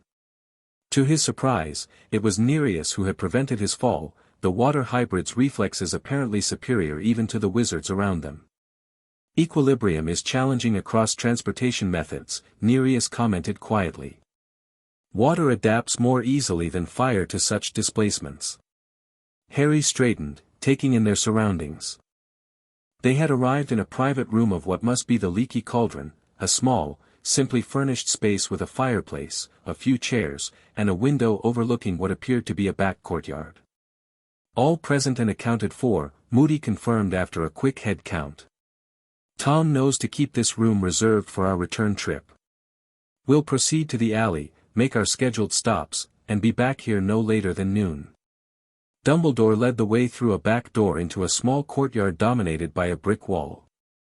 Withdrawing his wand, he tapped a specific pattern on the bricks, which began to shift and rearrange themselves, forming an archway that opened onto the most extraordinary street Harry had ever seen. Diagon Alley stretched before them, a winding cobblestone lane lined with shops of every description, each more fascinating than the last. Though relatively quiet compared to its weekend crowds, the alley still bustled with witches and wizards going about their business, creating a vibrant tapestry of magical life that took Harry's breath away. "Welcome to Diagon Alley, Mr. Potter," McGonagall said, a rare smile softening her features as she observed his wonder. Their first destination was Flourish and Blots, the bookstore Flamel had identified as carrying several texts that would benefit Harry's continuing education.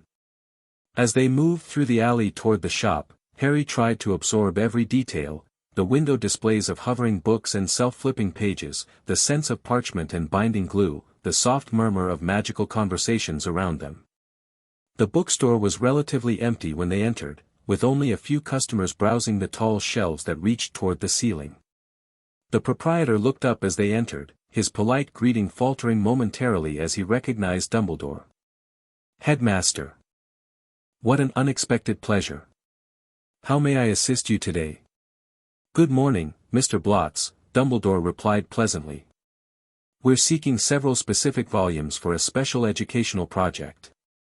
He handed over a list that Flamel had prepared, containing titles ranging from elementary magical theory to more advanced texts on elemental magic disguised as academic research materials. While the proprietor bustled off to locate the requested books, Harry was allowed to explore the children's section under McGonagall's watchful eye. He marveled at books that sang their own contents, volumes that provided animated illustrations of magical creatures, and beginner's guides to various magical subjects written specifically for young witches and wizards. "May I get this one too?" he asked McGonagall, holding up a book titled Quidditch Through the Ages, that had caught his interest. "I see no reason why not," she replied. "A well-rounded education includes recreational reading as well." Their book shopping completed without incident, the group proceeded to their next destination, Madame Malkin's robes for all occasions. Harry had grown several inches since coming to Hogwarts, and needed new everyday robes as well as special training garments designed to accommodate his transformations. Madame Malkin herself attended to Harry, though she was not informed of the specific reasons for the special alterations Flamel discreetly requested. The seamstress seemed slightly puzzled by the unusual specifications but asked no questions, professionally measuring Harry and offering fabric samples for his selection. "The young gentleman has excellent posture," she commented as she worked. "And unusual warmth. Are you feeling quite well, dear?" "It's normal for him," McGonagall interjected smoothly. "A family trait." Throughout these interactions, Harry was acutely aware of the careful way the adults managed information about him. No one mentioned his surname, and Dumbledore had cast a subtle charm that seemed to direct attention away from Harry's distinctive scar, making it less likely he would be recognized as the famous boy who lived. Nereus observed everything with silent intensity, occasionally making notes in a small book he carried. He seemed particularly interested in Harry's interactions with ordinary wizards and witches, studying his reactions to new situations and stimuli. Their shopping continued successfully, with visits to the apothecary for rare ingredients Snape had requested, and a brief stop at Scribulus writing implements for specialized parchment and inks. As promised, Dumbledore led them to quality Quidditch supplies, where Harry spent a rapturous 20 minutes examining the latest racing brooms and professional equipment. "Your father was an exceptional Quidditch player," Dumbledore mentioned as Harry admired a clean sweep 7 in the window display. "A natural talent on a broomstick from his first year at Hogwarts." "Madam Hooch says I fly well too," Harry replied, pleased by the connection to his father. "She's been teaching me game strategies, even though I'm too young for the house teams." "Perhaps we might arrange a small practice match at Hogwarts," Dumbledore suggested. "Some of the professors enjoy a friendly game during holidays. I myself have been known to take to the air on occasion, though I lack the reflexes of my younger days." The image of Dumbledore playing Quidditch, long beard streaming behind him as he soared on a broomstick, made Harry laugh with delight. These small, personal connections to the wizarding world meant more to him than all the magical shops and artifacts combined. They represented belonging, a heritage beyond his unusual hybrid nature. Their final stop was to be Florian Fortescue's ice cream parlor, a treat Dumbledore had insisted upon despite Moody's grumbling about unnecessary extensions to their timetable. As they made their way toward the cheerful shop with its striped awning, Harry felt a sudden, strange sensation, a prickling awareness at the back of his neck, as if someone or something was watching him intently. He glanced around, trying to identify the source of his unease. The alley remained relatively quiet, with only the normal complement of shoppers and merchants going about their business. Nothing seemed obviously threatening or unusual. And yet the sensation persisted, growing stronger with each step. More concerning still, Harry noticed a strange reaction from his scar. The lightning-shaped mark had begun to tingle unpleasantly, something that had never happened before. "Professor," he said quietly, tugging at McGonagall's sleeve. "Something feels wrong." She immediately went on alert, her hand moving to her wand. "What exactly do you feel, Mr. Potter?" "My scar is tingling," he explained, rubbing his forehead. "And it feels like someone's watching us. Not normal watching, something darker." McGonagall exchanged a significant look with Dumbledore, who had overheard the exchange. Without obvious alarm that might attract attention, the group subtly tightened their formation around Harry. "We should return to the leaky cauldron," Moody growled, his magical eye spinning wildly as it surveyed their surroundings. Now. They had just turned to retrace their steps when a commotion erupted near Gringotts, the wizarding bank at the far end of the alley. Shouts and screams rose above the normal bustle, followed by flashes of spelllight that indicated a magical confrontation. "Or business," one of Moody's companions suggested, already moving toward the disturbance. "Wait," Dumbledore commanded, his expression suddenly grave. "This may be a diversion." Harry felt the tingling in his scar intensify sharply, becoming an actual pain that made him wince. "It's getting worse," he reported, instinctively reaching for his crystal focus. "Back to back," Moody ordered, arranging the group into a defensive formation with Harry at the center. "Potter, stay between us at all times." The commotion near Gringotts had drawn most of the alley's attention, leaving their immediate vicinity strangely deserted. In that moment of artificial quiet, a figure emerged from the shadows between two shops, a thin man in a purple turban, his face partially obscured but his intent unmistakable as he raised his wand toward their group. "Headmaster Dumbledore," the man greeted, his voice oddly strained. "What a fortunate encounter. And with young P. Potter too, if I'm not mistaken." "Quirinus," Dumbledore replied calmly, though Harry could sense a new tension in the headmaster's posture. "This is unexpected. I understood you were traveling abroad this year." "Oh, I've been in many places," the turbaned man replied with a strange smile. "Learning many things. Including the whereabouts of certain unique magical phenomena." His gaze fixed on Harry with an intensity that made the pain in his scar flare agonizingly. "Like hybrid children with extraordinary abilities." Harry gasped as the pain peaked, instinctively raising a hand to his scar. To his shock, his fingers came away damp with blood. "Potter's bleeding," Moody hissed, his wand already aimed at the turbaned man. "Quirrell, or whoever you really are, stand down immediately." Instead of complying, Quirrell made a sharp gesture with his wand. Instantly, the commotion near Gringotts intensified, with several explosions sending bystanders running in panic. Simultaneously, dark-robed figures appeared at either end of their section of the alley, effectively cutting off easy escape. "Death Eaters," McGonagall identified grimly, her wand moving in a complex pattern that created a shimmering shield around their group. "This was planned." "Indeed," Quirrell agreed, his stutter suddenly gone. "Though not by them, they are merely convenient allies." His face contorted in a strange way, as if he were listening to a voice only he could hear. "My master wishes to speak with the boy directly." Before anyone could respond, Quirrell began unwinding his turban, revealing what lay beneath. Harry caught a glimpse of something so horrifying that his mind initially refused to process it, a face, pale and snake-like, protruding from the back of Quirrell's head like some grotesque parasite. "Harry Potter," came a high, cold voice that seemed to cut through the air like a blade. "We meet again."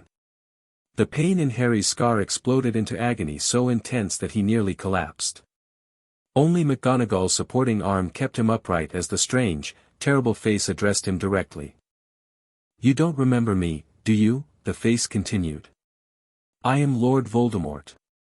The last time we met, you were merely a baby, protected by your mother's sacrificial magic. But now you have power of your own, don't you?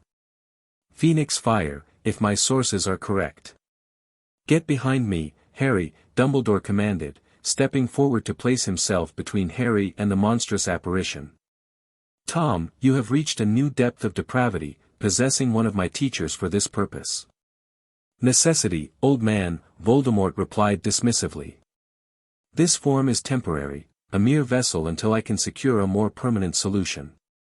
His red eyes fixed on Harry again. A solution the boy might provide, willingly or otherwise. The standoff lasted only seconds before Moody gave a signal and spells erupted from all sides. Dumbledore engaged Quirrell/Voldemort directly, while the Aurors and McGonagall fought the Death Eaters who had moved in to surround them. Flamel raised complex protective enchantments around Harry, layering shields of ancient magic that shimmered with golden light. To everyone's surprise, Nereus moved to stand beside Harry within these protective barriers, his expression deadly serious. The council did not anticipate this, the water hybrid said, his voice low and urgent. The fragmented soul entity in that vessel, it resonates with something in you. He gestured to Harry's bleeding scar. There is a connection we did not detect before. What do you mean?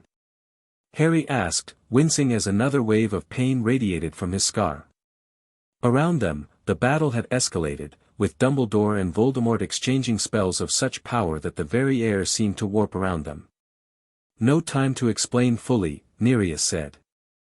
But your phoenix nature may be the key.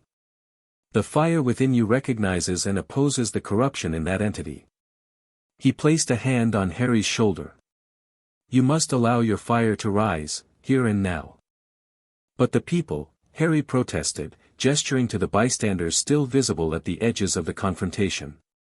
If I transform completely, not a full transformation, Nereus corrected urgently. A directed manifestation, focused on the scar itself. The point of connection. Understanding dawned.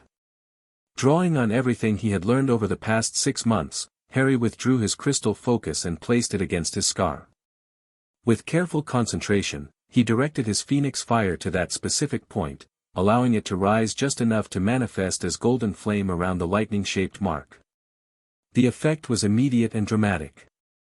As the phoenix fire made contact with his scar, a high, inhuman scream tore through the air, but it didn't come from Quirrell or the face on the back of his head. It emanated from Harry's scar itself, as if something within it was being burned away by the purifying flame. Across the battleground, Voldemort's face contorted in shock and rage. What is this? He hissed. What are you doing to our connection, boy? Harry couldn't answer, too focused on maintaining the precise, controlled manifestation of his fire. Blood and some black, tar-like substance seeped from his scar as the phoenix flame continued its work, cauterizing something that had resided there undetected for years. The agony was nearly unbearable, but with it came a strange clarity, as if a veil he hadn't known existed was being burned away from his mind. Images flashed before him, a green light, a woman's scream, high cold laughter, and then something darker, deeper, a fragment of consciousness not his own, a splinter of malevolence that had attached itself to him on that long-ago night. He left part of himself in me, Harry gasped, the realization striking with horrible certainty. When he tried to kill me, a soul fragment, Nereus confirmed grimly. Forbidden magic, even by the Council's ancient standards. Your phoenix fire is rejecting it, burning it away as it would any corruption. The battle around them reached a crescendo as Dumbledore, sensing what was happening, redoubled his assault on Quirrell/Voldemort. The possessed teacher was clearly weakening, affected not only by Dumbledore's formidable magic but also by whatever connection linked him to the fragment in Harry's scar. Enough. Voldemort's voice commanded suddenly. Quirrell, we must retreat.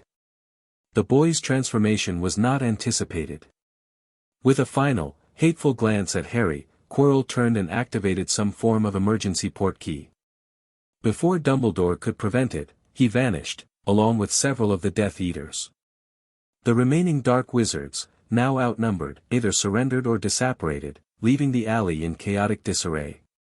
Harry slumped to his knees as the phoenix fire subsided, the immediate crisis passed. His scar continued to ooze blood and that strange black substance, but the pain had reduced to a dull throb rather than the searing agony of before. Mr. Potter. McGonagall was at his side instantly, her face pale with concern. Are you all right? I think so, Harry managed, though his voice sounded distant even to his own ears. Something was in my scar. Part of him. The fire burned it away, at least some of it. Dumbledore joined them, his expression grave as he examined Harry's forehead. A connection I had suspected but hoped was not as I feared, he murmured. Your phoenix nature may have saved you from a far darker fate, Harry. Aurors were already swarming the area, securing the captured Death Eaters and beginning to manage the shocked bystanders. Many had witnessed Harry's partial transformation. The golden flame around his scar would have been impossible to miss at close range. "We need to get him out of here," Moody growled, his magical eye swiveling in all directions. "Now. Too many witnesses, too many questions." "Agreed," Flamel said, helping Harry to his feet. "But not to the leaky cauldron, it will be swarming with curiosity seekers within minutes. We need a direct route back to the sanctuary." "I can create one," Nereus offered unexpectedly.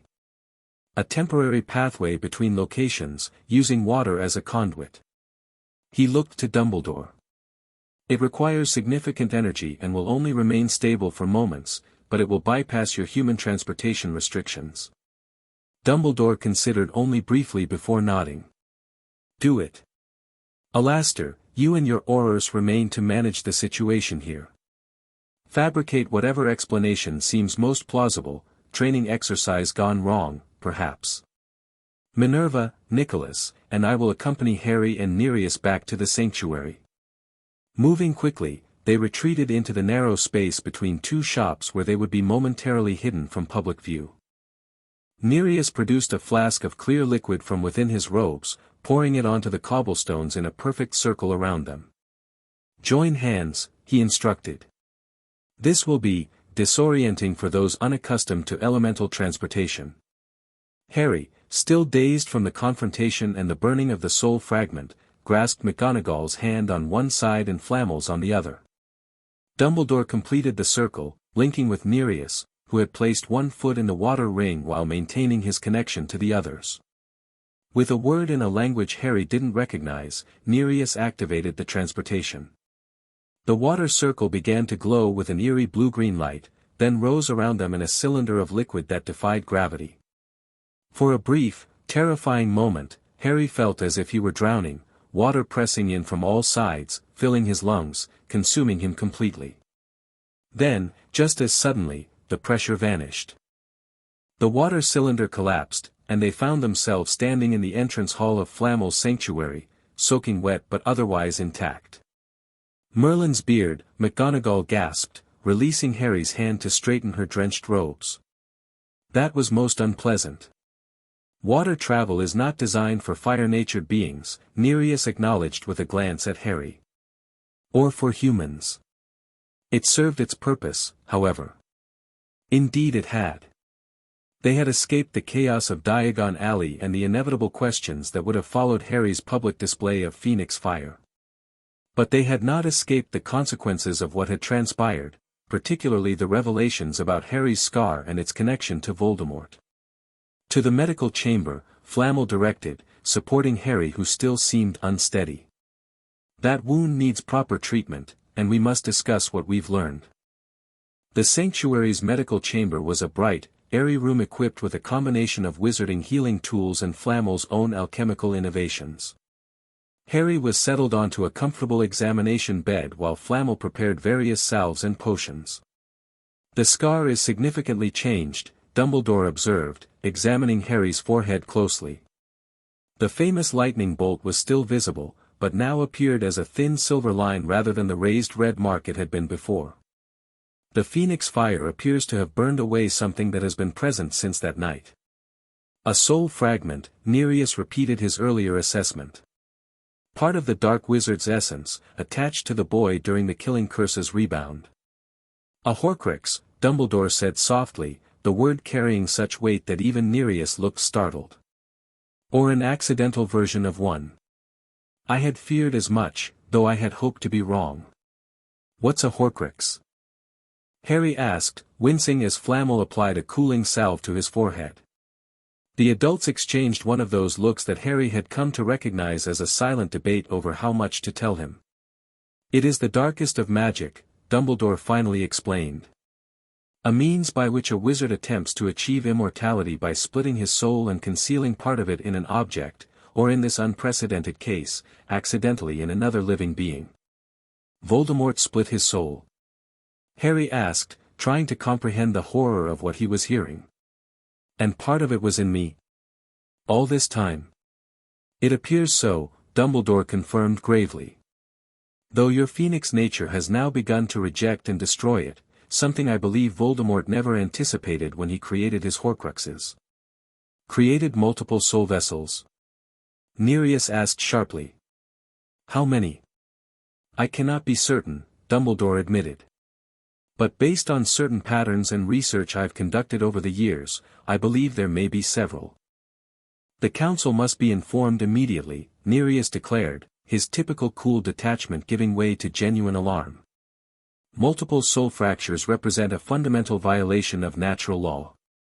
If they interact with the fire child's primordial nature in unexpected ways, I believe that is precisely what we witnessed today, Flamel interjected. Harry's phoenix fire recognized the soul fragment as corruption and began to purify it, just as phoenix tears cleanse wounds of infection. McGonagall, who had been surprisingly quiet, spoke up firmly. The immediate concern is Mr. Potter's well-being. Theoretical implications can wait until he has recovered. Harry appreciated her intervention, as the conversation had begun to make his head spin, or perhaps that was just the after-effects of the soul fragment's partial destruction. Either way, he felt exhausted to his core, despite the phoenix-enhanced stamina he had developed over the past months. Rest is indeed indicated, Flamel agreed, handing Harry a small vial of golden liquid. Phoenix tears, freely given by Fawkes, with a mild sleeping draught added. It will help your body recover from the trauma while completing the healing process. Harry accepted the vial gratefully, downing its contents in one swallow. The effect was almost immediate, a warm, soothing sensation spread from his throat throughout his body, easing pain he hadn't even realized he was feeling. His eyelids grew heavy as the sleeping draught took effect. The last thing he heard before drifting off was Nereus's voice, uncharacteristically urgent. The council will convene immediately upon receiving my report. The fire child's confrontation with a soul-fractured dark wizard changes everything. They will demand his presence for evaluation, and soon. Harry woke to find his room bathed in the golden light of sunset. For a moment, he was disoriented, unable to reconcile his last memories, the chaos of Diagon Alley, Voldemort's face protruding from the back of Quirrell's head, the burning pain in his scar, with the peaceful surroundings of his bedchamber. Sitting up carefully, he was surprised to find he felt physically well. His forehead no longer hurt, though when he touched the famous scar, it felt different, smoother, less pronounced. A small mirror on his bedside table confirmed what his fingers had detected. The lightning bolt was now a fine silver line, almost like a decorative marking rather than an injury. The door opened quietly to admit Professor McGonagall, who looked relieved to find him awake. "How are you feeling, Mr. Potter?" she asked, approaching his bedside with uncharacteristic gentleness. "Better than I expected," Harry admitted. "How long was I asleep?" "Nearly 24 hours, McGonagall informed him. Nicholas's potion was designed to give your body time to recover fully." "What happened after I fell asleep?" Harry asked, memories of their hasty retreat from Diagon Alley flooding back. "Did they catch any of the Death Eaters?" "Several were apprehended," McGonagall confirmed. "Though Quirrell, or what remained of him with Voldemort's possession, escaped completely." She hesitated before adding, "There have been developments regarding the Primordial Council." Harry's stomach tightened with apprehension. "Nereus said they'd want to see me." "Indeed." McGonagall's expression was carefully neutral, but Harry could sense her concern. "Representatives arrived several hours ago. They are currently in conference with Albus and Nicholas." "What do they want?" Harry asked, though he suspected he already knew the answer. "To evaluate you directly," McGonagall confirmed. "The events in Diagon Alley, your interaction with the Horcrux in particular, have raised questions about the nature of your abilities and their potential consequences." "Am I in trouble?" Harry couldn't help asking, a remnant of his childhood with the Dursleys where unusual events inevitably led to punishment. McGonagall's expression softened. "No, Mr. Potter. You've done nothing wrong. If anything, your actions yesterday may have revealed a means of combating Voldemort that we had not previously considered." She straightened slightly. However, the Council operates by different standards than we do. They are concerned primarily with the balance between primordial and physical realms. And they think I might disrupt that balance. They wish to determine that for themselves, McGonagall replied carefully. Once you feel ready, they have requested your presence in the sanctuary's central chamber. Harry took a deep breath, considering his options. He could hardly refuse to meet the Council. They had clearly demonstrated their ability to reach him regardless of wizarding protections. And part of him was curious to encounter these beings who apparently had some connection to his hybrid nature. I'm ready now, he decided, throwing back the covers. But, will you come with me? Something like surprise flickered across McGonagall's features, followed by a resolute nod. Of course, Mr. Potter. As your guardian, it is my right and responsibility to accompany you. While Harry dressed in the formal robes that had been laid out for him, clearly chosen for this specific occasion, McGonagall explained what little she knew about the Council representatives who had arrived. There are 3 of them, besides Nereus. They call themselves aspects rather than members, representing fire, earth, and air elements. Nicholas says this constitutes a formal evaluation panel, not merely observers. What will they do? Harry asked, struggling slightly with the unfamiliar formal attire. Some kind of test. I believe so, though the specifics remain unclear, McGonagall admitted. Albus has insisted on certain parameters. No harm is to come to you, and any evaluation must respect your autonomy and well-being.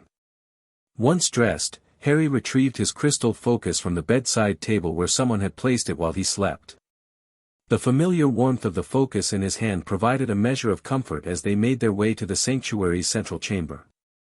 This enormous circular room formed the heart of Flamel's sanctuary, its domed ceiling enchanted to reflect the sky outside, much like the Great Hall at Hogwarts. Normally used for complex alchemical experiments requiring significant space, it had been rearranged for this occasion. The usual workbenches and instruments had been cleared away, leaving a large open area dominated by a circular design inlaid in the stone floor, a quartered circle representing the 4 elements. Dumbledore, Flamel, and Nereus stood to one side of this circle, engaged in quiet conversation with 3 figures unlike any Harry had encountered before. The first was tall and slender, with skin that seemed to flicker like flame, shifting between amber and deep crimson. Their hair, if it could be called that, rose and fell like living fire, and their eyes glowed with inner light reminiscent of Harry's own when fully transformed. Beside this fire being stood a shorter, more solid figure whose skin resembled polished granite, with veins of crystal or precious metal visible beneath the surface. They moved with deliberate heaviness, as if each gesture required careful consideration.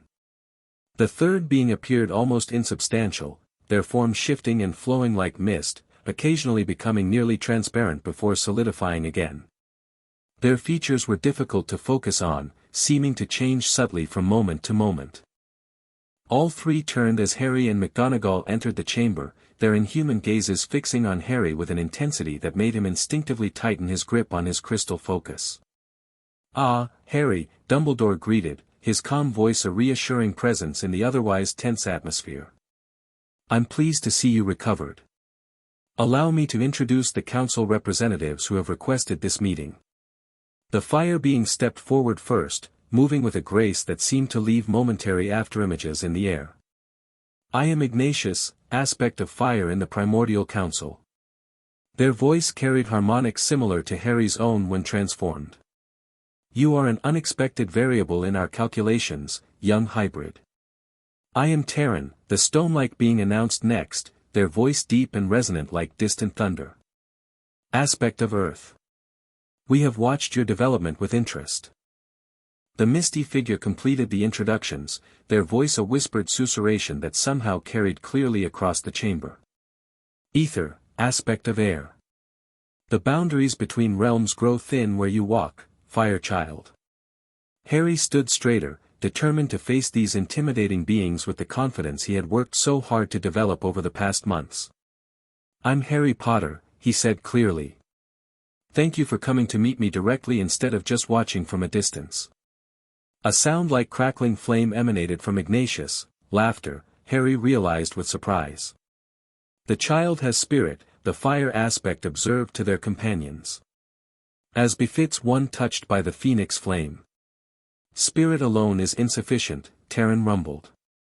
The balance requires more than mere courage. Indeed, Ether whispered.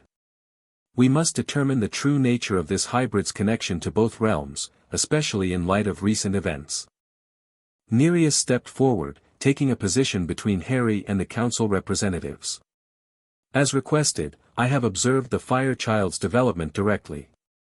My assessment is recorded in detail, but in summary, his control exceeds expectations for one so young. His human aspects remain dominant except when deliberately accessing Phoenix abilities, and his interaction with the soul fragment suggests a purifying influence rather than contamination. Your observations are noted, water aspect, Ignatius acknowledged. However, direct assessment is required in this unprecedented case. What kind of assessment?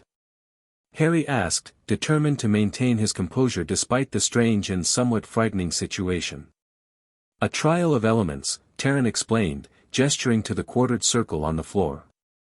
Each aspect will test your response to their element, gauging both your abilities and your character. Will it hurt? Harry asked bluntly, causing McGonagall to place a supportive hand on his shoulder. Pain is not the purpose, Ether assured him, their misty forms swirling slightly. Though discomfort may occur as your dual nature is challenged. I have insisted upon certain safeguards, Dumbledore interjected, his blue eyes unusually serious. The trials will respect Harry's youth and development level. Should any test threaten genuine harm, I will intervene immediately. As will I, McGonagall added firmly, her hand still on Harry's shoulder. Such protection is unnecessary but permitted, Ignatius acknowledged. We seek understanding, not injury. The fire aspect gestured to the circular design. Step into the circle, young hybrid, and we shall begin. Harry looked to Dumbledore, who gave him an encouraging nod, and then to McGonagall, whose concerned expression was tempered with a confidence in him that bolstered his courage. Taking a deep breath, he stepped forward into the quartered circle, positioning himself at its center. Immediately, the inlaid design began to glow with magical energy, each quarter illuminated with the color of its corresponding element, red for fire, brown for earth, white for air, and blue for water. Harry felt a strange resonance as the fire quarter activated, as if something within him recognized and responded to its energy. We begin with Earth, Terran announced, stepping forward to stand at the edge of the circle. The foundation upon which all else is built. The stone-like being raised both hands, and the ground beneath Harry's feet began to shift and change. What had been smooth stone transformed into loose soil, then into mud that threatened to swallow his feet, then into solid rock that rose in columns around him, creating a labyrinth of stone that completely enclosed him within moments. Total darkness descended as the stone closed over his head. Harry fought down a momentary panic, remembering his cupboard under the stairs and the helpless feeling of being trapped in small, dark spaces. His phoenix fire stirred in response to his distress, but he forced himself to think clearly, remembering Nereus's lessons about directing rather than suppressing his element. Instead of giving in to fear or lashing out with uncontrolled fire, Harry called a small, contained flame to the tip of his crystal focus, illuminating his stone prison. He examined the enclosure carefully, noting that while solid, the stone walls had a crystalline quality that might respond to targeted heat. Pressing his focus against one wall, he channeled a precise, controlled jet of phoenix fire, not wild destruction, but focused, intentional heat that caused the crystalline structure to become malleable without shattering. With careful application, he shaped an opening large enough to step through, emerging from the labyrinth without destroying it entirely. As he stepped out, the stone constructs receded back into the floor, and Terran nodded with what appeared to be approval. The Earth test measures resourcefulness and restraint, the aspect announced. You neither surrendered to imprisonment nor responded with excessive force. Earth acknowledges your balance.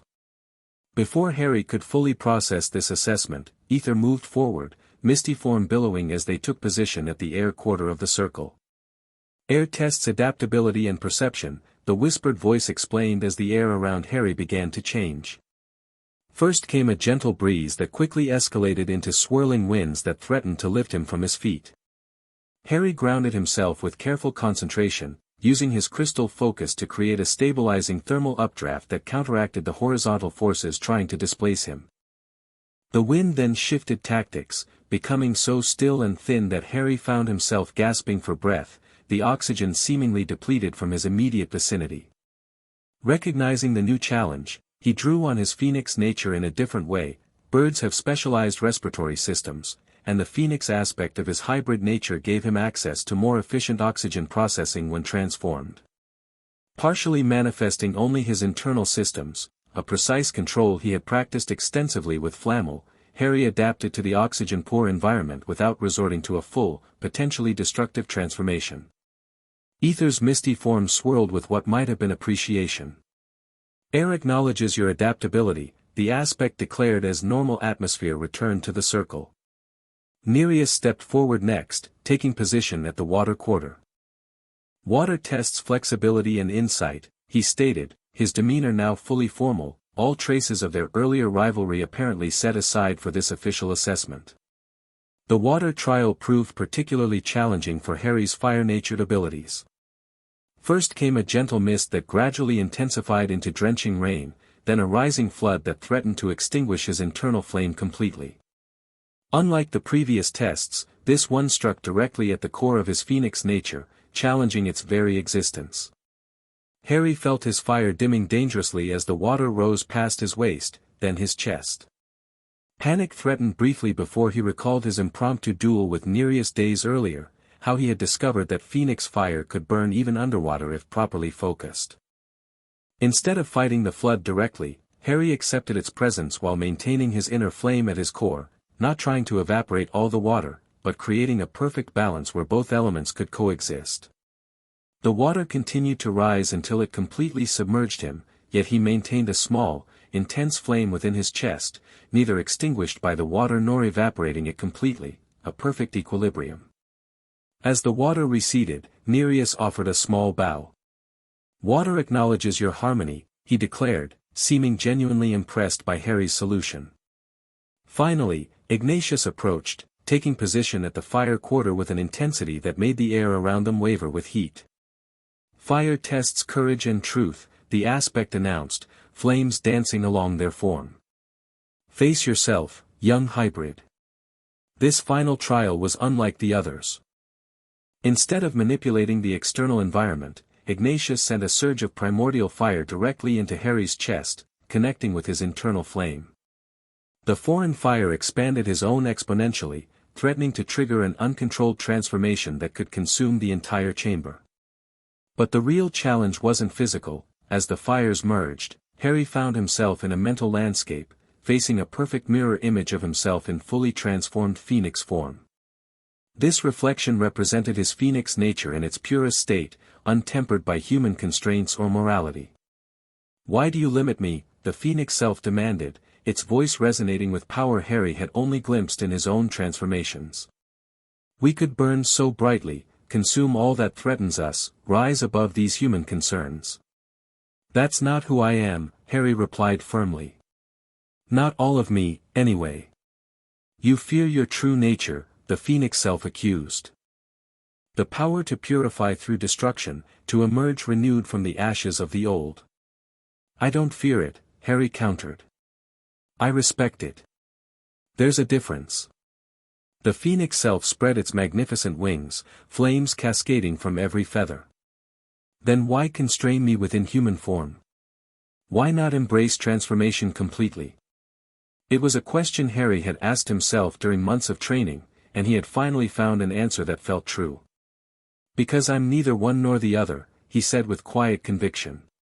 "I'm both.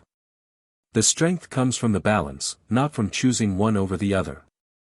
The phoenix self studied him for a long moment before inclining its head in acknowledgement. "Truth," it conceded. "Remember this when the choice comes, as it surely will." The mental landscape dissolved, returning Harry to the physical trial circle. The foreign fire withdrew from his chest, leaving his own internal flame balanced once again at its usual steady warmth. Ignatius's fiery features arranged themselves into something like a smile. "Fire acknowledges your integrity," the aspect declared. With all 4 trials completed, the council representatives gathered at the edge of the circle, communicating in some non-verbal way that involved subtle changes in their elemental appearances. After what seemed like an eternity but was probably only minutes, they turned back to Harry, who still stood at the center of the now dormant quartered circle.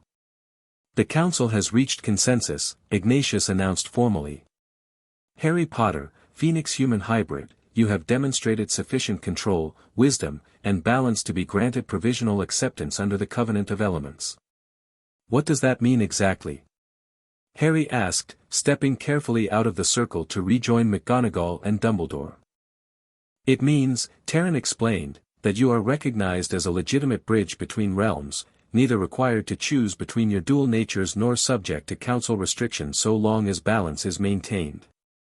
In practical terms, Ether added, their misty form condensing slightly for clarity, "you may continue your development under your current guardian's guidance, with periodic assessment rather than constant oversight."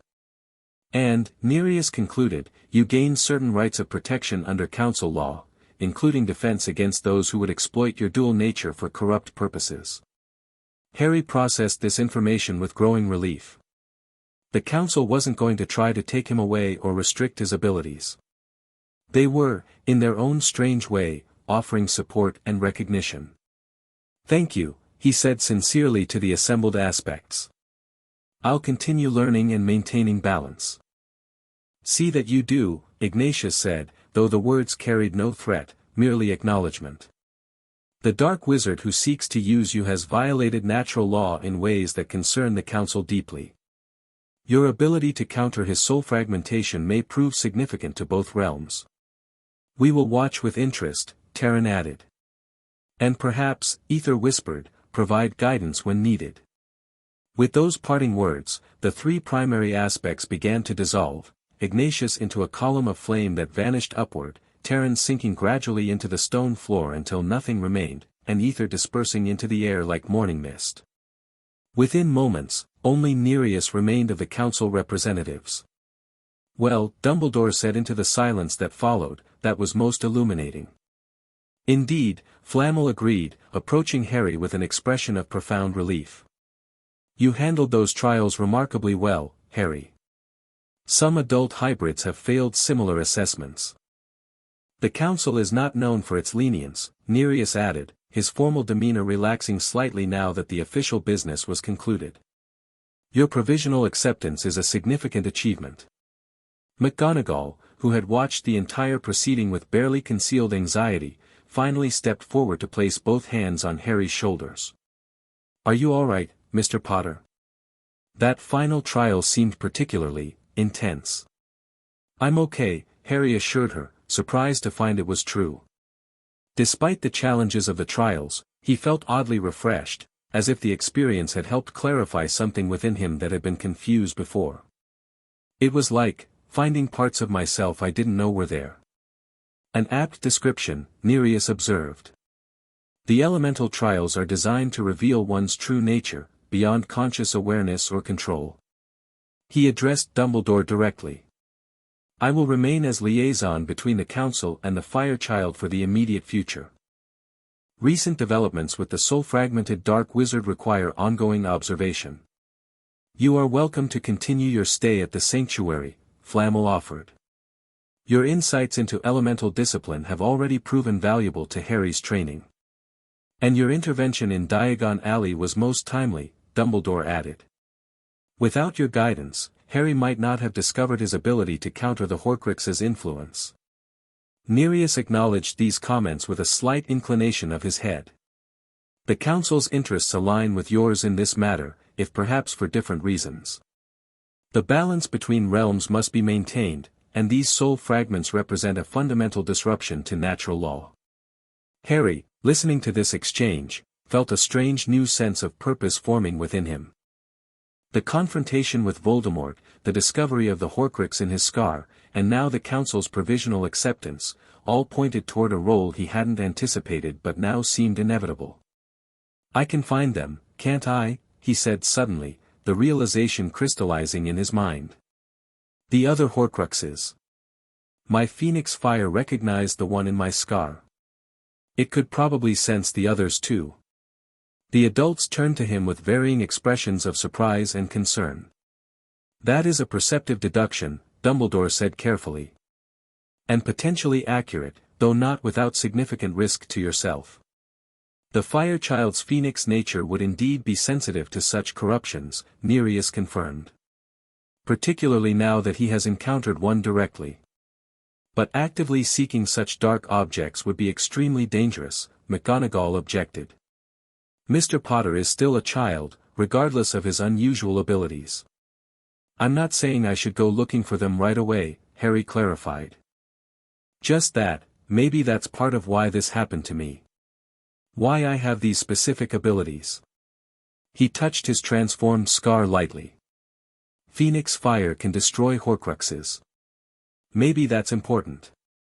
Dumbledore studied Harry with newfound intensity, as if seeing him in a different light. "You may well be right, Harry. Though as Minerva wisely cautions, such a path would require extensive preparation and support. Which he now has from both human and council resources," Nereus pointed out. "The provisional acceptance grants him certain protections and access to knowledge that might prove valuable in such an undertaking." "Let us not get ahead of ourselves," Flamel suggested diplomatically. "Harry has just completed a challenging trial and is still recovering from the events in Diagon Alley. There will be time to consider longer-term strategies once he has fully processed these experiences." Harry wanted to object, to insist that they begin planning immediately, but he recognized the wisdom in Flamel's words. The past 2 days had been overwhelming, and despite his Phoenix-enhanced recovery abilities, he could feel fatigue creeping into his awareness. "Perhaps some rest would be beneficial," McGonagall suggested, noticing his flagging energy. "It has been an extraordinary few days, Mr. Potter, even by your unusual standards." "A wise suggestion," Dumbledore agreed. "Harry, we can discuss these matters further tomorrow, after you've had time to rest and reflect on today's events." Though part of him chafed at the delay, Harry nodded in agreement. The trial had taken more out of him than he'd initially realized, and his thoughts needed organizing before he could effectively argue for any specific course of action. As he left the central chamber, escorted by McGonagall back to his quarters, Harry glanced back to see Dumbledore, Flamel, and Nereus already deep in discussion, undoubtedly debating the implications of everything that had transpired and what it might mean for the future. Whatever they decided, Harry was determined to have a voice in the plans. The council had recognized him as a legitimate bridge between realms, neither fully human nor fully phoenix but something unique that drew strength from both. That recognition came with responsibilities he was only beginning to understand, but also with a sense of purpose that felt right in a way little else had in his young life. The phoenix fire within him stirred in response to these thoughts, not with the wild, consuming energy of his first transformation, but with a steady, directed warmth that suggested not destruction but renewal, not an ending, but a beginning. His path forward wouldn't be easy, Harry knew. Voldemort was still out there, weakened but determined. The Horcruxes represented a challenge even experienced wizards like Dumbledore approached with caution. And his own nature, while now provisionally accepted by the council, remained unprecedented and unpredictable in many ways. Yet as he settled into his bed that night, Harry felt something he hadn't expected after such challenging events: hope. Not naive optimism, but a grounded belief that his unique abilities existed for a reason, and that with the right guidance and his own determination, he could face whatever challenges lay ahead. The Phoenix, after all, was a creature of rebirth and renewal, of rising from the ashes of destruction to begin anew. Perhaps that was his true inheritance, not just the power of primordial fire, but the promise of transformation, of finding light even in the darkest places. With that comforting thought, Harry drifted into sleep, his dreams filled not with Voldemort's terrible face or the council's intimidating presence, but with the image of his phoenix self, wings spread wide against a dawn-bright sky, ready to soar. Chapter 4, Sovereign Flame. Golden sunlight streamed through the tall windows of McGonagall's Hogwarts quarters, bathing the breakfast table in warm light.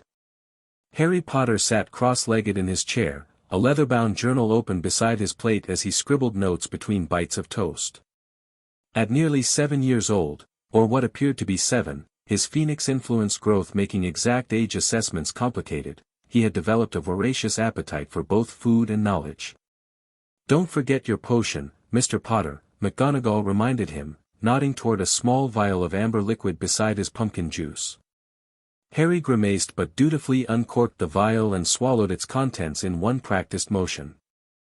"Tastes like burnt socks," he complained, reaching quickly for his juice to wash away the bitter aftertaste. "I believe that's the salamander blood," McGonagall observed dryly. "Professor Snape assures me it's essential for stabilizing your core temperature during growth phases." A year had passed since the night Harry's phoenix nature had first manifested, transforming him from an abused, malnourished 5-year-old into something both more and less than human. In that time, he had moved from frightened child to disciplined student, gaining control over abilities that once threatened to consume everything around him. His appearance had changed as well. No longer the small, skinny boy who had burned down Privet Drive, Harry had grown several inches taller than average for his chronological age. His once perpetually messy black hair now contained subtle hints of deep red and gold that seemed to shift and flicker in direct sunlight. Most striking were his eyes, still fundamentally green like his mother's, but now with a ring of molten gold surrounding the pupil, occasionally flaring brighter when his emotions ran high. "Nicholas is expecting you at 10 o'clock, McGonagall said, checking the delicate watch pinned to her robes. "Your belongings are packed for the weekend?" Harry nodded, closing his journal. "All ready. We're working on elemental fusion this time, combining phoenix fire with other magical sources. Just remember the containment protocols," McGonagall cautioned, though her tone held more resignation than genuine worry. After a year as Harry's guardian, she had adapted to the reality of raising a child whose casual experiments sometimes required specialized magical shielding. Their quiet breakfast was interrupted by a flash of green flame in the fireplace as Dumbledore's head appeared amid the embers. "Minerva, might I have a word?" the headmaster requested, his normally twinkling eyes unusually serious. "It concerns our young friend." McGonagall exchanged a glance with Harry, who recognized the look immediately, adult matters that might or might not be shared with him later, depending on what the adults deemed appropriate. "Of course, Albus," McGonagall replied. Mr. Potter was just finishing his breakfast before departing for his weekend with Nicholas. "Actually," Dumbledore said, "I believe Harry should join our conversation. The matter concerns him directly." Harry straightened in his chair, both pleased to be included and concerned by the headmaster's grave tone. "I'll come through momentarily," Dumbledore continued. "Best to discuss this in person." The headmaster's head disappeared from the flames, which flared higher before disgorging his full form in a swirl of emerald fire. He stepped gracefully onto the hearth rug, brushing a speck of ash from his midnight blue robes with an absent gesture. "Good morning, Harry," Dumbledore greeted warmly. "I trust Professor Snape's stabilization potion is serving its purpose." "It tastes awful," Harry replied honestly, "but the fire's easier to control on days I take it." "The price of progress, I'm afraid." Dumbledore settled into the chair McGonagall offered, accepting a cup of tea with a grateful nod. "I've received some concerning news that affects our ongoing preparations." The preparations, Dumbledore referred to had begun 6 months earlier, following Harry's confrontation with the possessed Quirrell in Diagon Alley. The discovery that Harry's phoenix nature could detect and potentially destroy Horcruxes had sparked intensive research and training designed to prepare him for an eventual confrontation with Voldemort's soul fragments. "What's happened?" McGonagall asked, her Scottish accent becoming more pronounced as it always did when she was concerned. "Two things, both troubling in different ways," Dumbledore replied. "First, our sources report increased Death Eater recruitment activity, particularly among those with expertise in elemental countermagic. Voldemort's building a force specifically to fight me," Harry concluded, not entirely surprised. After the Diagon Alley incident, it made strategic sense for the Dark Wizard to seek followers who might counter Harry's unique abilities. "Precisely," Dumbledore confirmed. But more concerning is the second development. The Ministry has formally established a new division within the Department of Mysteries, the Office for the Regulation and Study of Magical Anomalies. McGonagall's teacup froze halfway to her lips. They wouldn't dare. I'm afraid they already have, Dumbledore said heavily. The department has been granted extraordinary powers to identify, monitor, and if deemed necessary, contain individuals exhibiting unprecedented magical manifestations that may threaten wizarding security. They're talking about me, Harry realized, a chill running through him despite the perpetual warmth of his phoenix core. They want to study me. Not just you, Dumbledore clarified. Though you are undoubtedly of particular interest. The department's mandate extends to any magical being or occurrence outside established classification systems. Who's behind this? McGonagall demanded. Fudge doesn't have the initiative for such a move on his own. Officially, it was proposed as a security measure following several unexplained magical incidents over the past year, Dumbledore explained. Unofficially, Lucius Malfoy's influence is evident in both the timing and the department's extraordinary latitude. Harry absorbed this information with growing unease. He had spent the past year learning to control his abilities precisely to avoid being seen as a threat.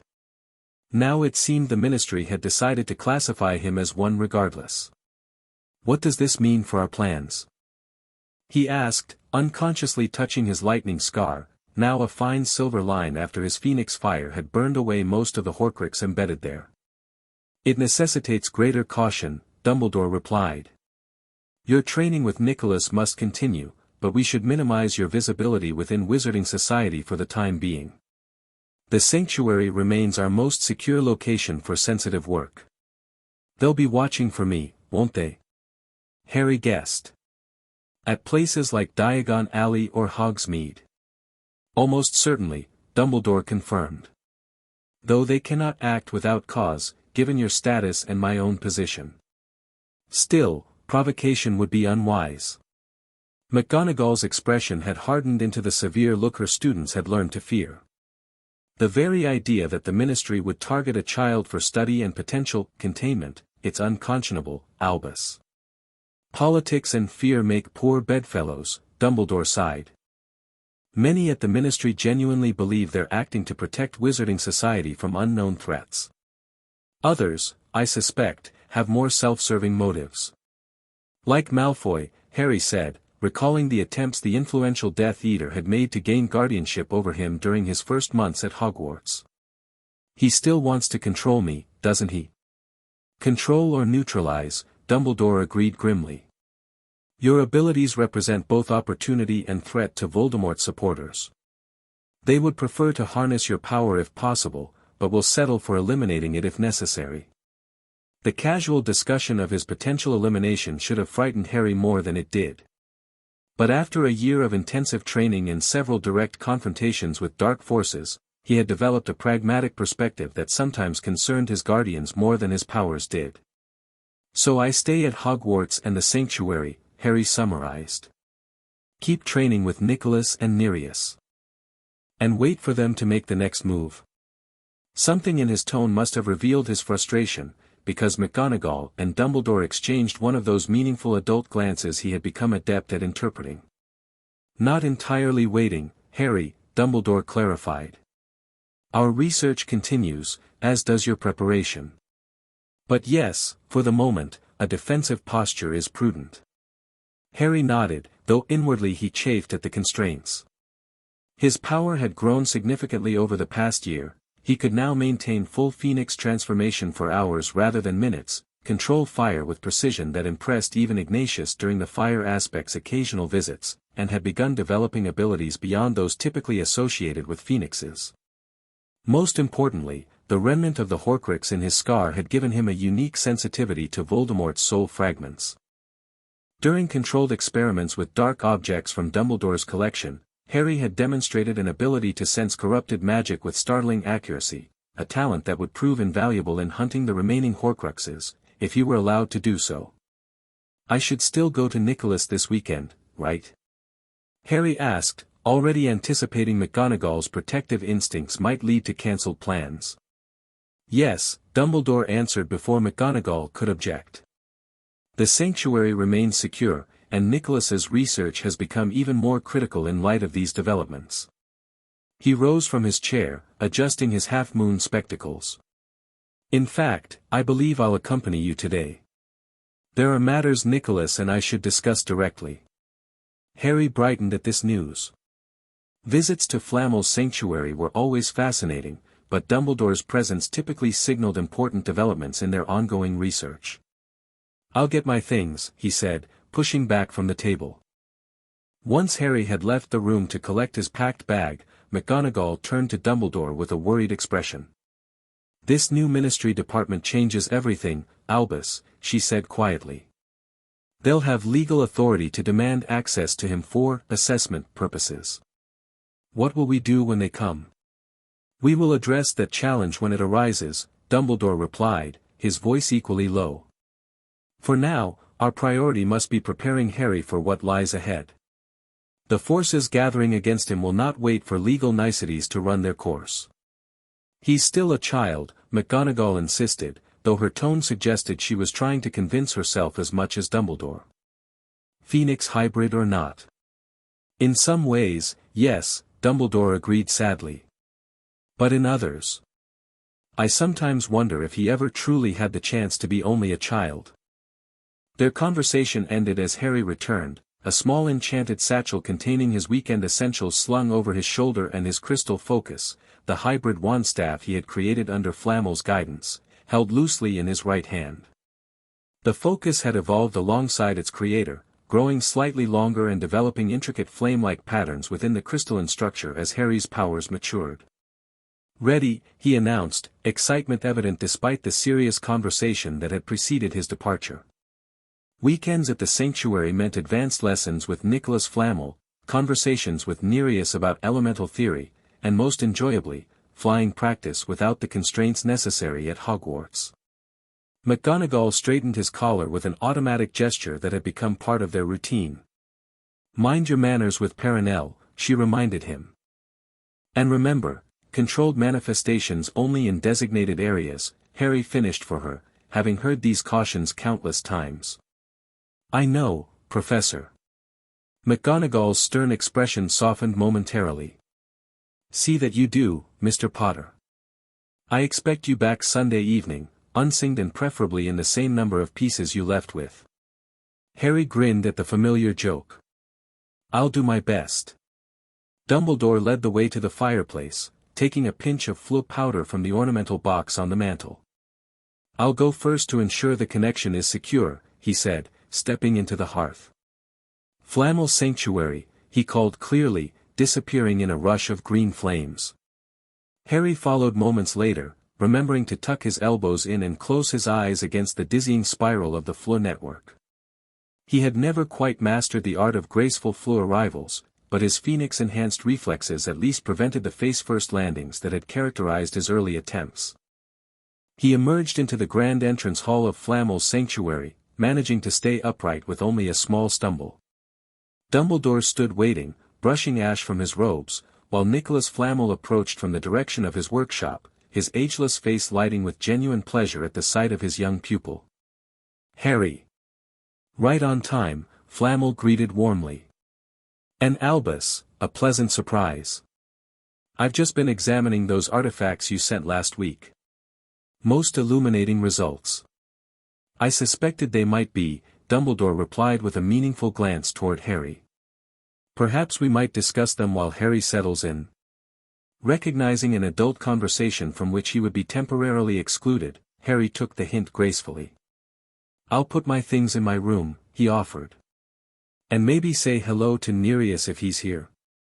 In the meditation garden, Flamel confirmed. Though I believe he's in communion with his element at the moment. Best not to disturb him until he surfaces. Harry nodded understanding. Nereus's water meditations could last hours, during which the hybrid's consciousness merged partially with his elemental aspect, leaving his physical form in a trance-like state that was disconcerting to witness. Harry had learned this lesson the hard way months earlier, when an ill-timed interruption had resulted in a very wet and somewhat terrifying demonstration of Nereus's reflexive defenses. As Harry made his way through the sanctuary's familiar corridors to the guest chambers that had become his weekend home, he reflected on how much had changed in a year. The frightened, confused child who had accidentally burned down his relative's home seemed like someone else entirely, a distant memory rather than his past self. In his place stood a young hybrid growing steadily into powers that still occasionally startled his mentors with their scope and potential. His room at the sanctuary reflected his dual nature more openly than his Hogwarts accommodations. Here, where security and discretion were absolute, Harry could fully explore both aspects of himself without fear of discovery or judgment. The spacious chamber featured a conventional bed for human comfort, but also a nest-like arrangement of fireproof materials where he sometimes slept in partial transformation. The walls were adorned with both wizard and muggle educational materials, star charts and maps alongside diagrams of magical theory and elemental interactions. After depositing his bag on the bed, Harry moved to the balcony that overlooked the sanctuary's hidden valley.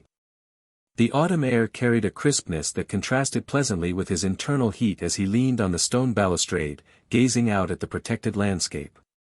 Below, in the meditation garden, he could see Nereus seated cross-legged beside the ornamental pool, his form occasionally shimmering with a blue-green light that indicated active communion with his element. The water hybrid had become a constant presence in Harry's life since the Primordial Council's formal acknowledgement of his status 6 months earlier. What had begun as watchful observation had gradually evolved into genuine mentorship, with Nereus providing insights into elemental magic that even Flamel, for all his centuries of alchemical knowledge, couldn't match. Movement at the edge of the garden caught Harry's attention, a shimmer in the air that solidified into the translucent form of ether, the air aspect who had participated in Harry's trial before the council. The misty being approached Nereus, hovering near his meditative form without disturbing it. Though too distant to hear any communication, Harry could tell from their postures that something significant was being conveyed. His curiosity piqued, Harry considered joining them but decided against it. Council business typically unfolded on its own timetable, and he had learned that patience often yielded more information than direct questioning. Instead, he returned indoors, making his way toward Flamel's workshop where the adults were likely still in discussion. As he approached the partially open door, voices drifted out, serious tones that made him pause rather than announce his presence immediately. Confirmed by multiple sources, Dumbledore was saying. Ancient Egyptian texts describing rituals designed to absorb elemental powers directly into a human vessel. Such rituals were forbidden even in antiquity, Flamel replied, his voice grave. The physical and magical trauma would destroy most practitioners. Most, yes, Dumbledore agreed. But for one already existing in a partial state between life and death, sustained by Horcruxes. Voldemort could potentially survive the process, Flamel concluded. Though not without significant mutation to whatever form he currently inhabits. The council is deeply concerned, came a third voice, Nereus, who must have concluded his meditation more quickly than expected. If the soul-fragmented one successfully completes such a ritual, the balance between realms would be catastrophically disrupted. And Harry would be at even greater risk, Dumbledore added quietly. As both a potential source of elemental power and the only known entity capable of destroying Horcruxes through inherent ability rather than destructive methods. Harry had heard enough. He stepped back from the door, mind racing with implications. Voldemort was seeking ways to absorb elemental powers, powers like his phoenix fire. The Dark Wizard already hunted him for his ability to destroy Horcruxes. This new development made the threat even more immediate. Taking a moment to compose himself, Harry knocked firmly on the workshop door, which swung open to reveal the 3 adults arranged around Flamel's central workbench.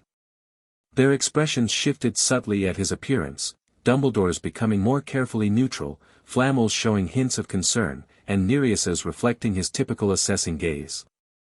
"Harry," Dumbledore greeted him.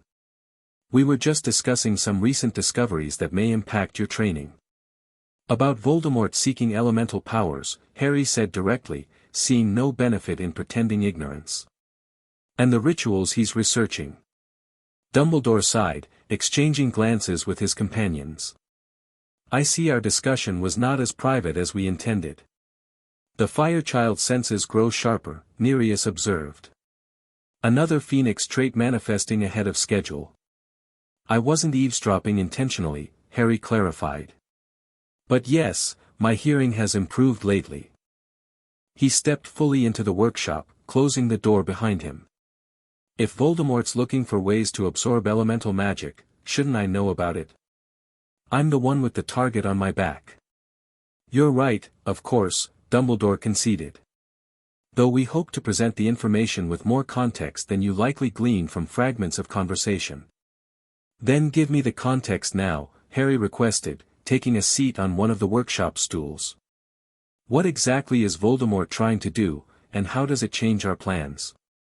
The three adults exchanged another of those meaningful glances that Harry had come to recognize as silent deliberation over how much to tell him. After a moment, Flamel nodded decisively. Very well, the alchemist said. What you overheard is essentially correct. Our research has uncovered evidence that Voldemort is pursuing ancient Egyptian magical techniques designed to forcibly absorb and incorporate elemental powers into a human vessel. Like what I have naturally, Harry said, unconsciously touching his chest where the phoenix fire burned perpetually. Similar in effect, though fundamentally different in nature, Flamel clarified. Your connection to primordial fire is inherent, a manifestation of latent heritage activated under extreme circumstances. What Voldemort seeks is artificial integration through ritual means, forcing an elemental aspect to bind with his already fractured soul. Such violation of natural law has profound consequences, Nereus added, his tone reflecting the Council's perspective on such matters. Elemental forces were not meant to be harvested like crops or minerals. But if he succeeds, Harry pressed, focusing on practical implications, what would it mean for our efforts to destroy his Horcruxes? Would he gain immunity to Phoenix fire? That is our primary concern, Dumbledore admitted. If Voldemort were to successfully integrate elemental aspects, particularly those opposing fire, such as water or earth, he might indeed develop resistance to your most effective weapon against his soul fragments. Harry absorbed this sobering news, his mind automatically shifting to the strategic thinking his training had encouraged. Then we need to find and destroy the Horcruxes before he completes these rituals, he concluded. We can't afford to wait any longer. That, Dumbledore said heavily, is precisely the conclusion we have reluctantly reached as well. Which brings us to the purpose of this weekend's work, Flamel added, gesturing to the workbench where various instruments and materials were arranged in careful order. We must refine your ability to sense Horcruxes at greater distances and through stronger protections. The Council has authorized direct assistance, Nereus informed them. Ignatius will arrive tomorrow to provide specialized training in discriminating between different types of fire magic, crucial for distinguishing Horcruxes from other dark enchantments. Harry straightened on his stool, excitement mingling with apprehension. After months of preparation and theoretical work, they were finally moving toward active Horcrux hunting. Yet the escalation of both Voldemort's activities and the Ministry's interest created a dangerous convergence of threats. What about the Ministry's new department, he asked. Won't they notice if we start actively searching for dark artifacts?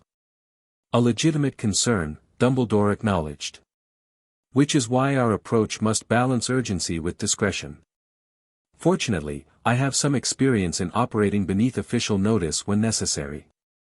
The hint of mischief in Dumbledore's expression reminded Harry that the wise, grandfatherly headmaster had other facets to his personality, including a strategic mind that had defeated a dark wizard long before Harry was born.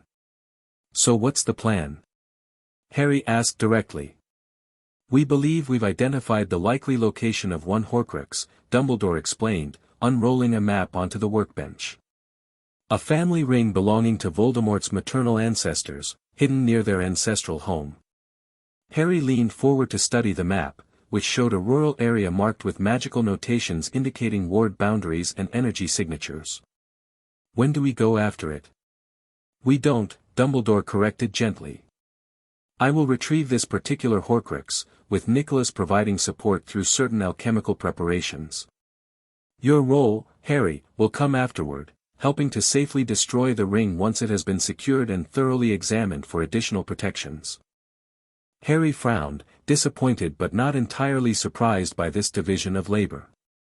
Despite his accelerated development and training, he remained physically a child, regardless of his magical capabilities. I could help more directly, he argued, though without much conviction. My phoenix senses could identify traps or protections you might miss. Perhaps with future Horcruxes, Flamel allowed.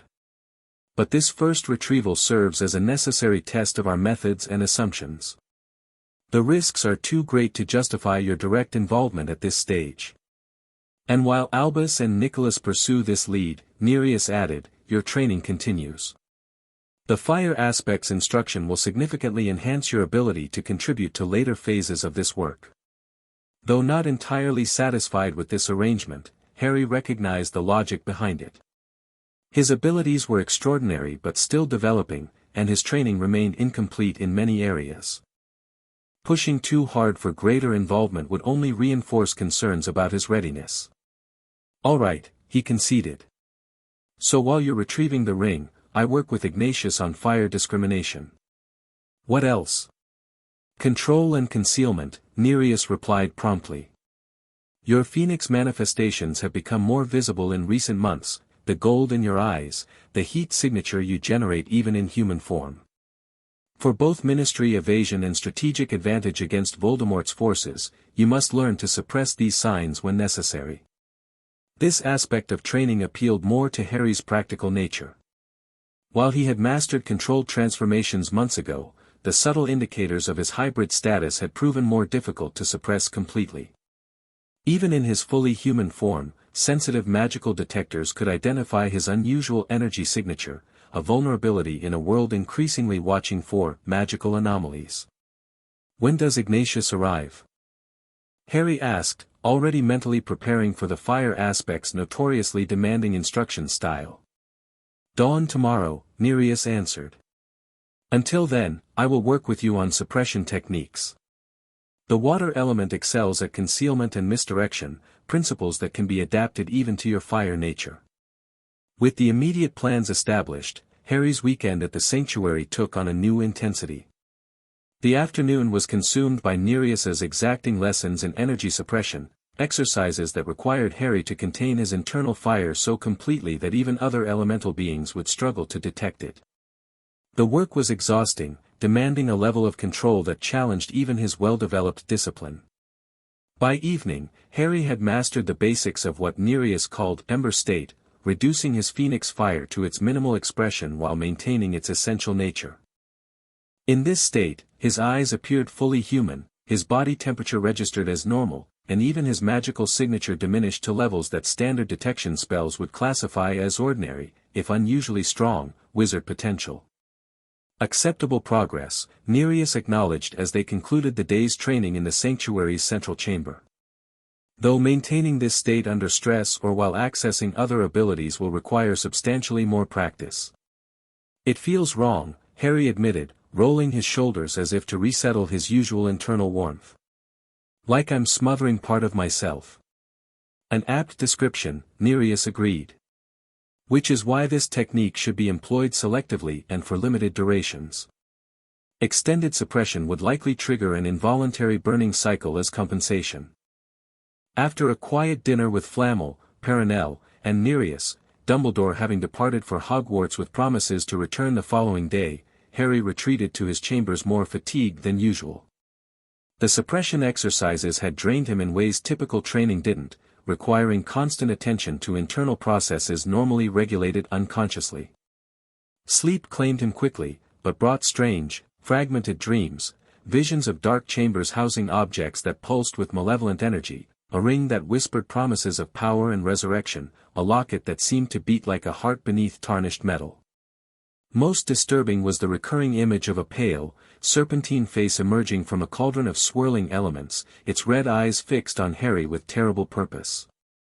He woke before dawn, his scar tingling unpleasantly, a sensation that had become rare since his phoenix fire had burned away most of the Horcrux embedded there.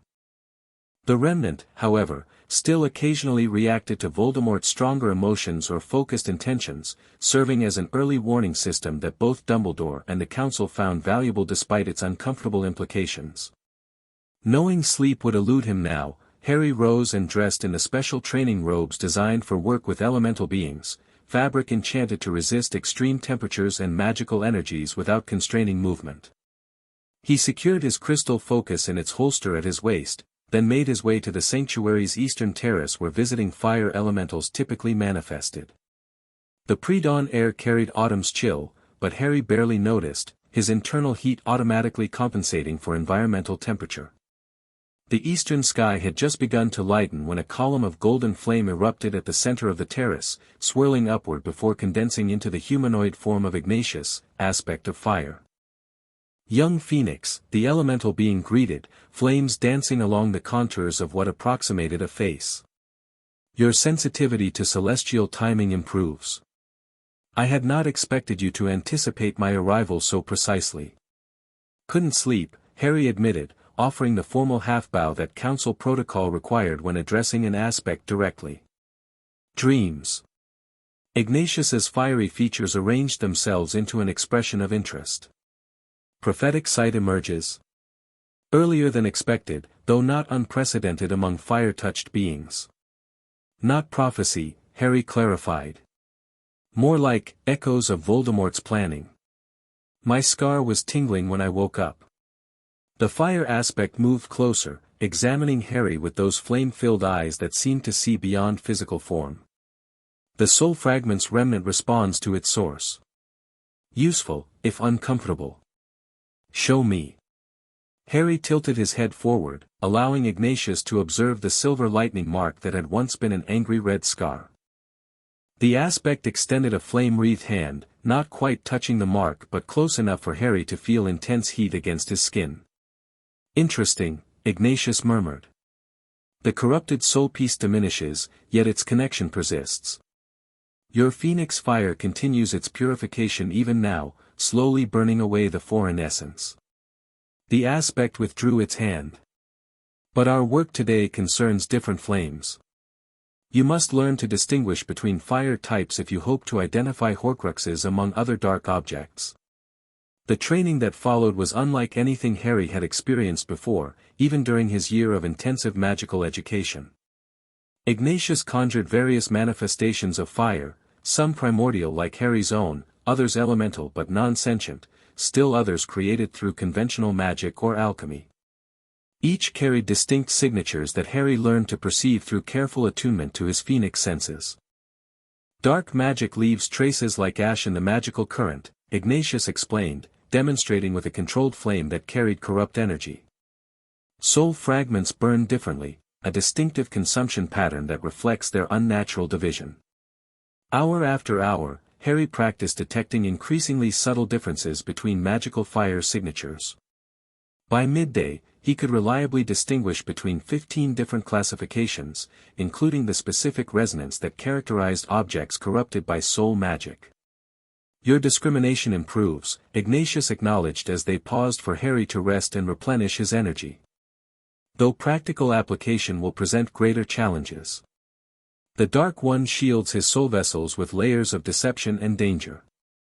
That's why Dumbledore and Flammel are handling the retrieval, Harry said, drinking deeply from a pitcher of specially prepared restoration draft that Perenelle had delivered.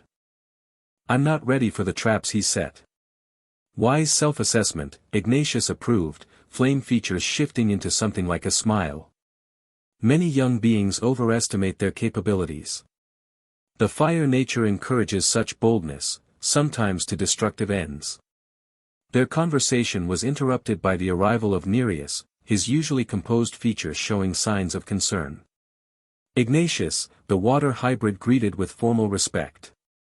The headmaster has returned with the object. There are complications. Harry straightened immediately. Is Dumbledore all right? Did they get the Horcrux? They retrieved the ring, Nereus confirmed. But its protections were more insidious than anticipated. Albus is injured, though Nicholas has stabilized his condition. They request your presence in the workshop immediately. Harry exchanged glances with Ignatius, who nodded permission to end their training session. Together with Nereus, they hurried through the sanctuary's corridors to Flamel's workshop, where they found Dumbledore seated in a conjured chair, his right hand blackened and withered as if severely burned. "Harry," the headmaster greeted, his voice weaker than usual but his eyes still bright. "I apologize for interrupting your lesson with Ignatius. Unfortunately, I seem to have encountered a particularly nasty curse." "What happened?" Harry asked, staring in horror at Dumbledore's damaged hand, which Flamel was treating with a glowing golden potion. The ring carried multiple protections, Flamel explained without looking up from his work. Albus successfully navigated most of them, but the Horcrux itself was enchanted with a powerful wasting curse that activated when he attempted to examine it. "I confess to a moment of foolishness," Dumbledore admitted with a self-deprecating smile that didn't quite reach his eyes. "The ring holds significance beyond its status as a Horcrux, a temptation I should have anticipated and guarded against more carefully." "Can you heal it completely?" Harry asked Flamel, watching as the alchemist's treatment seemed to halt the spread of the blackening but not reverse the damage. "Contain, yes. Cure, no," Flamel replied grimly. "The curse is designed to be irreversible, consuming the victim completely over time. My treatment has arrested its progress temporarily, but without more dramatic intervention, it will eventually resume its work." Harry's gaze shifted to a small box on the workbench, sealed with multiple layers of magical containment. Even through these protections, he could sense the malevolent energy within, the distinctive resonance of a soul fragment that Ignatius had taught him to recognize. "The Horcrux is in there?" he asked, pointing to the box. "Indeed," Dumbledore confirmed. "A ring once belonging to Voldemort's maternal grandfather, Marvolo Gaunt. Significant both as a family heirloom and, I believe, for another reason I'm still piecing together." "Can I destroy it?" Harry asked directly. "Like I did with the fragment in my scar?" The adults exchanged meaningful glances, communicating silently in that way Harry had come to recognize as debate over how much responsibility he should be given. "That is one reason we called you here," Flamel finally answered. "Your Phoenix Fire may indeed be capable of destroying the Horcrux without triggering additional curses. However, the process is not without risk to you as well. The soul fragment will resist destruction," Ignatius added, moving closer to examine the sealed box with evident caution. "It may attempt to establish connection with any vulnerability in your own essence, particularly the remnant of its brother fragment still fading from your scar." "Which means what, exactly?" Harry pressed, tired of oblique warnings. "It means," Dumbledore explained gently, "that in destroying this Horcrux, you may expose yourself to mental or magical assault from the fragment within it. The experience with your scar was different, that fragment had been inadvertently attached to you for years, weakened by constant contact with your inherently opposing nature. This one will be at full strength, and aware of your intention to destroy it." Harry considered this sobering information. The process of burning away the Horcrux in his scar had been painful and disorienting enough. Facing a fully intact soul fragment deliberately created and protected by Voldemort would undoubtedly be worse. Yet the alternative, leaving Dumbledore suffering from a curse that would eventually kill him, was unacceptable. "If I destroy the Horcrux," Harry asked Flamel, "could my Phoenix tears heal Professor Dumbledore's hand afterward? Once the source of the curse is gone?" Flamel exchanged a look with Dumbledore before responding. "Theoretically, yes. Phoenix tears have remarkable healing properties, particularly against dark magic. However, no ordinary Phoenix has attempted to heal this specific curse, and you are not, strictly speaking, an ordinary Phoenix." "I want to try," Harry decided firmly. "First destroy the Horcrux, then attempt to heal the damage it caused." "A noble intention," Dumbledore said, "but not one to undertake lightly or without preparation. The ring has already demonstrated its capacity for harm, even to those who approach it with caution." "Which is why I will assist," Ignatius declared, flame features arranged in determined lines. "As aspect of fire, I can help guide and strengthen the young Phoenix's flames, providing additional protection against the soul fragment's inevitable counterattack. Nereus, who had been observing silently, finally spoke. The Council authorizes this intervention. The balance between realms is already disturbed by these soul fragments. Their elimination serves both human and primordial interests. With that endorsement, preparations began immediately. The workshop was cleared of unnecessary items, particularly those that might be damaged by intense heat. Flammel established additional containment wards around the perimeter, while Nereus prepared basins of enchanted water that could absorb magical backlash if necessary. The sealed box containing the ring was placed at the center of a complex alchemical circle inscribed with symbols of purification and banishment. Harry took position before it, with Ignatius standing directly behind him, close enough for their energies to interact but not so close as to overwhelm Harry's individual control. "Remember your training," the fire aspect instructed as Harry prepared himself mentally for the task ahead. "Identify the specific resonance of the soul fragment. Direct your fire precisely at that signature, not the physical object itself. The ring may have value beyond the corruption it contains." Harry nodded understanding, closing his eyes briefly to center himself. When he opened them, he allowed his phoenix vision to emerge, a perceptual shift that revealed magical energies as visible auras surrounding objects and beings. Through this enhanced sight, the sealed box glowed with layers of containment magic, but he could perceive the darker energy pulsing within. "I'm ready," he said quietly.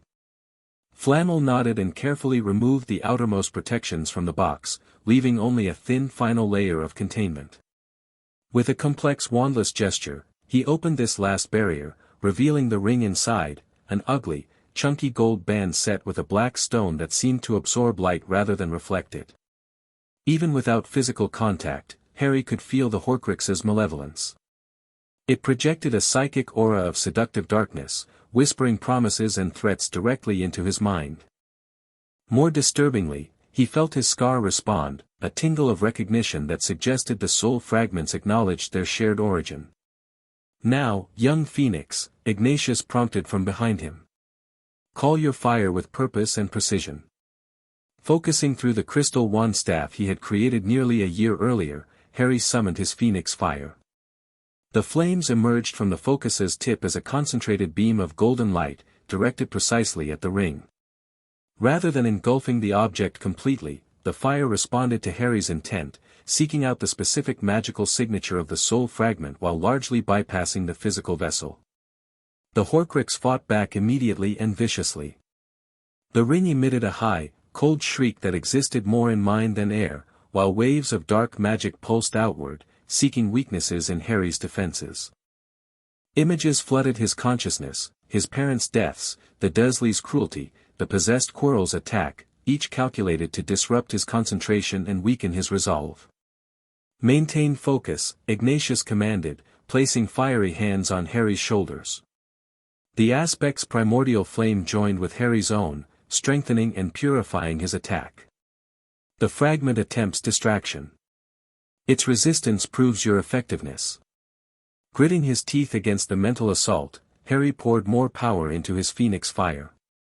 The ring began to vibrate on the workbench, the black stone at its center developing hairline fractures as the soul fragment's anchoring magic weakened.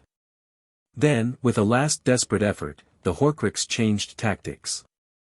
Rather than attacking Harry's mind with painful memories, it offered visions of power and knowledge, Harry fully transformed and magnificent, leading others of mixed heritage against those who would suppress them, reshaping the wizarding world according to his will rather than hiding his true nature to accommodate human fears.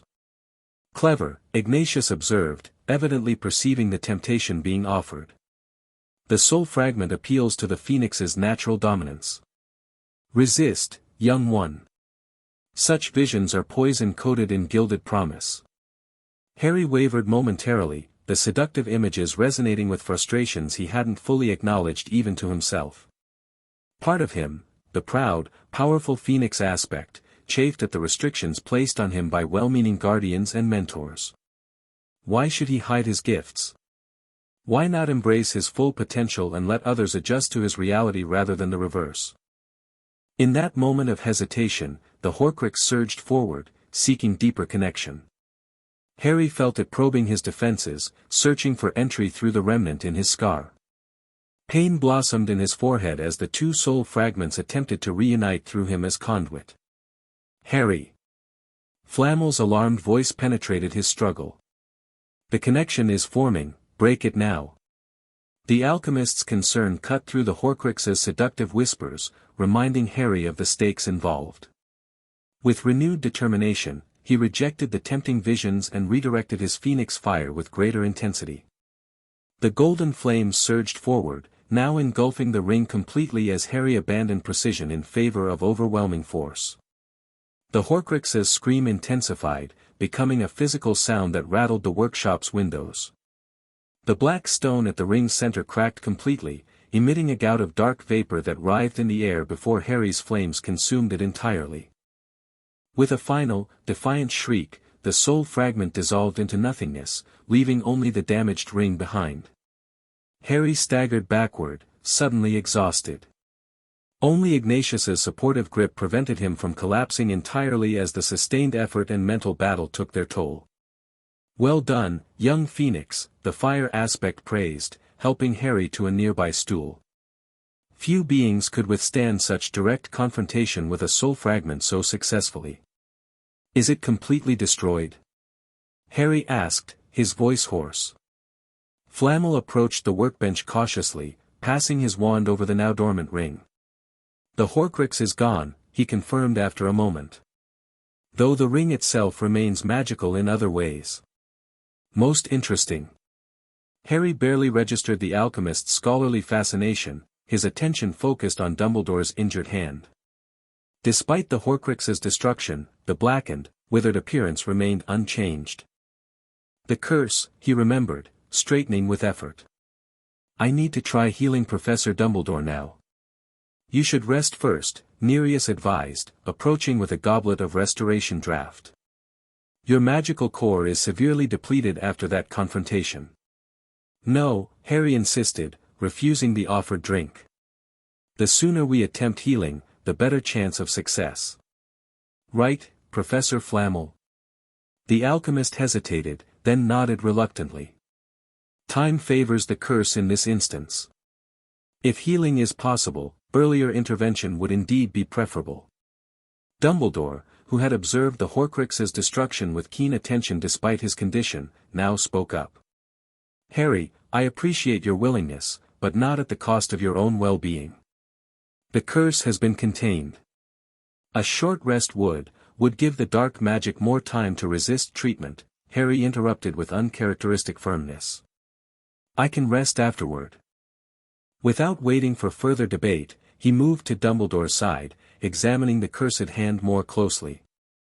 The blackened skin resembled charcoal, with web-like patterns of darker magic visible to his phoenix sight extending up the headmaster's wrist and forearm. "This will hurt," Harry warned, placing his crystal focus against his own temple. "Phoenix tears aren't gentle when fighting dark magic." Dumbledore nodded understanding, his blue eyes watching Harry with a mixture of concern and curiosity. "Proceed as you think best, my boy." Closing his eyes, Harry focused on generating phoenix tears, a process that required genuine compassion rather than mere magical will. He thought of Dumbledore's unfailing kindness since rescuing him from the Dursleys, the headmaster's patient guidance through difficult transitions, and most recently, his willingness to risk himself retrieving the Horcrux to spare Harry that danger. The emotional connection triggered his phoenix nature's healing response. Tears formed and gathered, glowing with golden light as they slid down his cheek. Harry caught one on his finger and carefully applied it to the center of Dumbledore's blackened hand. The effect was immediate and dramatic. Where the tear touched, golden light spread outward, meeting fierce resistance from the curse. Dark magic writhed beneath Dumbledore's skin, fighting the healing power of the phoenix tears with surprising strength. "More," Flamel urged, observing the struggle closely. "The curse is deeply embedded." Harry produced additional tears, each applied strategically to different areas of the damaged tissue. With each application, the battle between healing magic and curse intensified, causing Dumbledore evident pain though the headmaster made no sound of complaint. After the fifth tear, Harry began to see genuine progress. The blackened areas receded slightly, healthy skin appearing at the margins where the golden light had penetrated most effectively. Encouraged, he continued, drawing on deeper reserves of compassion and determination to fuel his phoenix healing. The process took nearly 30 minutes of sustained effort, each tear fighting for dominance over curse-corrupted tissue. By the time the last traces of blackening had been reduced to a small area in the center of Dumbledore's palm, Harry was trembling with exhaustion, his magical reserves dangerously depleted. Enough, Flamel declared, physically intervening when Harry attempted to generate yet another healing tear. You've done all that can be safely attempted today. The curse has been significantly reduced, further healing can occur gradually now that its foothold has been weakened. Harry wanted to protest but found he lacked the energy even for that. His vision swam as the room seemed to tilt around him, his body finally rebelling against the extraordinary demands he had placed upon it in the span of a few hours. "Rest now, young Phoenix," came Ignatius's voice, seeming to echo from a great distance. "You have earned it twofold." Darkness claimed him before he could respond, his depleted body shutting down to begin the restoration process that his phoenix nature would accelerate but could not eliminate entirely. Harry woke to find sunlight streaming through unfamiliar windows. Disoriented, he blinked several times before recognizing the sanctuary's medical chamber. The events preceding his collapse returned in fragments, the Horcrux's destruction, the battle with its dark magic, his efforts to heal Dumbledore's cursed hand. "Welcome back to the conscious world," came Flamel's voice from nearby. The alchemist approached Harry's bedside, carrying a steaming goblet. "You've been asleep for nearly 20 hours, quite impressive even by Phoenix-enhanced recovery standards." "Dumbledore?" Harry asked, his voice rough with disuse. "Resting comfortably at Hogwarts," Flamel assured him. "His hand is much improved, though not completely healed. The curse has been reduced to a small area that should remain stable with regular treatment." He offered the goblet. "Restoration draft with Phoenix Ash infusion. It will help replenish your depleted core." Harry accepted the goblet gratefully, the warm liquid spreading renewed energy through his body as he drank. "Did I miss Ignatius's departure?" "The fire aspect remains in consultation with Nereus and Ether, who arrived during your recovery," Flamel replied, reclaiming the empty goblet. "Recent developments have prompted increased council involvement." "You mean the Horcrux destruction and Dumbledore's injury?" Harry guessed. "Partly," Flamel acknowledged. "But also new intelligence regarding Voldemort's elemental ritual preparations. The council believes he's accelerating his timeline in response to our activities." Harry absorbed this concerning news, automatically reaching for his crystal focus before realizing it wasn't on the bedside table. "Where's my wand staff?" "Here," Flamel said, retrieving it from a nearby cabinet and handing it to Harry. "We removed it during your recovery as a precaution. Your magic was attempting to replenish itself through the focus, which would have slowed your healing." The familiar warmth of the crystal focus in his hand provided immediate reassurance. Harry had grown so accustomed to its presence that separation, even while unconscious, had left him feeling subtly vulnerable. "How soon can I get back to training?" he asked, already swinging his legs over the side of the bed despite Flamel's disapproving expression. "Your determination is admirable if medically inadvisable," the alchemist observed dryly. "However, there are matters requiring discussion before training resumes." He gestured toward fresh clothing laid out nearby. "Dress and join us in the conference chamber when you're ready." "No need to rush, the meeting will wait for you." Once alone, Harry dressed carefully in the formal robes provided, noting that these were his ceremonial attire rather than training clothes. Whatever meeting awaited evidently required protocol-appropriate appearance, suggesting council matters rather than merely training discussions. The sanctuary's conference chamber occupied the western tower, a circular room with panoramic windows offering views of the surrounding mountains. As Harry entered, he found an unexpected assembly awaiting him, not just Flamel, Nereus, and Ignatius, but also Ether and Terran, completing the quartet of elemental aspects. More surprisingly, Dumbledore was present despite his recent injury, along with McGonagall and Snape. "Harry," Dumbledore greeted warmly, rising from his seat at the round table dominating the chamber. The headmaster's damaged hand, while still discolored, appeared significantly improved, now resembling an old burn rather than active necrosis. "How are you feeling?" "Better than expected," Harry answered honestly, taking the empty seat between McGonagall and Nereus. "What's happened? Why is everyone here?" "Multiple developments requiring coordinated response," Ignatius answered, flames flickering more rapidly in what Harry had learned to recognize as concern. "The Dark Wizard moves faster than anticipated. Severus has brought us critical intelligence," Dumbledore explained, nodding toward the potion's master, whose sallow face revealed nothing of his thoughts. "Intelligence that suggests our timeline for addressing the remaining Horcruxes must be substantially compressed." Snape spoke for the first time, his dark eyes briefly meeting Harry's before shifting to address the table generally. "The Dark Lord has scheduled the elemental absorption ritual for the winter solstice, approximately 6 weeks from now. He believes this astronomical alignment will enhance the ritual's effectiveness while providing sufficient time to prepare the necessary components." "Components meaning sacrificial victims with elemental connections," Nereus clarified grimly. "The ritual requires unwilling donations of elemental essence from beings already possessing such connections." Harry's blood ran cold as the implications became clear. "He's hunting elemental hybrids. Like me. And others less capable of defending themselves," Terran rumbled, crystalline features arranged in what might be interpreted as anger. 3 water-touched children have disappeared from coastal communities in the past month. 1 Earth-sensitive dwarf from the Ural mining collective vanished last week. The pattern suggests he's gathering representatives of multiple elements, Ether's whispered voice added. Creating a comprehensive absorption matrix rather than focusing on a single elemental aspect. Which means he's not just trying to counter my Phoenix fire, Harry realized. He wants to absorb all elemental powers at once. An unprecedented violation of natural boundaries, Ignatius confirmed, flame features flickering rapidly. If successful, the ritual would create an abomination, a being of fractured soul commanding multiple elemental forces never meant to coexist within a single vessel. McGonagall, who had remained silent until now, spoke with characteristic directness.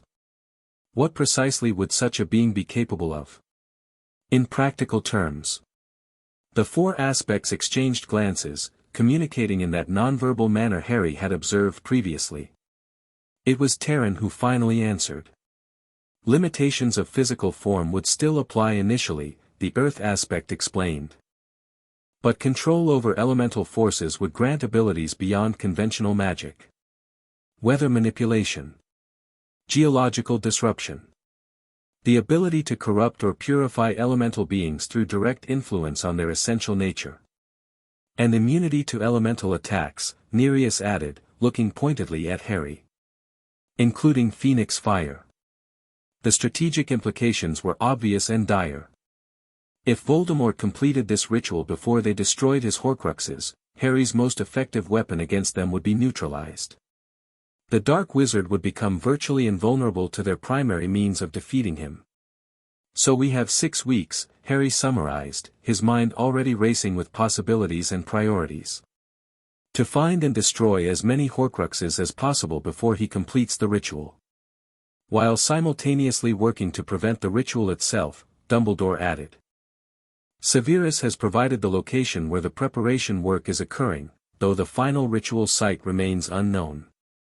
The Council has authorized direct intervention, Ignatius declared.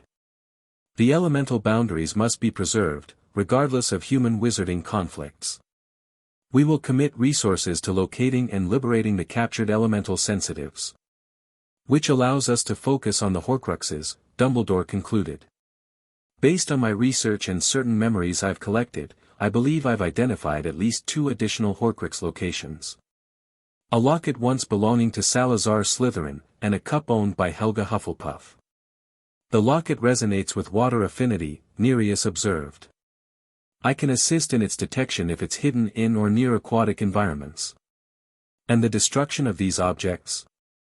Snape inquired, his tone neutral but his gaze sliding to Harry. Will that again fall to Mr. Potter? Harry's Phoenix Fire has proven effective, Flamel acknowledged. Though we've developed alternative methods for emergencies, basilisk venom, properly contained, and certain alchemical solutions of my own creation. Redundancy seems prudent given the stakes. What about the Ministry's new department? Harry asked, remembering the other threat Dumbledore had warned him about. Won't they notice if I'm involved in destroying Horcruxes? Especially if it requires full transformation. A legitimate concern, Dumbledore conceded. Which is why our operations must incorporate misdirection and concealment. Fortunately, the Ministry's attention is currently divided. A series of unexplained magical disturbances in Scotland has drawn their new department's focus away from individual monitoring. Disturbances you arranged, I presume? McGonagall asked with a knowing look. Let us say certain friends have created appropriate distractions, Dumbledore replied, his eyes twinkling briefly despite the serious circumstances. Nothing harmful, but sufficiently unusual to keep Ministry resources occupied elsewhere. The meeting continued for several hours, detailing a comprehensive strategy for the weeks ahead. The plan that emerged was multi-layered. Council representatives would focus on tracking and rescuing the elemental sensitives Voldemort had captured, while Dumbledore's allies would pursue the identified Horcruxes. Harry's role would be carefully managed, involving destruction duties once objects were secured rather than potentially dangerous retrieval missions. We begin tomorrow, Dumbledore concluded as the meeting finally adjourned. Severus will return to his position, monitoring Voldemort's preparations while feeding carefully selected information to both sides. Minerva will coordinate logistics from Hogwarts, while Nicholas provides technical support from the sanctuary. And my training? Harry asked, unwilling to be sidelined despite understanding the need for caution. Continues with increased focus on practical application, Flamel assured him. The time for theoretical work is past. From now until the solstice, you must hone your abilities for direct confrontation with both Horcruxes and potentially Voldemort himself. As the various participants departed for their respective responsibilities, McGonagall held Harry back with a gentle hand on his shoulder. A moment, Mr. Potter, she requested, waiting until they were alone before continuing. I want to ensure you understand what's being asked of you in the weeks ahead. Destroying Horcruxes, Harry replied simply. And maybe helping stop Voldemort's ritual if the Council can't manage it alone. Yes, McGonagall acknowledged, but more fundamentally, placing yourself deliberately in harm's way, confronting fragments of the darkest soul in recent wizarding history, each protected by magic designed specifically to destroy those who attempt to defeat it. Her expression softened slightly, revealing the concern beneath her usual stern demeanor. You've demonstrated extraordinary courage and ability this past year, but you remain, in many ways, a child. No one would think less of you for prioritizing your safety. Harry considered her words carefully, appreciating both the concern behind them and the respect implied by allowing him the choice. I understand the risks, he said finally. But I also understand what happens if we fail. Voldemort with elemental powers would be nearly unstoppable. And he'll never stop hunting me anyway. I'm both a threat to his Horcruxes and a potential power source for his rituals. He straightened, meeting his guardian's gaze directly. I'd rather face these dangers on our terms than wait for him to dictate the circumstances. McGonagall studied him for a long moment before nodding slowly. A mature assessment, she conceded. Though I maintain certain reservations about involving one so young in such dangerous undertakings. I stopped being a normal child the night my Phoenix Fire awakened, Harry pointed out gently. Maybe even before that, when Voldemort killed my parents and left his mark on me. Perhaps, McGonagall allowed, though her expression suggested she remained unconvinced. Nevertheless, I expect you to exercise appropriate caution. Your Phoenix nature grants remarkable resilience but not invulnerability. I promise to be careful, Harry assured her, meaning it despite his determination to play an active role in the coming events. And to follow the plan we've developed. This commitment seemed to satisfy McGonagall for the moment, though Harry suspected the weeks ahead would bring repeated variations of this conversation as the danger intensified. Her protective instincts as both teacher and guardian conflicted with the strategic necessity of utilizing his unique abilities against threats few others could counter. As they walked together toward the sanctuary's main hall where a portkey awaited to return them to Hogwarts, Harry reflected on how dramatically his life had changed in the year since his phoenix nature had first awakened. From frightened, abused child to actively participating in plans to defeat the darkest wizard of the age, a transformation perhaps more significant than the physical changes his hybrid status had created. "Professor," he said as they reached the portkey, a tarnished brass telescope that would activate at McGonagall's command, "do you think my parents would understand what I've become and what I'm doing?" The question caught McGonagall off guard, her expression softening in a way few students ever witnessed. "Your parents were exceptionally brave people, Mr. Potter. They faced tremendous danger to protect what they valued, particularly you." She placed a gentle hand on his shoulder. "I believe they would be immensely proud of your courage, while simultaneously terrified for your safety. Such is the nature of parental love, even by proxy." This last comment, delivered with uncharacteristic emotional openness, affected Harry deeply. McGonagall had never attempted to replace his parents, maintaining appropriate boundaries as his guardian while providing structure and stability he desperately needed. Yet in moments like this, he glimpsed the depth of her concern for him that transcended mere professional responsibility. "Thank you," he said simply, unable to fully articulate his gratitude for her steady presence throughout his extraordinary journey. McGonagall nodded acknowledgement, her composure returning as she extended the portkey for him to touch. "Remember, you're expected in Professor Snape's laboratory tomorrow morning for the protective potions regimen. No excuses about Phoenix constitutions being resistant to toxins, the protocols exist for good reason." Harry grinned at the return to her usual practical manner. "Yes, Professor." As the portkey activated, whisking them back to Hogwarts in a swirl of magical transportation, Harry felt a curious mixture of apprehension and anticipation. The path ahead contained genuine dangers, but also the opportunity to finally confront the dark shadow that had shaped his destiny since before he could remember.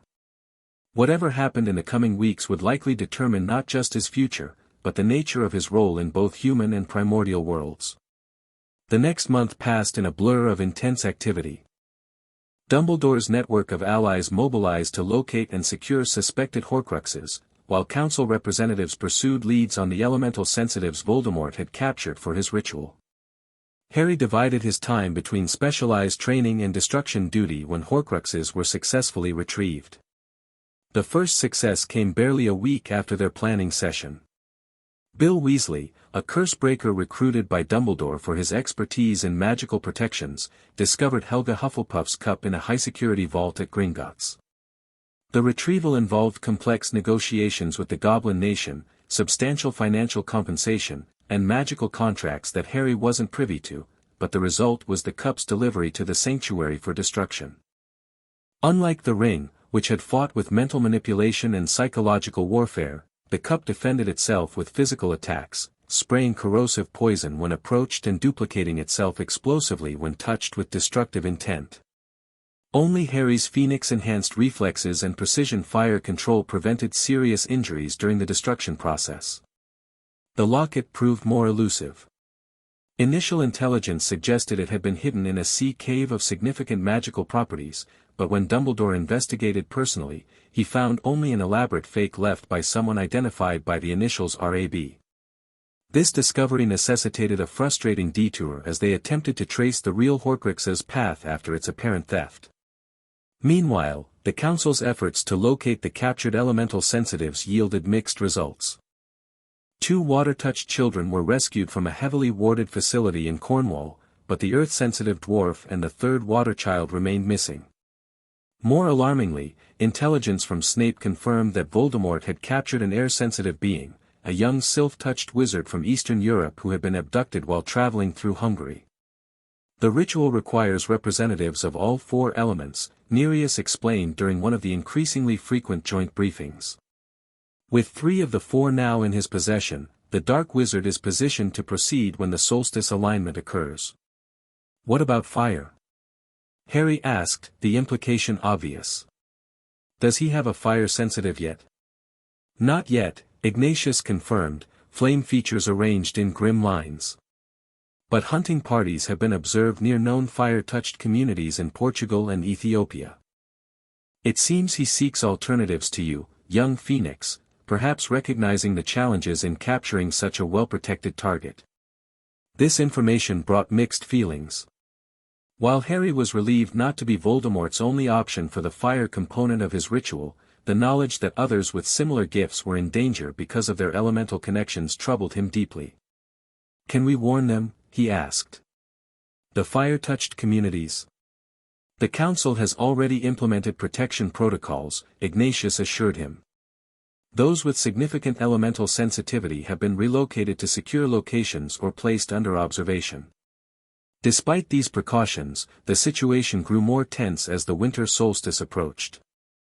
With just 2 weeks remaining, they had destroyed only 2 confirmed Horcruxes, the ring and the cup, while the locket remained unlocated and at least 2 other suspected Horcruxes, Dumbledore theorized Voldemort would have created either 6 or 7 in total, had yet to be identified. The breakthrough regarding the locket came from an unexpected source. During a routine Order of the Phoenix meeting at Grimmauld Place, which Harry was permitted to attend under strict conditions due to his central role in Horcrux destruction, Sirius Black's house elf Creature revealed critical information after careful questioning by Dumbledore. Creature tried to destroy it, the aged elf croaked, rocking back and forth in obvious distress. Master Regulus ordered Creature to destroy the locket, but nothing worked. Nothing Creature tried could harm it. This revelation not only identified the mysterious R.A.B. as Regulus Arcturus Black, Sirius's younger brother who had apparently turned against Voldemort before his death, but also confirmed the locket's current location, hidden within Grimmauld Place itself after Creature had failed to destroy it. The Horcrux was recovered from Creature's nest of treasured objects and transported to the sanctuary for destruction. Unlike the previous Horcruxes, the locket attempted direct possession when Harry confronted it, using Parseltongue commands to open its casing and release the soul fragment in its most active form. It knows you, Ignatius observed as they prepared for the destruction ritual. The soul fragments communicate through means we don't fully understand. Each confrontation educates the others about your methods and vulnerabilities. This warning proved prescient. When exposed to Harry's Phoenix fire, the locket Horcrux attempted to possess him directly, exploiting the connection established through his scar. Only the combined efforts of Harry and Ignatius, plus emergency intervention from Nereus when the possession attempt briefly succeeded, managed to destroy the fragment without lasting harm to Harry himself. The experience left Harry drained and shaken, with troubling dreams for days afterward. More concerning was the realization that each subsequent Horcrux would likely be more difficult to destroy as Voldemort's soul fragments adapted to their previous failures. We need to find the others quickly, Harry insisted during a strategy session 3 days before the solstice. If they keep getting harder to destroy, we can't afford to wait. Agreed, Dumbledore said, his partially healed hand resting on a map marked with potential Horcrux locations. Based on everything we've learned, I believe with near certainty that Voldemort created a Horcrux using Rowena Ravenclaw's diadem, a powerful artifact lost for centuries. Lost where? Harry asked, studying the map intently. That, Dumbledore admitted, remains unclear. However, Tom Riddle traveled extensively after leaving Hogwarts, including to Albania where the diadem was rumored to have been hidden by Ravenclaw's daughter. You think he found it there, turned it into a Horcrux, then hid it somewhere else, Harry summarized. Precisely, Dumbledore confirmed. The question is where he would consider sufficiently secure yet significant for such an important object. Harry frowned thoughtfully, recalling what he had learned about Voldemort's psychology through both research and direct confrontation with his soul fragments. He values places that represent power or personal significance, he observed. The ring was at his family's home. The locket in that cave where he apparently did something terrible as a child, according to your memories. Indeed, Dumbledore agreed, looking impressed by Harry's analytical approach. Which suggests, Hogwarts, Harry interrupted, the realization striking suddenly. He'd want something at Hogwarts. It was his first real home, the place he discovered his power and identity as Slytherin's heir. A moment of silence followed this deduction as the adults present, Dumbledore, McGonagall, Flamel, and Snape, exchanged meaningful glances. "The boy may be correct," Snape acknowledged reluctantly. "The Dark Lord speaks of Hogwarts with proprietary reverence, as if the castle rightfully belongs to him through Slytherin's lineage. But when could he have hidden something at Hogwarts?" McGonagall questioned.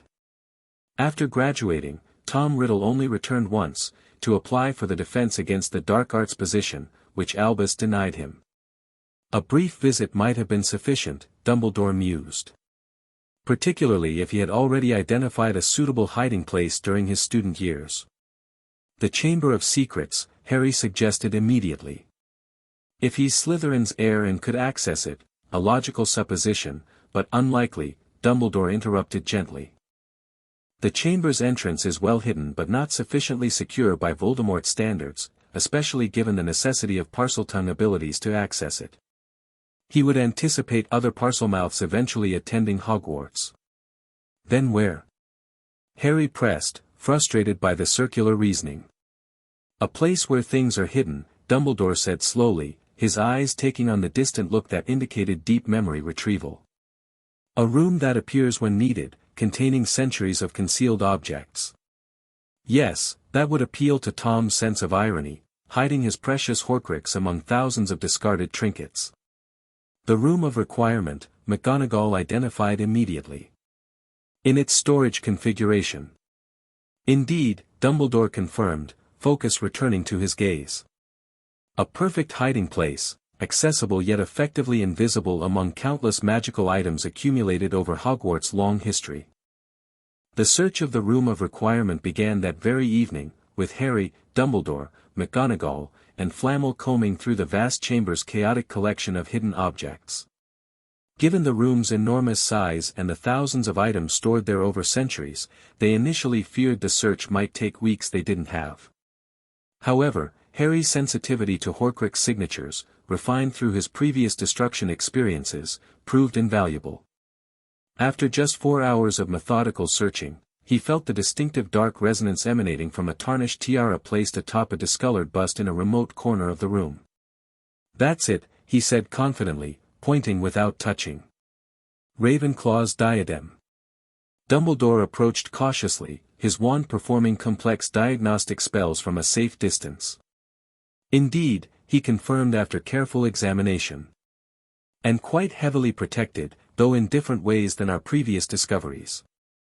This one appears designed to influence nearby minds rather than attack physically, subtle compulsions to wear it, with possession and mental degradation following."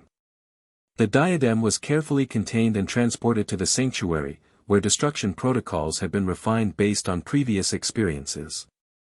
This time, Harry worked in concert with both Ignatius and Nereus, the water hybrid providing protective barriers against the mental influences while the fire aspect reinforced Harry's phoenix flames. Despite these precautions, the destruction proved harrowing. The diadem Horcrux fought with unexpected sophistication, using knowledge gleaned from its predecessor's defeats to target specific vulnerabilities in Harry's mental defenses. At one point, it nearly succeeded in turning his phoenix fire against his allies, attempting to hijack his control through the remnant connection in his scar. "It grows stronger with each confrontation," Nereus observed grimly after the fragment had finally been destroyed. "Or perhaps more desperate as its divided existence faces genuine threat." "How many more do you think there are?" Harry asked Dumbledore, who had observed the destruction from behind multiple protective barriers. "Based on magical numerology and what we know of Tom's obsessions, I believe he aimed for 7 fragments, 6 Horcruxes plus the portion in his current form," the headmaster replied. "We have now destroyed 4, the diary I mentioned from your second year that young Miss Weasley encountered, the ring, the locket, and the diadem. Leaving 2 unaccounted for," Flamel calculated. "With the solstice just 2 days away. And one of those 2 is definitely his snake, Nagini," Harry added, recalling Dumbledore's theory based on Snape's intelligence. which is kept constantly at his side and will be nearly impossible to reach before the ritual. Which means our priority must be locating and destroying the final unidentified Horcrux, Dumbledore concluded, while simultaneously preparing to disrupt the solstice ritual itself.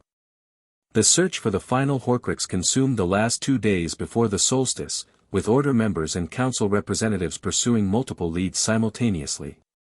Harry divided his time between assisting these efforts and completing final preparations for what increasingly appeared to be an inevitable confrontation at the ritual site itself.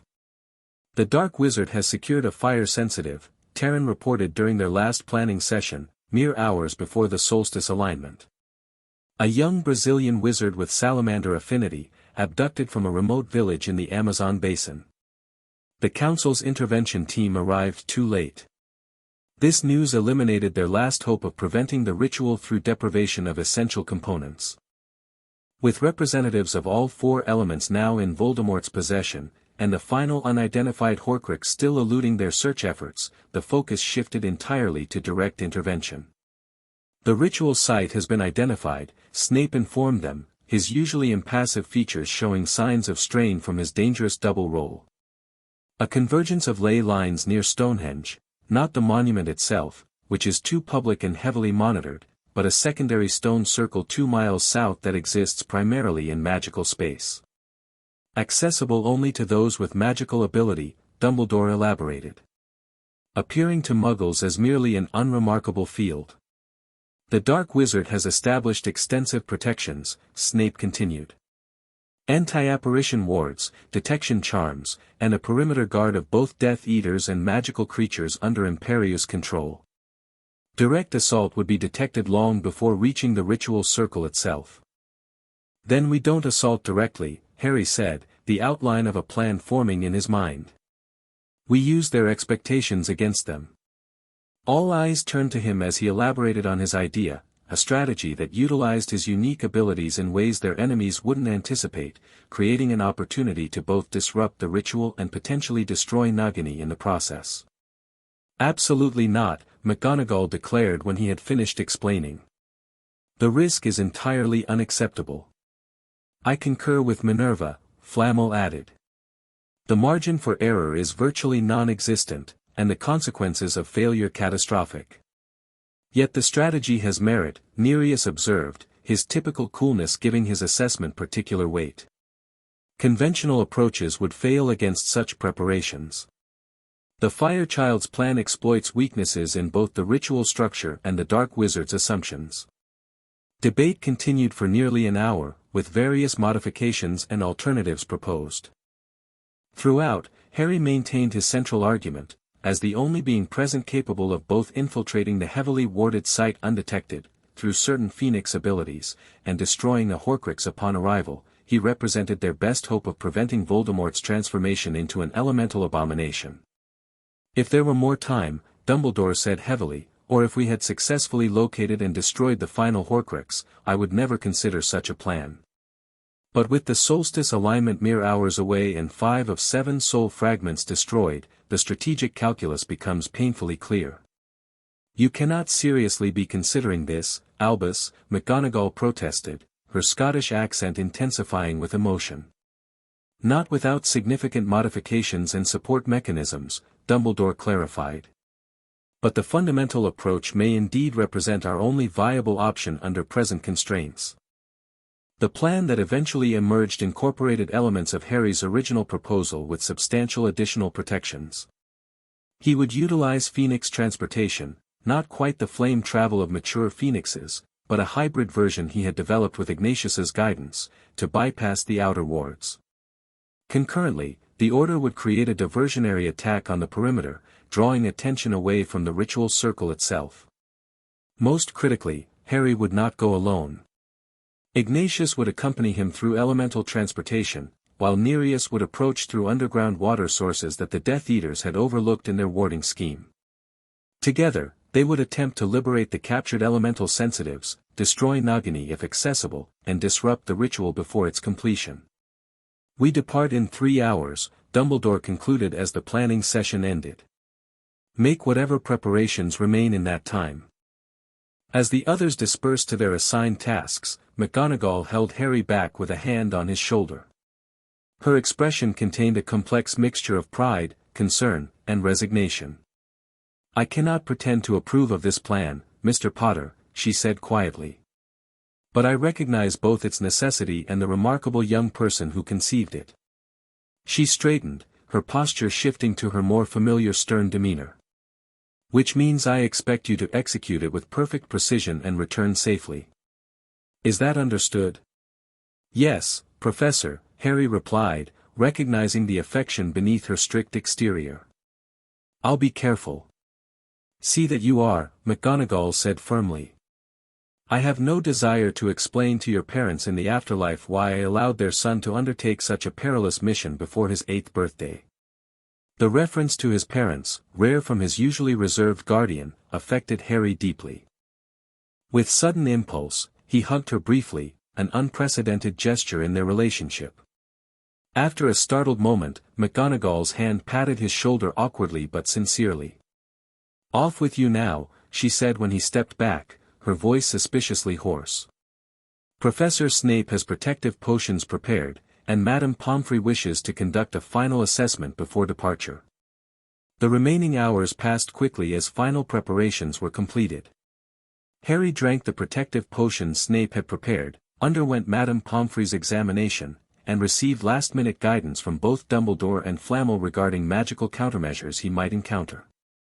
As the appointed departure time approached, the team assembled in the sanctuary's transportation chamber, a specialized room designed for precision magical travel. Harry wore battle robes specifically created for this mission, incorporating protective enchantments from both wizarding and elemental traditions. His crystal focus, now nearly a foot long and intricately patterned with flame-like whorls, was secured in a holster at his side. "The diversionary team is in position," Dumbledore reported, checking a specialized communication device. "The wards remain as reported, with no indication our intentions have been detected. The water approach is confirmed viable," Nereus added, having already sent elemental scouts through the underground aquifer beneath the ritual site. "The captured sensitives are located at the cardinal points of the ritual circle, restrained but alive.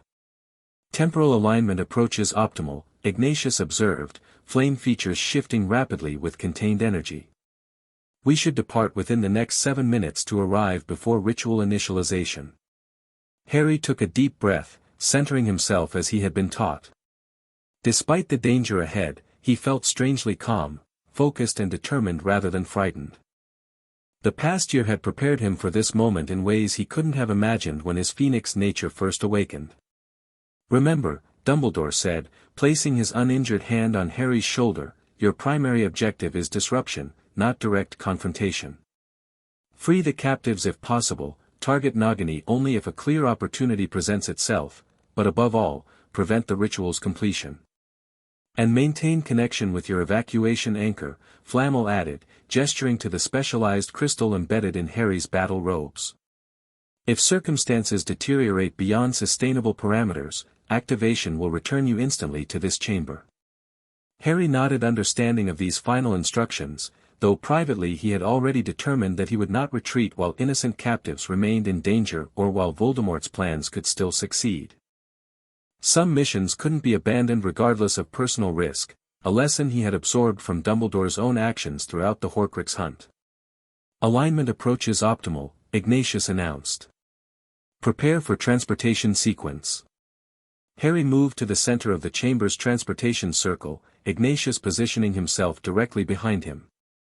At Flamel's signal, Harry began his transformation, not the complete phoenix form he had mastered months ago, but a specialized partial manifestation focused on the transportation aspects of phoenix nature. Golden fire erupted from his shoulders, forming wing-like appendages of pure elemental energy rather than physical form. His eyes shifted fully to molten gold, pupils becoming vertical slits as his vision adapted to perceive magical currents and transportation pathways. Most importantly, his entire being lightened, physical matter partially converting to the quasi-elemental state that allowed phoenixes their unique travel capabilities. "Coordinates fixed," Harry reported, his voice carrying harmonic overtones in this transitional state. "Pathway identified. Synchronized, Ignatius confirmed, his own elemental form shifting to a compatible frequency. Initiate on your mark. Harry met Dumbledore's gaze one last time, receiving a solemn nod of confidence from the headmaster. With a final breath to center himself, he activated the Phoenix transportation. Unlike conventional wizarding travel methods, Phoenix transportation didn't involve compression or tunneling through space. Instead, it required momentarily existing in multiple locations simultaneously, then collapsing that multiplicity into a single point at the destination. The sensation was indescribable, not uncomfortable like apparition or disorienting like port keys, but profoundly strange, as if briefly perceiving reality from outside normal dimensional constraints. In what seemed both an instant and an eternity, Harry materialized at the edge of the ritual circle, Ignatius seamlessly completing his own transportation alongside him. They arrived in perfect silence, the specialized manifestation leaving no trace of their appearance beyond a subtle warming of the air that would likely be attributed to the ritual preparations already underway. The scene before them was both magnificent and horrifying. A perfect circle of standing stones, much smaller than Stonehenge but more complete in its arrangement, enclosed a ritual space approximately 30 meters in diameter. At the center stood an altar of black stone, inscribed with symbols that pulsed with malevolent energy. Surrounding this altar at the cardinal points were 4 rectangular stone slabs, each holding one of the captured elemental sensitives, 2 children, the dwarf, and the young Brazilian wizard, magically restrained and connected to the central altar by pulsing lines of corresponding elemental energy. Death Eaters in full regalia formed an outer circle, 24 of them positioned equidistant from each other, chanting in low voices that created a disturbing harmonic resonance throughout the ritual space. Between them and the captives prowled Nagini, Voldemort's enormous serpent, her scales reflecting the magical energies with an unnatural iridescence that confirmed her Horcrux status to Harry's enhanced senses. Most commanding was the figure at the central altar, Voldemort himself, restored to a physical form unlike anything Harry had seen in Dumbledore's pensive memories of Tom Riddle.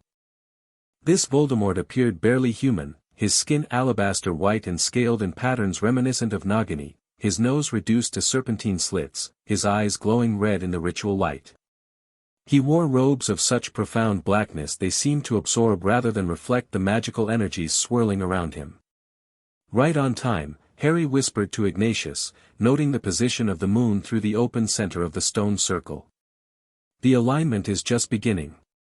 The water one approaches from below, Ignatius confirmed, his elemental senses detecting Nereus's progress through the aquifer beneath them.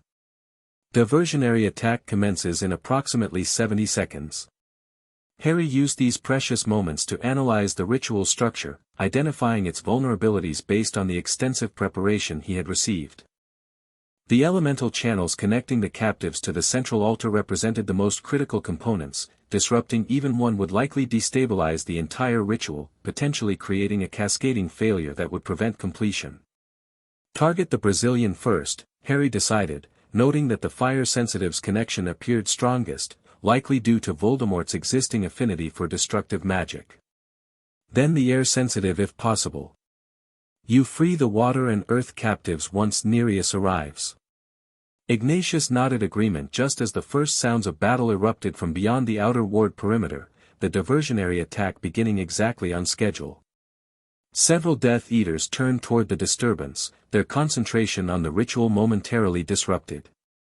Now, Harry whispered, triggering the next phase of his partial transformation. His physical form seemed to shimmer, becoming semi-translucent as he activated another Phoenix ability, phasing, which allowed limited movement through solid objects and magical barriers. This manifestation was far more taxing than transportation, requiring precise control to prevent permanent dissociation of physical form, but it allowed him to pass through the inner ritual barriers that would have detected conventional magical approach. Moving with preternatural speed in this phased state, Harry slipped between Death Eaters still distracted by the perimeter battle, heading directly for the Brazilian fire-sensitive. Behind him, Ignatius remained corporeal but utilized elemental distraction techniques to divert attention from Harry's approach, creating subtle heat fluctuations that the Death Eater's senses attributed to ritual energies rather than intrusion. Harry reached the fire-sensitive stone slab undetected, rematerializing just enough to make physical contact with the magical restraints. Using his crystal focus as a precision tool, he directed a concentrated beam of phoenix fire at the binding enchantments, targeting their magical signature rather than physical structure to avoid alerting monitoring spells. The restraints dissolved silently under this specialized attack, the Brazilian wizard's eyes widening in shock as he felt the bindings weaken. Harry raised a finger to his lips, signaling for silence as he completed the liberation process. "Prepare to run when I give the signal," Harry whispered in the universal language spell Dumbledore had placed on him before departure. "Help is waiting beyond the western stones." The Brazilian nodded understanding, tensing his muscles in preparation while maintaining the appearance of continued restraint. Harry began moving toward the air-sensitive next, maintaining his partial phasing to avoid detection. He had nearly reached the second captive when disaster struck. Nagini, perhaps sensing the disruption to the ritual energies or possessing enhanced perception due to her Horcrux nature, suddenly reared up and turned directly toward him. Despite his partial phasing, the serpent's gaze fixed on his position with terrifying accuracy. "Master," the snake hissed in Parseltongue that Harry understood perfectly. "Intruder." Voldemort's head snapped up from his ritual preparations, red eyes scanning the circle with preternatural acuity. The moment he spotted the partially phased Harry, his lipless mouth curved into a terrible smile.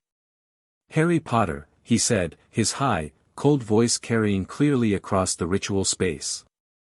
"How considerate of you to deliver yourself directly to my ritual.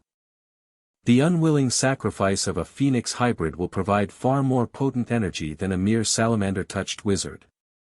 With a gesture from Voldemort, the Death Eater's chanting intensified, and the ritual barriers Harry had bypassed through phasing suddenly pulsed with new energy specifically tuned to his magical signature. He felt his phasing ability disrupted, his form forcibly rematerialized as Voldemort's magic countered his phoenix manifestation. "Improvise," Ignatius commanded through their mental link, abandoning subtlety as he burst into his full elemental form, a column of primordial fire that immediately engaged the nearest Death Eaters. Harry didn't waste the distraction, completing the liberation of the Brazilian wizard with a powerful burst of phoenix fire that severed the elemental connection to the central altar. Simultaneously, the ground beneath the ritual circle trembled as Nereus finally breached the surface, erupting in a geyser of elemental water that targeted the Death Eaters on the opposite side of the circle. "Go!" Harry shouted to the Brazilian, who leapt from the stone slab and sprinted toward the gap Ignatius had created in the Death Eater line. Chaos erupted throughout the ritual site as the carefully orchestrated ceremony collapsed into frantic combat. The Order's diversionary attack redoubled as they detected the internal disruption, pressing harder against the outer wards. Death Eaters divided their attention between external and internal threats, their formation breaking down as individual self-preservation instincts overrode collective purpose. Harry used the confusion to reach the air-sensitive, a young boy no more than 10 years old who looked terrified by the sudden violence. Working quickly, Harry destroyed these restraints as well, directing the child toward Nereus who had established a defensive position near the water-touched captives. "The ritual falters," Ignatius called in the elemental tongue as he engaged 3 Death Eaters simultaneously, his primordial fire proving far more potent than their magical defenses. "But the Dark One adapts." Indeed, Voldemort had abandoned the original ritual configuration, rapidly reworking the magical energies into a more direct, brutal form. Rather than the carefully balanced elemental absorption originally planned, he now focused the available power into a crude but potentially effective alternative. "If I cannot have all elements," the Dark Wizard snarled, directing the reorganized energy toward Nagini, "I shall begin with one and hunt the others at leisure." Harry realized with horror that Voldemort intended to transfer the available fire element, harvested from the disrupted ritual components, directly into his snake Horcrux, creating a fire aspect vessel that could then hunt down the escaped elemental sensitives to complete the process incrementally. "The snake!" Harry shouted to his allies. "Stop him from empowering Nagini." But even as Ignatius and Nereus turned their attention toward the central altar, Death Eaters closed ranks around their master, creating a defensive barrier of dark magic specifically designed to repel elemental attacks. The ritual energy continued to coalesce around Nagini, who began to glow with unnatural fire as Voldemort forced the harvested elemental essence into his living Horcrux. Harry knew he had seconds at most to prevent the transformation from completing. With no time for subtle approaches, he embraced his full Phoenix manifestation, body transforming completely into his hybrid form, with wings of golden fire extending from his shoulders, his hair becoming a crown of living flame, and his skin taking on the luminous quality of embers beneath glass. In this form, his magical capabilities reached their peak, though at the cost of fine control. Drawing on everything he had learned over the past year of intensive training, Harry launched himself directly toward the central altar, his Phoenix-enhanced speed carrying him through gaps in the Death Eater defenses before they could react. Voldemort looked up from his modified ritual, red eyes widening momentarily at the sight of Harry's full transformation bearing down on him. With serpentine speed, the Dark Wizard redirected part of the elemental energy as a defensive blast, meeting Harry's charge with corrupted fire that fought against his pure Phoenix flame. The collision of opposing fire magics created a shockwave that staggered even the Death Eaters shielded behind protective spells. Harry felt his Phoenix fire momentarily contained, held back by Voldemort's corrupted version augmented with stolen elemental energy. "Foolish child," Voldemort hissed, maintaining his magical barrier with one hand while continuing the empowerment ritual with the other.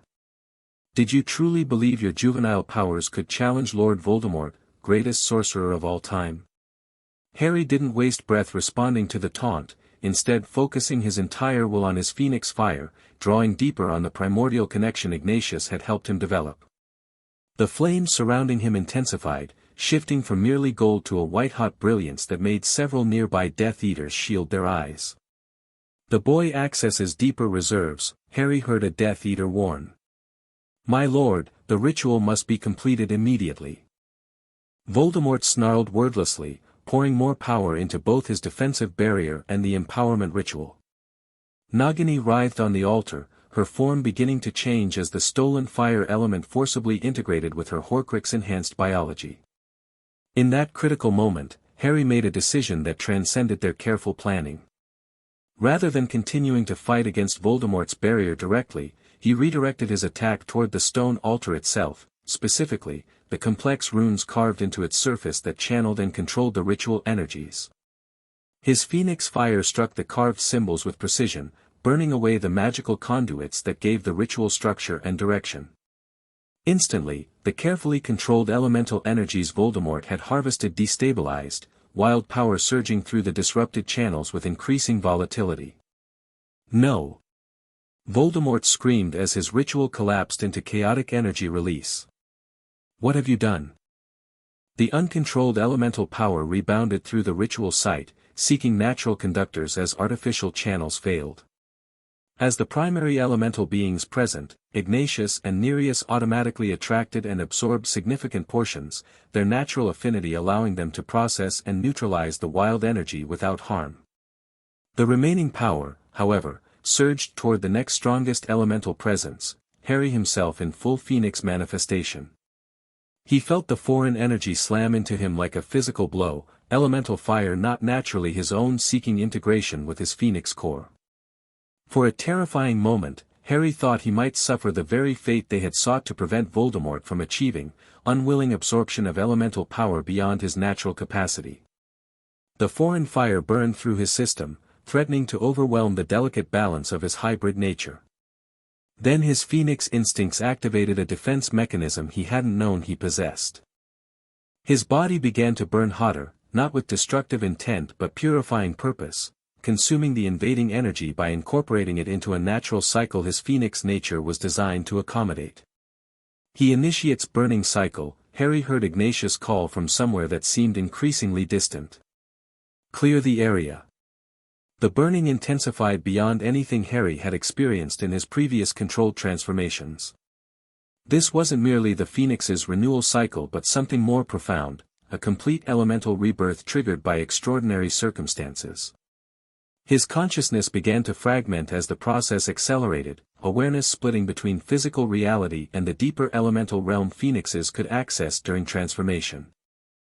In his fractured perception, Harry saw multiple scenes simultaneously, the ritual site where Death Eaters fled, the expanding sphere of purifying fire emanating from his transforming body, the elemental plane where representatives of the Primordial Council observed with keen interest, and a strange in-between space where the various fragments of Voldemort's soul seemed suddenly visible as dark tears in the fabric of reality. Most importantly, he perceived Nagini with perfect clarity, the Horcrux within her partially activated by the failed ritual, making it temporarily vulnerable in ways it hadn't been before. With the last of his coordinated consciousness, Harry directed a focused stream of purifying fire directly at the serpent. Nagini's scream echoed across both physical and elemental planes as the Horcrux within her fought desperately against destruction.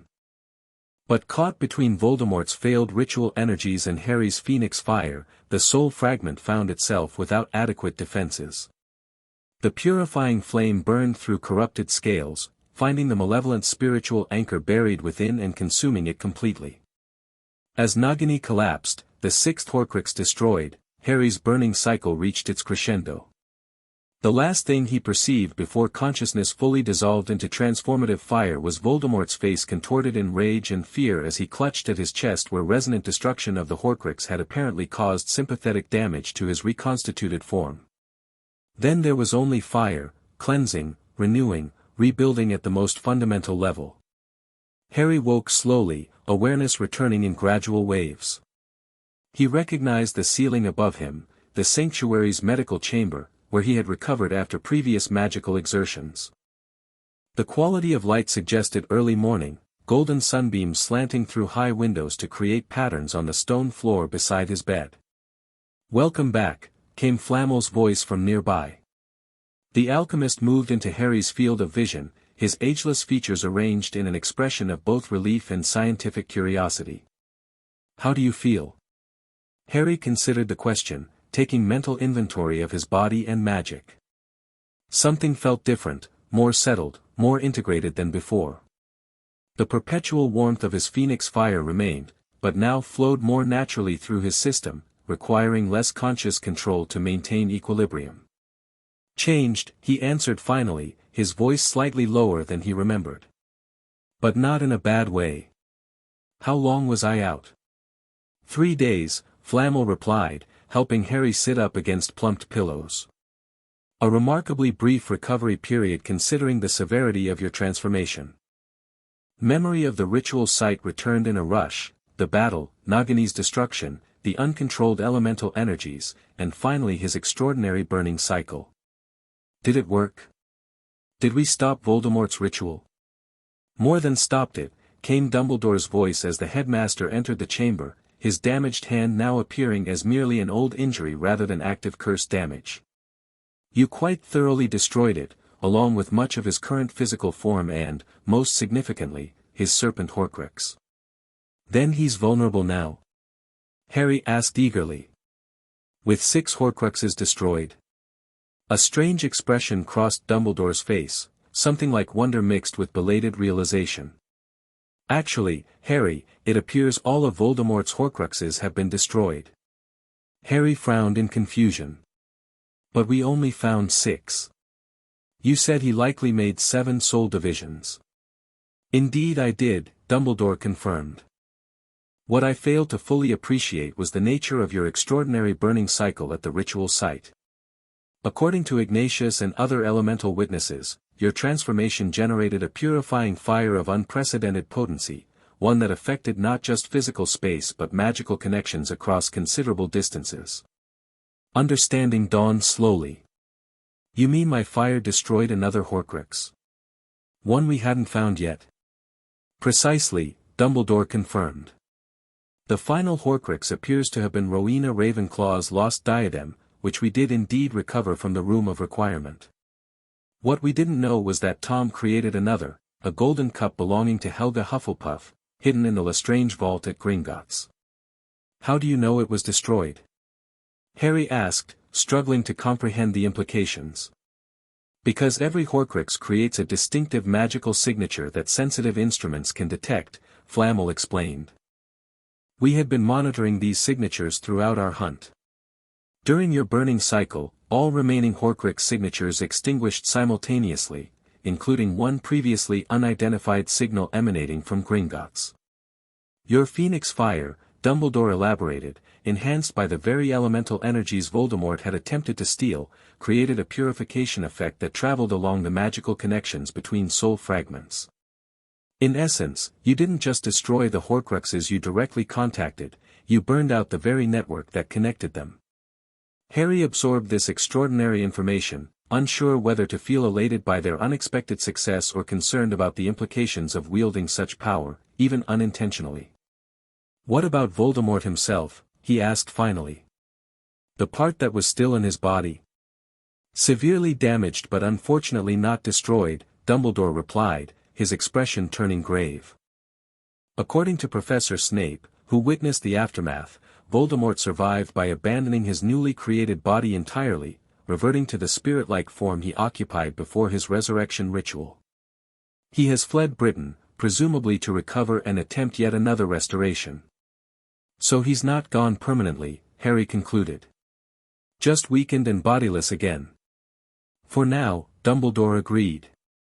"Though without his Horcruxes, his options for return are significantly limited and any future physical form would be fully mortal." Harry nodded understanding, feeling strangely calm about this partial victory. A year ago, he might have been disappointed by anything short of Voldemort's complete destruction. Now, with greater maturity and understanding of magical complexities, he recognized the significant achievement their efforts represented. "What about the elemental sensitives?" he asked, remembering the captured children and other victims. "Did they all escape?" "All rescued successfully," Flamel confirmed. "The Brazilian fire sensitive has expressed particular gratitude for your direct intervention. The Council has taken responsibility for their recovery and protection, removing them to secure locations beyond Voldemort's reach." "And the Death Eaters?" 12 captured, Dumbledore reported with satisfaction. "Including several from Voldemort's inner circle whose testimony, willing or otherwise, has already proven valuable in dismantling remaining support networks." Harry relaxed slightly, reassured that their mission had succeeded in its essential objectives despite the unexpected developments. As he shifted position, he noticed something else unusual: his body felt different, and not just in the internal, magical sense he had noted upon waking.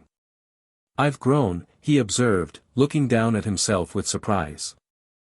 His arms and legs were longer, his chest broader, his entire frame more developed than it had been before the ritual site confrontation. "An expected side effect of your extraordinary burning cycle," Flamel explained. "Ordinary phoenix renewal maintains existing physical parameters. Your transformation, however, incorporated the additional elemental energy into your developmental process, accelerating physical maturation to accommodate expanded magical capacity. You now appear to be approximately 10 years old," Dumbledore added, "though precise assessment is complicated by your hybrid nature. Your magical core has similarly matured, stabilizing at a level typically seen in wizards several years older." Harry took a moment to process this information. He had already experienced accelerated growth due to his phoenix nature's influence on his previously malnourished body, but this represented a more dramatic leap forward. In some ways, it simplified matters. His physical appearance now better matched his mental and magical development, which had long since outpaced his chronological age. "There's something else you should know," Dumbledore said, his tone growing more serious. "Your transformation at the ritual site was witnessed by several Ministry personnel who had joined our diversionary force. While the full nature of your abilities remains protected information, the fact that you possess extraordinary elemental powers is now known to the Department of Magical Law Enforcement. And the Office for Regulation of Magical Anomalies," Harry guessed, recalling the Ministry's new department specifically created to monitor beings like himself. "Indeed," Dumbledore confirmed. "Which presents both challenges and opportunities moving forward." Before Harry could ask what he meant, the medical chamber door opened to admit McGonagall, whose usually stern expression softened visibly upon seeing Harry awake and alert. "Mr. Potter," she greeted, approaching his bedside. "It's good to see you conscious again. You gave us quite a fright with that spectacular display of pyrotechnics." Despite the mild rebuke in her tone, Harry detected genuine relief and even pride beneath her composed exterior. "Sorry, Professor," he replied with a small smile. "It wasn't exactly planned. Few of your more dramatic magical manifestations ever are," McGonagall observed dryly. "Which is why we continue to emphasize control and moderation in your training." "Speaking of training," Flamel interjected, "your recent transformation has implications for future educational approaches. The integrated state you've achieved typically takes hybrid beings decades to develop naturally. What does that mean practically?" Harry asked, already anticipating adjustments to his carefully structured learning program. "It means," Dumbledore explained, "that certain restrictions we previously considered necessary may no longer apply. Your magical core has stabilized at a level that can safely accommodate more advanced training, including controlled wand work beyond your specialized focus. And more significantly," McGonagall added, "it means decisions about your longer-term educational arrangements must be revisited." Harry looked between his three mentors, sensing a conversation that had occurred during his unconsciousness. "You're talking about Hogwarts," he realized. "Whether I should attend normally when I turn 11.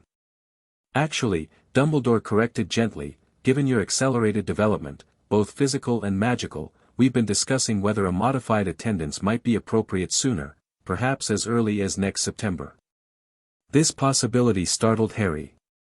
He had assumed his unusual nature and circumstances would keep him in specialized private education until reaching standard Hogwarts age, despite his advanced capabilities. The prospect of joining the regular student body sooner both excited and intimidated him. "Would that even work?" he asked dubiously. "I mean, I know things most first years don't, but I'm missing other basics. And there's the whole, occasionally bursts into magical fire situation." McGonagall's lips twitched in what might have been a suppressed smile. "A fair assessment of the challenges involved," she acknowledged. "Which is why any arrangement would necessarily include continued specialized training alongside modified standard coursework. And your control has progressed remarkably," Flamel added encouragingly. "Particularly with the integration benefits your recent transformation appears to have provided." Harry considered these points while also contemplating the social implications of attending Hogwarts as a regular student. His interactions with age peers had been extremely limited during his year of specialized training, consisting mainly of occasional supervised visits with the Weasley children or brief encounters during controlled outings. The prospect of daily immersion in normal student life represented both opportunity and challenge. "What about the Ministry?" he asked, returning to Dumbledore's earlier comment. "Won't they object to having a magical anomaly attending school with normal children?" "Quite the contrary," Dumbledore replied, a hint of his usual twinkle returning to his blue eyes. "Minister Fudge has suddenly discovered a great enthusiasm for your integration into mainstream wizarding education, properly supervised, of course." "Politics," McGonagall explained when Harry looked confused. "Your role in significantly weakening He Who Must Not Be Named has not gone unnoticed. The Ministry finds itself in the awkward position of having created a department specifically to monitor beings like you, only to have such a being perform a service to Wizarding Britain that their own forces failed to accomplish. So now they want to take credit by supporting me?" Harry deduced, displaying the political acumen he had developed through observation of adult maneuvering throughout his unusual childhood. "Precisely," Dumbledore confirmed. "Which provides us leverage to ensure your educational needs are met on our terms rather than theirs." The conversation continued as Harry's mentors outlined potential arrangements for his future education, a hybrid approach that would combine regular classes with specialized training, allowing both academic development and continued mastery of his unique abilities. Throughout the discussion, Harry found himself contemplating not just the practical aspects but the broader implications for his life moving forward. The past year had transformed him from a frightened, abused child into something unprecedented in magical society, not just a wizard with unusual powers, but a true hybrid being bridging multiple magical traditions. The path ahead remained uncertain in many respects, but for the first time, it felt genuinely his to determine rather than merely survive. As his mentors eventually departed to allow him additional rest, Harry found himself drawn to the window overlooking the sanctuary's hidden valley. The late autumn landscape had been touched by early frost, creating patterns of silver across the grounds that caught morning sunlight in crystalline brilliance. In that peaceful moment, Harry reflected on the extraordinary journey that had begun with accidental fire born of desperation and fear. The flames that had once consumed his past in destructive conflagration had eventually refined into something more controlled, more purposeful, a source of renewal and protection rather than merely destruction. Whatever challenges lay ahead, whether Voldemort's eventual return, ministry politics, integration with peers at Hogwarts, or continuing development of his hybrid abilities, Harry faced them now from a position of hard-won strength and genuine support. The frightened child in the cupboard under the stairs was truly gone, transformed as completely as his physical form had been in that extraordinary burning cycle. In his place stood a young phoenix hybrid coming into his own power, surrounded by mentors who valued him for himself rather than merely his useful abilities, and positioned to forge connections with others who might share aspects of his unusual journey.